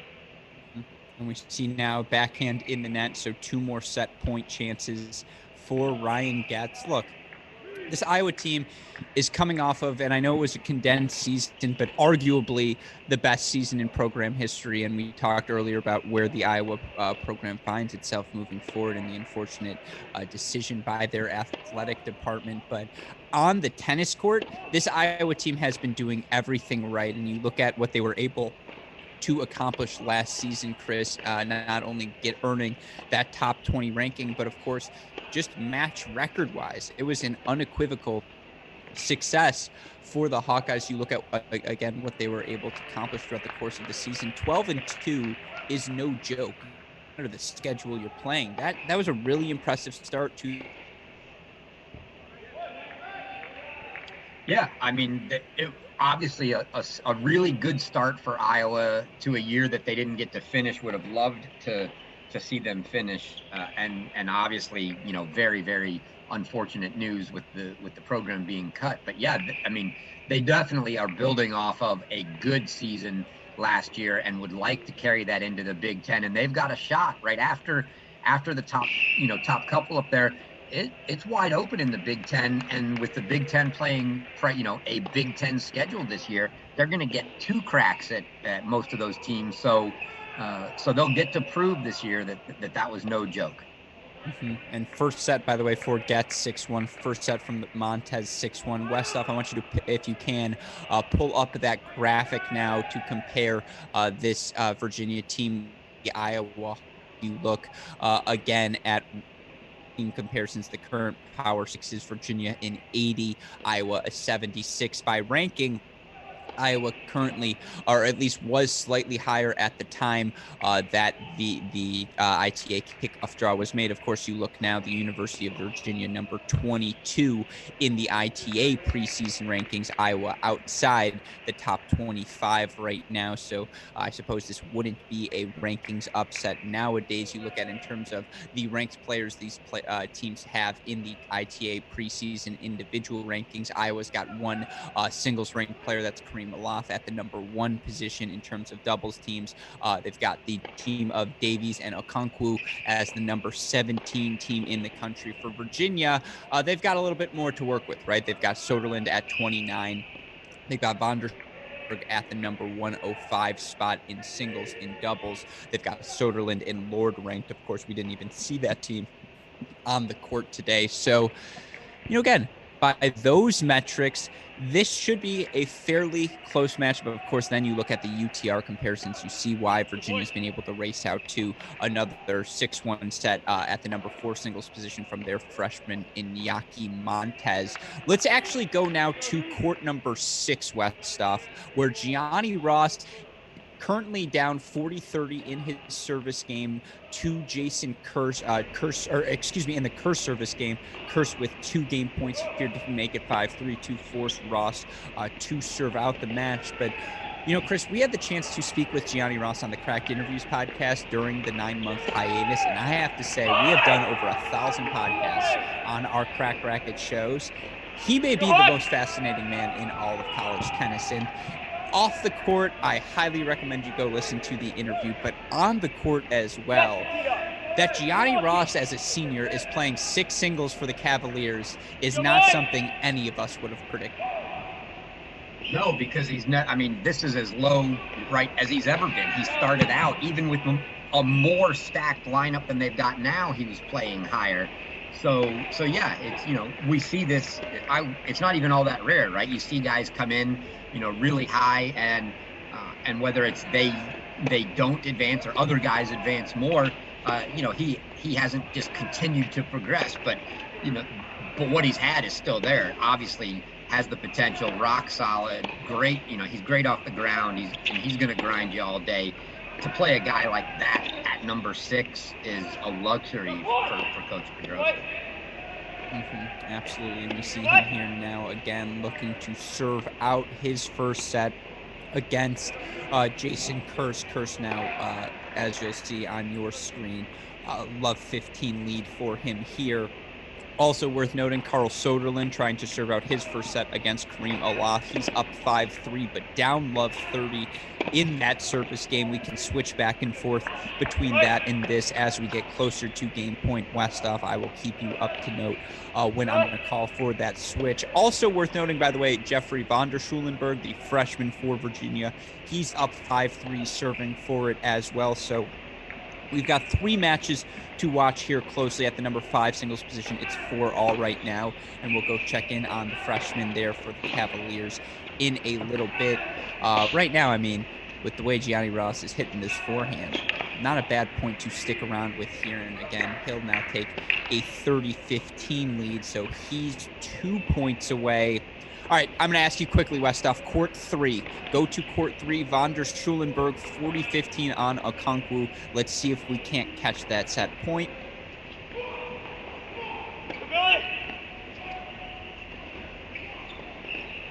Forehand pass goes in the net, and so it's set point. All right, now I'm going to ask you to go to court 1, Westhoff. 15-40, triple break point for Aloft on Soderlund.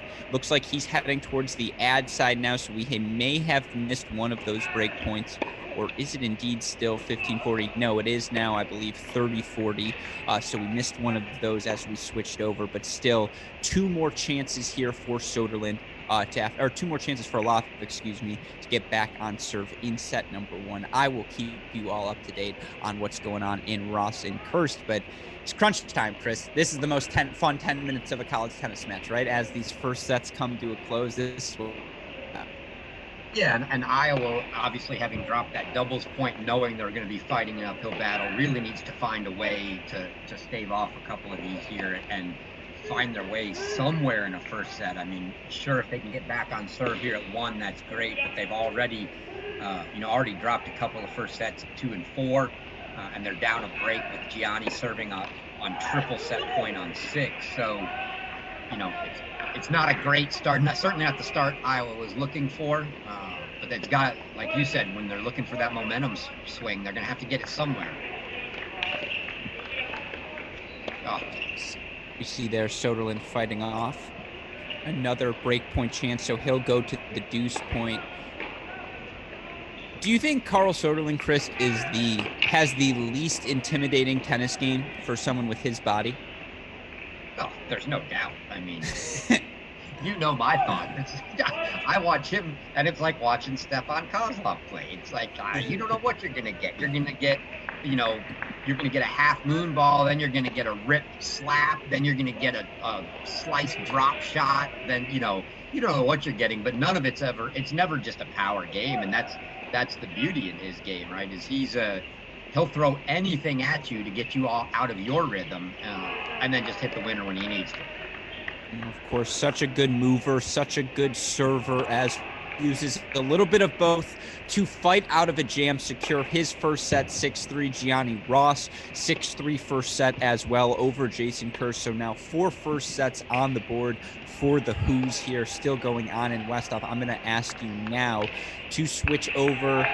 Let's go to court number 5 for a little bit. Let's watch Chris Rodesh, the freshman, deuce point here for all. May have just missed that deuce point.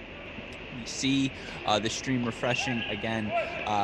You see the stream now live on your screen. I believe that game may have finished. Did it finish? Did we miss it? It looks like we might have, that they're on the changeover already, but we'll watch the home end here of this first set between Chris Rodesh, the freshman for Virginia, and again, Nikita Snezhko, probably the toughest name for me of this tournament thus far.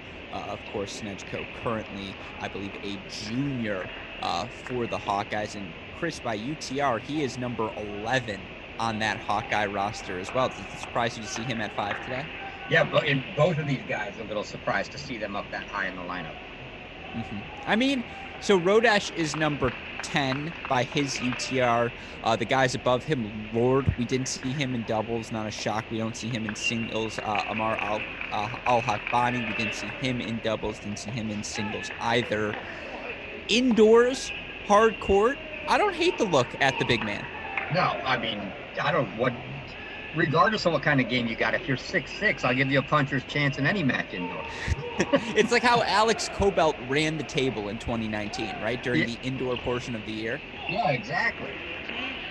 I mean, some of you Buckeye fans, no, not at all. If you're a Virginia fan, and it's great experience for him, for the freshman too. Without question, he did end up, I believe, again, the serving mark here a little bit off. It's Rodesh serving up 5-4, serving now for first set, number 5. Number 5? Number 5 for the Cavaliers, right? They've Number already 6. got 5. This would be the Soderlund, 6th yes. first set. Yep. I missed Soderlund, and then we've got Getz as well. So, yes, this would be first set number 6, the clean sweep here. And I got to say, when your clean sweep of sets comes down to the 6-6 guy on your roster serving for it indoors, you're probably feeling good if you are Coach Pedroso right now. Of course, worth noting, a couple of other matches happening across the country today. We are waiting for the start of Tennessee Ole Miss in Raleigh. Of course, that's going to be maybe our match of the day across the country in an all SEC battle. We'll preview that one in a little bit, but we've also got a testy battle going on right now in Austin, Chris. The University of Florida Gators, number 6, I believe, in the preseason coaches poll we ran, number 6, I think, as well in the ITA poll. They find themselves in some serious trouble. They dropped the doubles point against the University of Arizona, and now it's Arizona with a first set on the board at the number 5 position, up a break 5-3 at the number 3 singles position, and on serve 4-all or later at the number 1, 4, and 6 position. They've got the Gators staring down the barrel of a first-round exit. Now, Sam Riffis, a first set for the Gators to at least give them a little bit of momentum. But, Chris, some tricky goings on right now in Austin. Yeah, definitely a little. I mean, it's very, very early. You know, we haven't even gotten but 2 first sets in the books, but to have split 2 first sets with Arizona taking the doubles point, it's Gator fans can get a little bit nervous right now. I wouldn't get too nervous yet, but yeah, definitely. Clearly the start Arizona was looking for, the start they needed to take that doubles point, which they needed to have a shot. And now to get a quick set on the board against the freshman Ben Shelton, son of head coach Brian Shelton. And honestly, probably on a decent little run right now because Ingleson was up 4-love. Vale had a decent lead. So they're making a little push to get back in some of these first sets. It'll be interesting to keep our eyes on the scoreboard there as we watch this Virginia Iowa match. And now 30-all, by the way, here in this Virginia-Iowa match for Rodesh as he tries to serve out set number 1. Chris, it's just so striking watching him play. When this guy grows into his body, he is going to have a powerful game. I mean, just watch him, the way he hits his strokes. You feel like he's leaving 15% of his weight on the table. Yeah, there's definitely more power to be had from him, even as much pace as he's hitting now. And you see this serve indoors, has room for a little more. And yeah, that's going to be, nice form, just a little less pace than even could be there.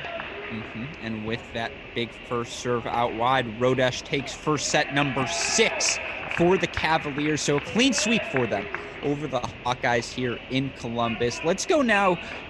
Let's go to court number 3. I want to watch this freshman, Jeffrey von der Schulenberg, in action because, Chris, you talked about this earlier in this stream, and we talked to a lot of coaches around the country here at Cracked Racquets. We're fortunate to have that opportunity.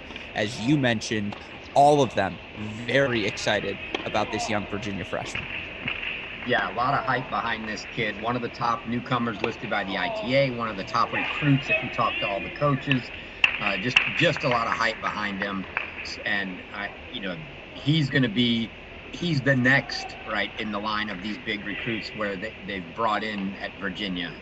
And we've seen nothing so far to say that it looks like anything else. Very, very impressive to start the year. Yeah, and you see him here, 6'3", 1-love, 30-love lead. Let's watch the freshman's game a little bit, see what he's got.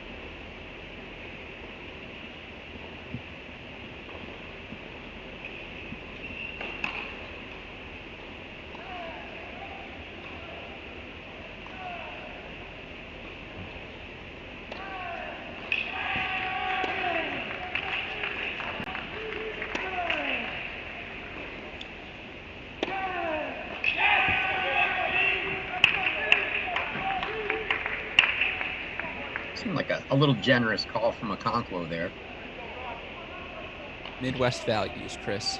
Midwest values.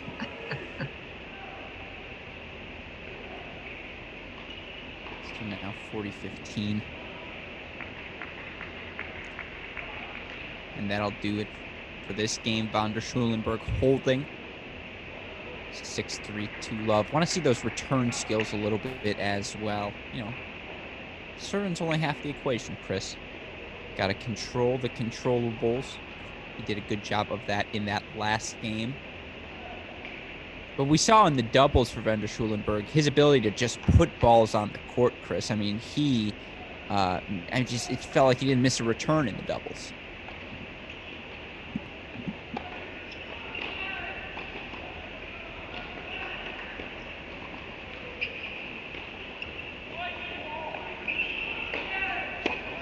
Yeah, you can see there. I mean, it's what we've seen all day so far, doubles and into singles from these Virginia freshmen.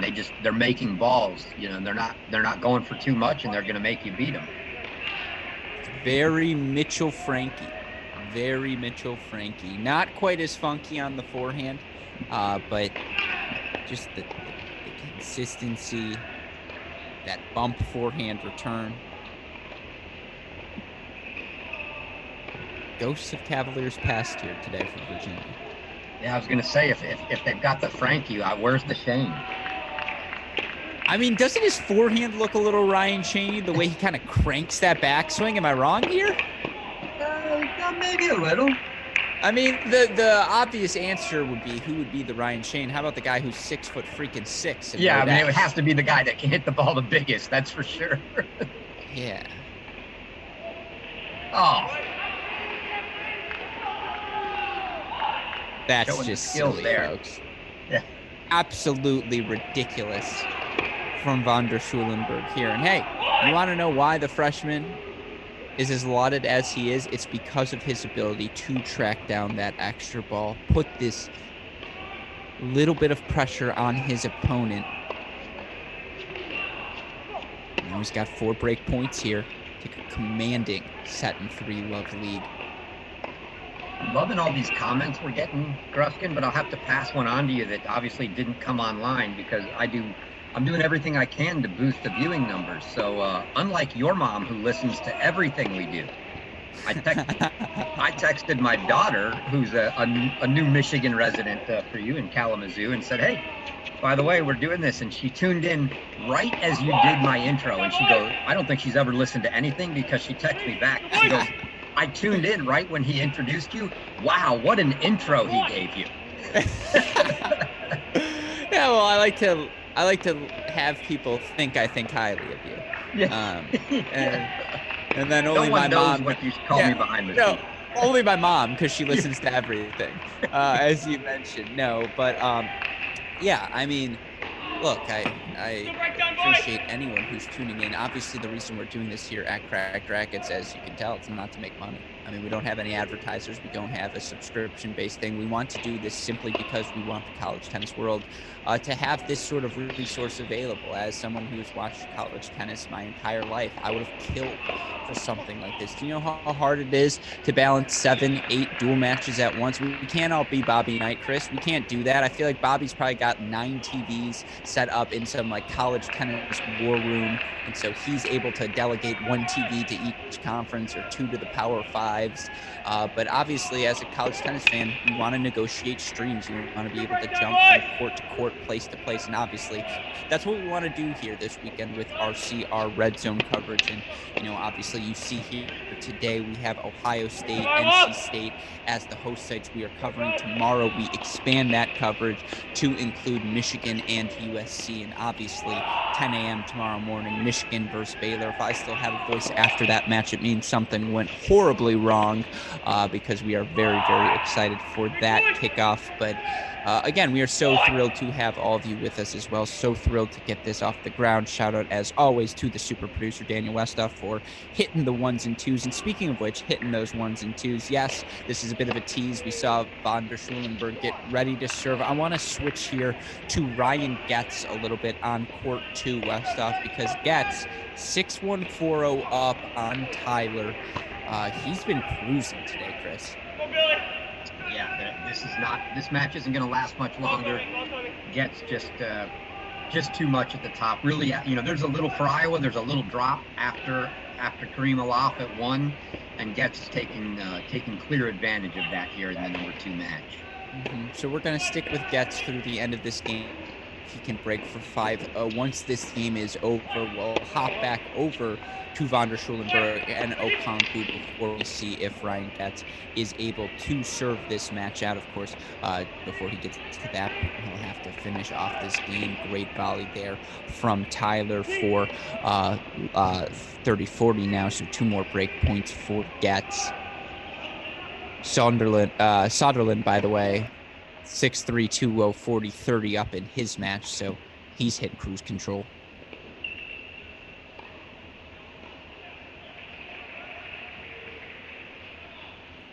Man, I'll tell you what, to go from that backhand block return down the line to that on the run cross-court forehand, Chris, that's what we're talking about. And you see, I mean, Tyler just drops his head. There's, not a darn thing he could do about that. Mm-hmm. So now we're going to go back to court number 3. Let's get a little Van der Schulenburg in our lives. I missed him. I know you missed him as well. The talented young freshman cruising here, 40 love up.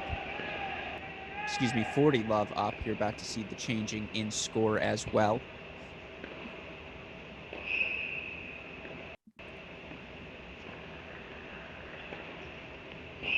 I'll tell you what, probably my most impressive performers of the day thus far. NC State looked good, got a little rocky for them in the middle, and probably tougher opponent in Alabama than Iowa, but we thought Virginia might make this match look easy, and they've made it look even easier than that. And this is not to disrespect this Iowa team. This is to say a lot of young, talented players in this Virginia roster. So if they're going to look this good out of the gates, imagine what they look like come May. That's certainly what Coach Pedroso is hoping for. Yeah, I'm sold. He's got that on the run forehand pass. Are you kidding me? Unbelievable stuff there. So now, again, 4 love for Van der Schulenburg here. Let's go back now to court number 2, Westhoff, as we watch to see if Ryan Getz can serve out his match against Joe Tyler. 6-1, 5-0 up. Getz near side of your screen. I have to say, this is the most fun part of this for me, to have these sets come down to the finish. We get to jump court to court. Shout out to you, Westhoff. You're a genius.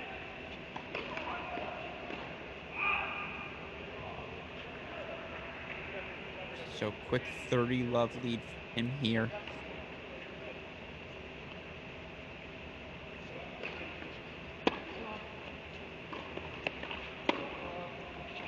So I have to ask, as we're watching the Ohio State match, for the listeners out there, I'm peeking in at the comments every now and then. I see two things, one a comment and one a question. I see Gary Young commented on our remarks about Alex Cobelt, former 300-ish ranked recruit out of high school, former player at Ohio State, played on that 2019 national indoors team, now the number 1 player at UNLV, and UNLV took that extra spot out at USC, so we'll get to see Alex Cobelt play Daniel Kucherman out in the USC region. But also makes me wonder, I have to assume that's one of our followers, that's Gary from Columbus on Twitter. Is that true?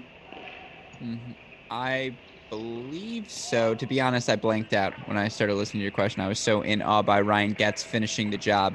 6-1, 6 love. Ask me that one more time, please. I said, so we got a comment from Gary Young out there, who, clearly a Buckeye fan. So I'm making the assumption that that's Gary from Columbus, Twitter handle, if you will, there.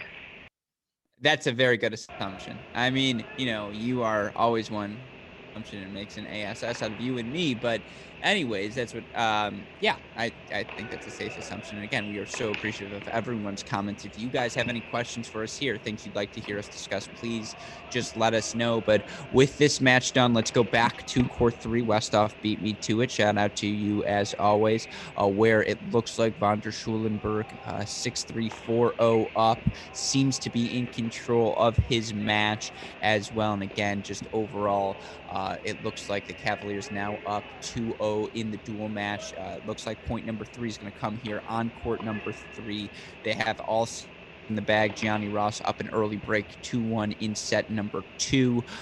They're on serve 3-2 and 1-0 on courts 4 and 5 respectively. And then on court number 1, it's Soderlund holding on to that break of serve lead. Let's actually go to court one if we can, Westhoff. We'll come check in on Van der Schulenberg when he gets a little closer to the finish line. But let's watch Soderlund battle with Aloft, because we didn't get to see a lot of Soderlund last season. He was to start the year, and certainly that influenced the results we support for the Cavaliers. But again, Soderlund, the fifth-year senior, a guy who has played in a national championship match and won, a national championship while a part of this Virginia program. To have him at the top of your lineup, it just gives you options if you're Coach Pedrosa. Yeah, well, and he's not going anywhere from that one spot. Obviously, we've talked, a former #1 player in the nation, former, highly ranked ATP player, a guy that probably, certainly has aspirations to play professional tennis. Two quick updates for all of you listeners. One, we are well aware, play underway in Raleigh. Ole Miss, Tennessee on court at the #1 doubles position. It's Cullen and Reynolds for Ole Miss taking on Harper and Walton. They're at 1-1 in the first set. Slavic Kadano for Ole Miss up 1-0 on Monday, and Prata right now at the 2 doubles position. And then it's 2-1 Hussey and Wallner for Tennessee up on Drahan and Junk for Ole Miss. Also, upset alert on demand right now, Austin. I don't know why it's on demand, folks. Again, I'll get better with my words as we do more of these throughout the weekend. But upset alert in Austin, Texas, folks. Arizona taking the doubles. Florida. They also take 3 first sets, Chris, at the #1, 3, and 5 singles positions. Now, Florida did take the first set 2, 4, and 6. So that match far from over. But if you're the match calculus wizard, like I know you are, Chris, this is probably exactly the recipe this Arizona team drew up in the locker room today. Yeah, if you're a Gator fan here, as we all know I am, it doesn't feel great, that's for sure. But at the same time, closing out all 3 of those matches in straight sets, no easy feat. So, I still wouldn't get too terribly nervous till we start seeing, people getting up breaks in the second on these matches that they took first sets on. But at the same time, Florida closing out their 3 first sets they got in straight sets, unlikely. Highly likely that we see some 3-setters here that mean something in this match. And again, unfortunately, we will not be able to provide coverage of the Texas match, but you want to throw the link to that on the left side of your screen. Put this on the right side of your screen. You won't feel offended, but yes, the drama getting interesting in Austin here again. Aloft just looking to stay alive in this set. You never want to go down the double break to a player of Carl Soderlund's quality. Of course, Soderlund here again, no break point chance, but inching close to that finish line for the Cavaliers. I'm upset that you won't be offended if people pull up that on the other side of their screen, Truskin. We'll keep them updated. We'll keep you updated. No, I'll be offended if they turn on the volume for those matches. Like, keep our volume on. I completely agree with that. I'm not telling. Don't be crazy, Chris. But I'm saying, look, I've had the shadow tabs before as well. I get it. They say compromise is dead, Chris, but it's the Biden administration now.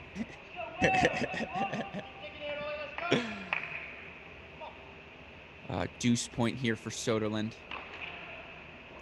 Yeah, too good of a serve there from Aloft down the tee. So he holds for 2-3, going to keep some pressure on dear old Carl. Let's go back to court #3 now, Westhoff, as we see again the freshman Jeffrey van der Schulenberg closing in finish line of his match on court 3, has 2 game points here for a 5-3 lead in set 2. And he gets it, forehand in the net. So now 5-1, he leads. And I have to say, Chris, right now, I give out these awards at the end. Alexis Glarno was really, really good today. Cannon Kingsley was really, really good today. Von der Schulenberg might be my most impressive player of the day through 3 matches. Certainly, I mean, more because we've not, obviously being a freshman, we haven't had a chance to see this kid much. So, we can give the freshman of the day award. Freshman of the day. I'll take newcomer of the day. Newcomer. There you go. Day. Doesn't even have to be a freshman. Could be a transfer. Double fault there from Okonkwo. You can see this match just getting away from him a little bit. What do you think about these Iowa unis? I don't see the Iowa relation. It looks like they just bought the Miomir Kesmenovic Nike shirts. Yeah. Yeah. And I mean, yeah, I don't know. I guess it's a little tough to see on the video. There probably is a little yellow in there. I can just make it out, but it's kind of tough to make out. I'm with you. It's not real Iowa-ish, if you will. I feel like they could do better. I love their colors. Spoken like a Steelers fan or something. No, maize and blue, baby. Anyways, as we're covering a match at the Ty Tucker Tennis Center, and by the way, how beautiful is it that in the center of the facility you just have that brilliant Ty Tucker Tennis Center under the scoreboard as well? That's just, it's a chef's kiss on a beautifully well-made new facility. Of course, here again, Okonkwo 15-30, Von der Schulenberg 2 points away from giving the Virginia Cavaliers a 3-0 lead here in this match. As soon as this match is over, though, we will head over to Raleigh, check in on the doubles there. Quick score update for you. 2-all at number 1, 3-2 on serve at number 3. I believe 2-1 break lead now for the Volunteers. So, last year Tennessee played Ole Miss. It was a 4-3 win for Tennessee. Ole Miss won the doubles point, but Tennessee too good in doubles. And as we get ready for that match, Chris, what are your thoughts for some of our viewers who may not have heard our Patreon preview of the match? Yeah, I think the recipe for Ole Miss needs to be pretty similar to where they got last year, but obviously finding another point. They really need that doubles point, much more depth, if you will, in the Tennessee lineup in singles. So Ole Miss really needs to grab this doubles point, and then we mentioned the Tennessee depth, super strong as well at number 1. Probably the spots you need to try to take advantage of Tennessee is going to be at 2 and 3. They're going to be playing Johannes Monday, a freshman, at number 2, Martin Prada at number 3. Those are probably 2 spots that Ole Miss needs to look at and say, we've got to get those. So if you're going to win for Ole Miss, you're looking at, hey, let's get doubles, let's get 2, let's get 3, and then find another one of those matches at 4 through 6. We got to try to find one of those. So somebody come out and play a good match. That's the recipe for them. Tennessee, little easier path just because they have such depth. If they get the doubles point, they're feeling really good about just needing to split singles. If they don't get it, still a good chance for them of getting 4 of those singles matches.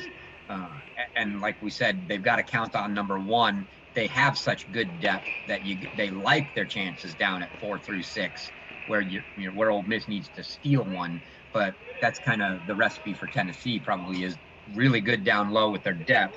Adam Walton at 1. Listen up, tennis. Mm-hmm. And Tennessee was another one of those teams that was sneaky good during the 2020 season. Now, fun fact for all of you viewers at home right now, and we've referenced this a couple times, we at Cracked Racquets were really excited to launch our coaches poll. We had the chance to survey 25 different coaches across the country from various different countries. Some of them actually were from different countries with various different conferences was the word I was looking for. And we asked them to vote on their top 10 teams heading into the start of this season. Gave 25 different options to choose from. Of course, every vote was anonymous, so I can't tell you who voted for what, but I can tell you this. Tennessee received 3 different votes, Chris. 2 of them were 10th place votes. 1 of them was a 6th place vote.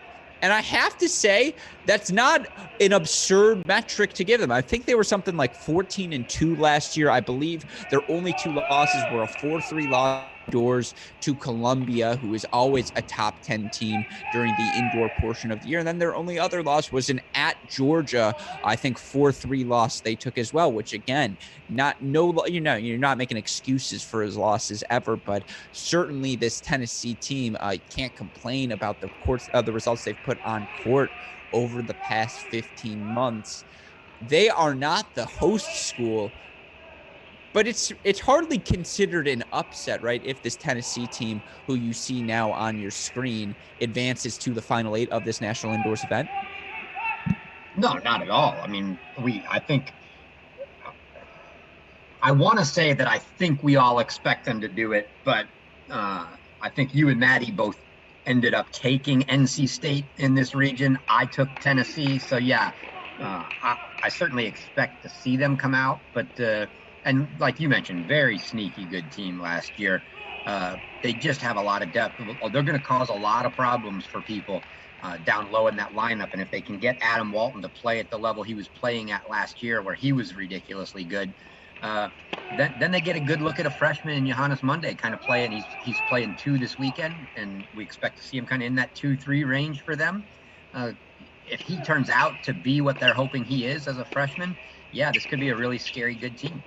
Mm-hmm, absolutely. And again, you see on your court, stream number 3 struggled to figure this out at the beginning of the last one. The good news is the coloring a little bit more straightforward for the differences between Ole Miss and Tennessee. Now, Chris, do we know stream 3, stream 2, stream 1, who's on what court right now? Yeah. Let's play a game of figure it out. We will figure that out as we go. I should be able to tell some of these guys by looking, but for now, I will say 3-2 San Cullen and Reynolds lead on court number 1, still 2-1. Monday Prada on court 2, still 3-2. Hussey Wallner leading, so leads for Tennessee at the bottom half of the lineup. 4-3 now, Wallner and Hussey leading, and 3-1 Monday and Prada at the 2 and 3 doubles position. So good again to see, or good again if you're a Tennessee fan, to see them get off to a quick start at the bottom of the lineup, which of course is where they plan to have their success. I'm going to give you another quick update from Austin. We'll remind a bit of an upset alert right now. If you're doing the match calculus as an Arizona fan, you got the doubles point under your belt. You're looking for 3 more. The place to look right now, Gustav Storm, who I believe is the number 2 newcomer in terms of the newcomers in men's tennis this year. He is up 6-3, 3-1 on Andy Andrade at the number 3 singles position. Number 1 singles, Jonas Zieverts, up 6-4, 2-1 on Duarte Valle. And then Carlos Hassi, 6-4, 2-3. He's up on bench. Now, if you're a fan, good news. Riffis, Bicknell at 2 and 6. They're up 6-3, 3-1. You look for Ingledson. He took that first set 7-5. They're on serve in the second.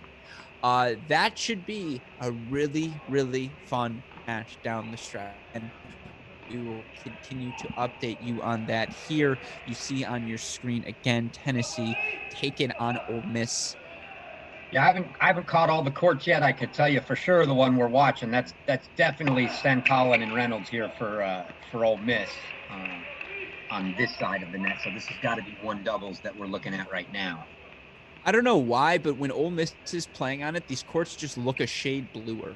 Like, am I crazy? I just feel like for some reason they look like they blued the outer parts. They're like, make this an Ole Miss home match. Also, yeah, I don't know. Yeah, that outside does look. Yeah, I'll give you that. It's a little. That is a little blue and red, a little Ole Miss looking. It is a little Ole Miss looking. Not a lot, just a shade, but interesting to see. Also worth noting at Ohio State right now, or I should say in Columbus, Virginia getting point number 3 on the board, 3-2 victory for Von der Schulenburg over Okonkwo. So they are now 1 game. It looks like it's going to be a race between Rodesh, who's up 6-4, and Soderlund, who's up 6-3, 4-3, 40-30.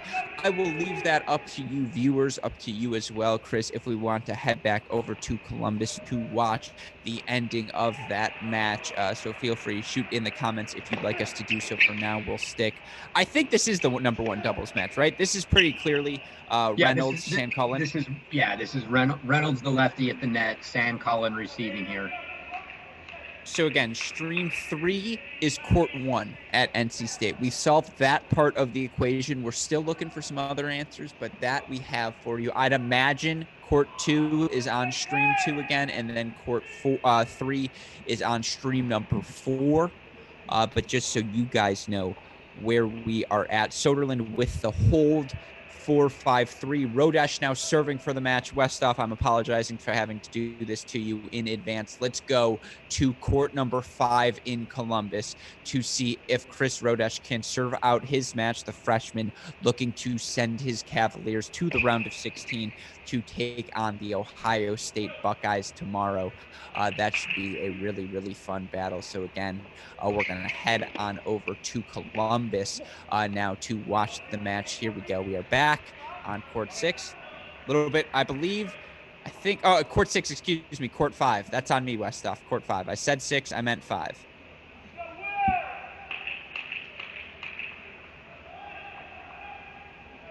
See, that's why he's the best in the business. Do you see how quickly he covered up for my error there, Chris? It's just, he's got a lot of practice. A lot of practice, absolutely.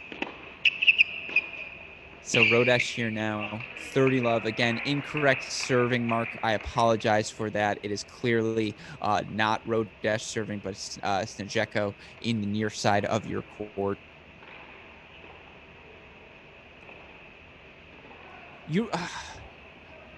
I could never tell the difference between Leo Tellis and Marks for Texas, but what who had the whippy forehand? Say that again. You know Marks for Texas? Colin Marcus, yeah. Yeah, Marcus. Don't you think Rodesh reminds you a little of Marcus on the forehand? The way Marcus had that backswing, or maybe it was Harrison Scott who I'm thinking of. But there's one of those Texas players on that national championship team, and you can tell me, just watch the forehand for Rodesh here and tell me I'm not crazy or that I am. Or he could double fault and not offer me the chance to show you. But just trust me on this one. Who was the one with the big forehand? Was it Marcus or was it Scott? It might have been Scott with the big backswing. Harrison Scott hit the snot out of the ball. Yeah. Don't you think Rodesh? That's who it is then. Watch the Rodesh forehand and think Harrison. Serve to the forehand. He's not going to let him have one. I know. Come on, man. Don't do this to me. Oh, nice. Way to make that passing shot. Much appreciated. Okay. Lock back in here. 30-40. Double match point for Rodesh to again clinch the match for his Cavaliers. Freshman, first match, first clinch. That would be a really fun moment. We'll see what he's got.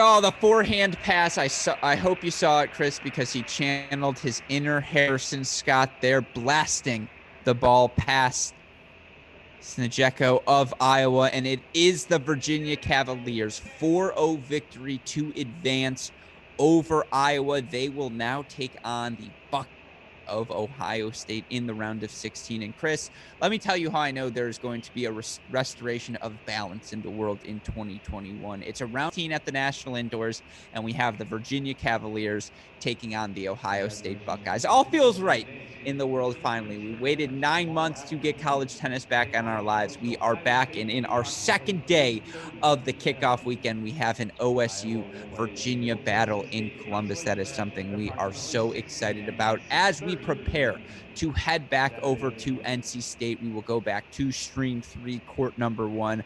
I want to ask you again, Look at this Virginia team. Wins from Getz at 2 singles, and then the freshman Von der Schulenberg at 3, from Chris Rodesh at 5 singles. Your initial impression to this young Virginia Cavalier team?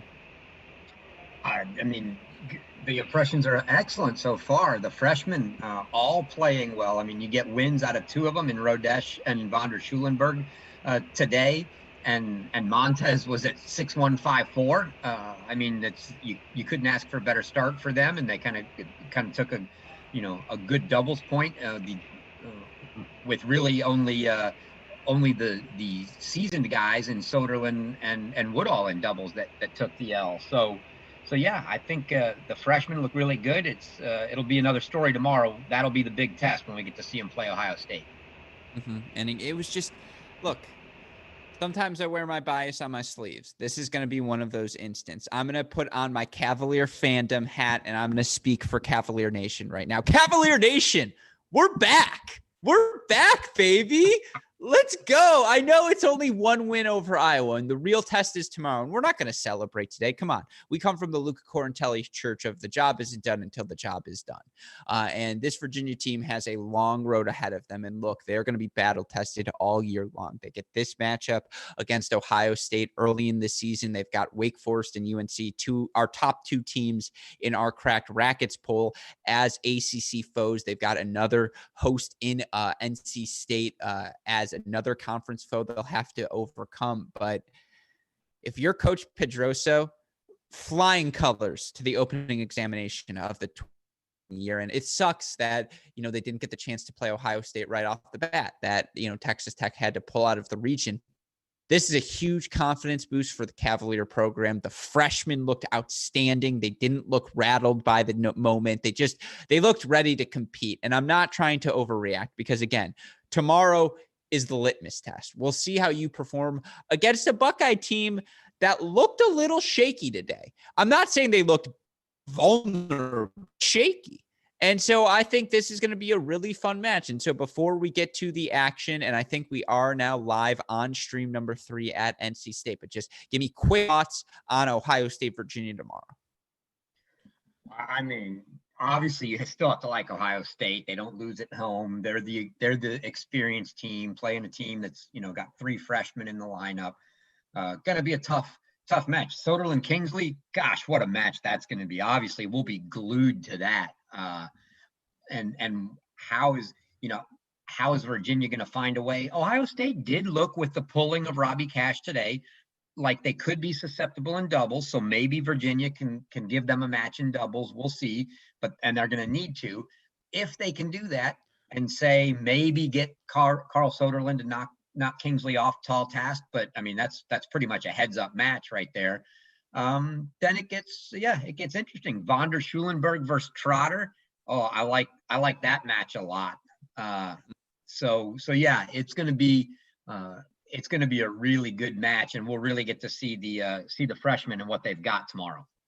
And now we flip over with that in mind to the last match day here on our Red Zone coverage. And thankfully, we still have a full singles session ahead of us, folks. So strap in, grab yourself a water, grab yourself some snacks. I prefer a Chewy bar in a moment like this because we've got a really good match ahead of us in all SEC battle between Tennessee and Ole Miss. Tennessee taking a 6-2 decision at number 2 doubles. When you go Johannes Monday, strong start to his career. He and Prada 6-2 over Slavic and Kadanau.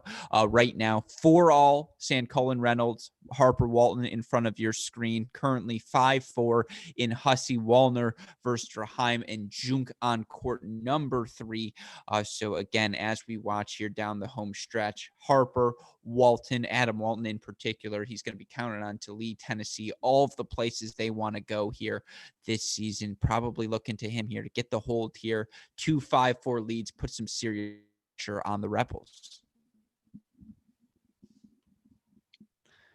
By the way, at the next changeover, Chris, I have a great Florida update, Arizona update for you, but keep going. Oh my gosh, Gustav Strom.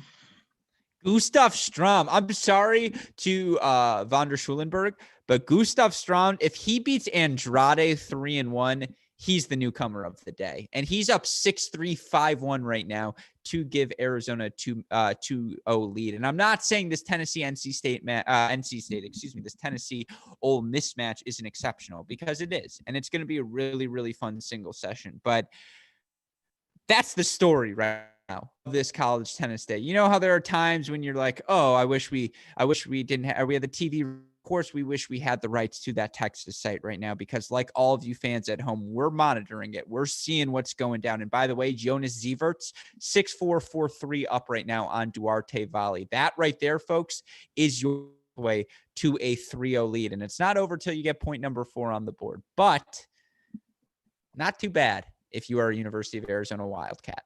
Yeah, Arizona's definitely got to be feeling really good about the spot they're in right now. I still think, it's going to come down to a couple 3-setters. I mean, both 4 and 5 singles over there, with Ingolson, who won the first set but down 4-1, and Shelton, who dropped his but up 5-3 in the second. They look like splits coming our way. So unless Arizona can get 3 of those other 4 matches, which is unlikely given that they didn't win 3 of the first sets, it's going to be a 3-setter. Can you imagine in his first ITA kickoff weekend, very first match, Ben Shelton plays the decide with head coach Brian Shelton on the side there. They played USF in a dual match already, but I mean, come on. I would have to actually pull the video up at that point, but there's no way Coach Shelton's on Ben Shelton's court. No way. What is he? Does he hide? Is he just like, I'm done, and I'll be in the bus. Tell me how it goes. No, Stump has that court for sure. There's no way that Shelton's taking his kid's court. Yeah, and so, by the way, you see here Walton Harper, they hold 4-5-4. Ole Miss holding on court 3, so they're still on serve 5-all there. And again, we're still on serve here, so it's a 5-4 lead for Harper Walton, but it's going to be the number 3 team in the country of San Cullen and Reynolds of Ole Miss serving when they come back here. So again, if you're Ole Miss, you don't hate where you are right now. Guess what? People lose double sets all the time, come back to win the doubles point. Let's lock in here now. Number 3 is a big number. And I know, again, SEC correspondent Chris Halliors put that hat back on. How good are San Cullen and Reynolds? Reynolds is an excellent doubles player. San Cullen's just solid all the way around. So these guys are and indoors especially, they're very good. So this is the kind of match you fully expect to see go 6-all and into a breaker. Oh, nice pass there. That's good. Give him that Chris Hallior's commentator's jinx. Yeah. Reynolds will be very active at the net. San Cullen just so solid off the ground on both sides, and that one-hander you gotta love. But I expect you can see Reynolds already. He's given a lot of space to the line and poaching right away. I mean, he's, like I said, he'll be very, very active at the net.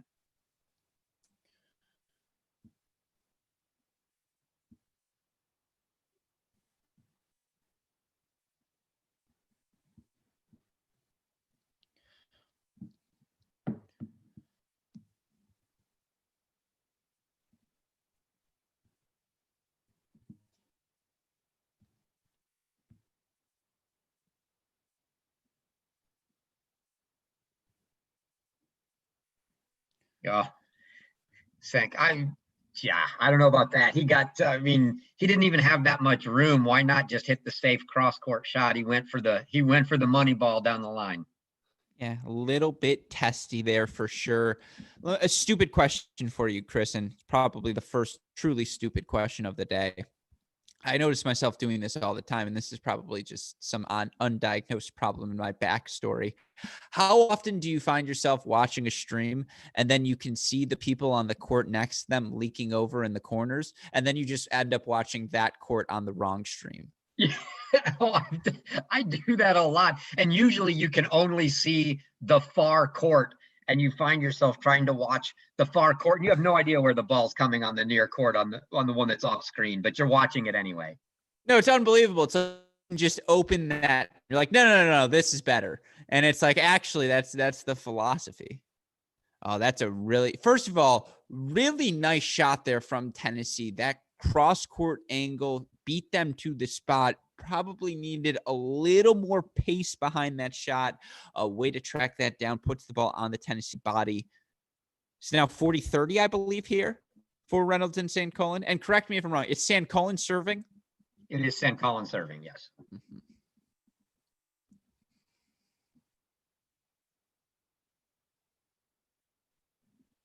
Good eye. Good hold. 5-all. We get some bonus time here. And again, this is when the money is made, folks. 5-all on court 1. Tennessee holds 6-5, but it's Straheim and Junk serving.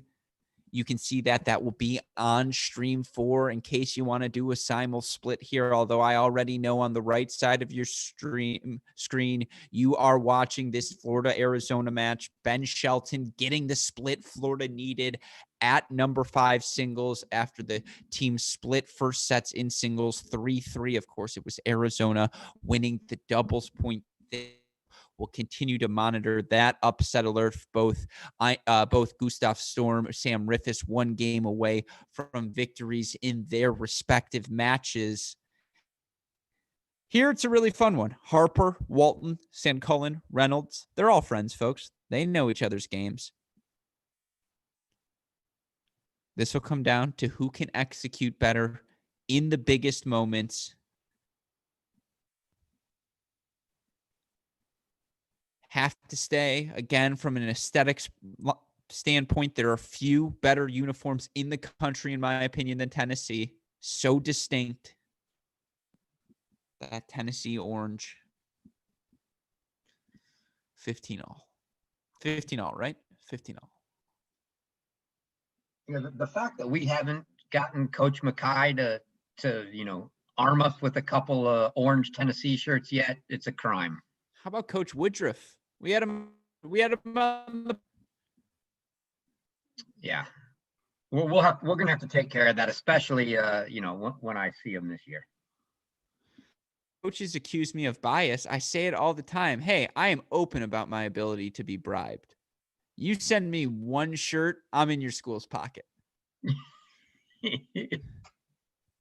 That was a joke.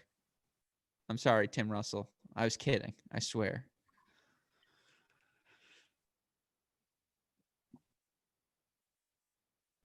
Anyways, here, Tennessee double game point 40-15, 5-all. By the way, I wasn't kidding. Please send me shirts, coaches.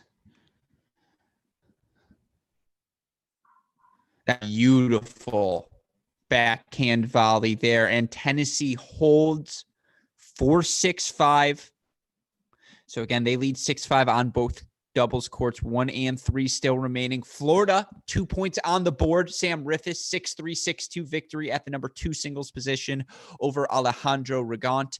Blaise Bicknell, 4-3 win over Nick Lagayev. So 2-1 now, but it's a deceptive 2-1. Gustav Storm serving up 6-3, 5-2 for Arizona right now. They also lead 6-4, 4-all at the number 1 singles position at 4-5. We have a split at the 5 singles position, and at the 4 singles position, Ingledson of Florida took the first 7-5, but is down 5-2 in the second to Malbasic of Arizona. So things staying spicy in Austin. Things certainly getting hot in here in Raleigh. 6-5 on both courts. Although it does look like we see a big meeting of the minds on court 3. You can see that 3 doubles in the right corner of your screen.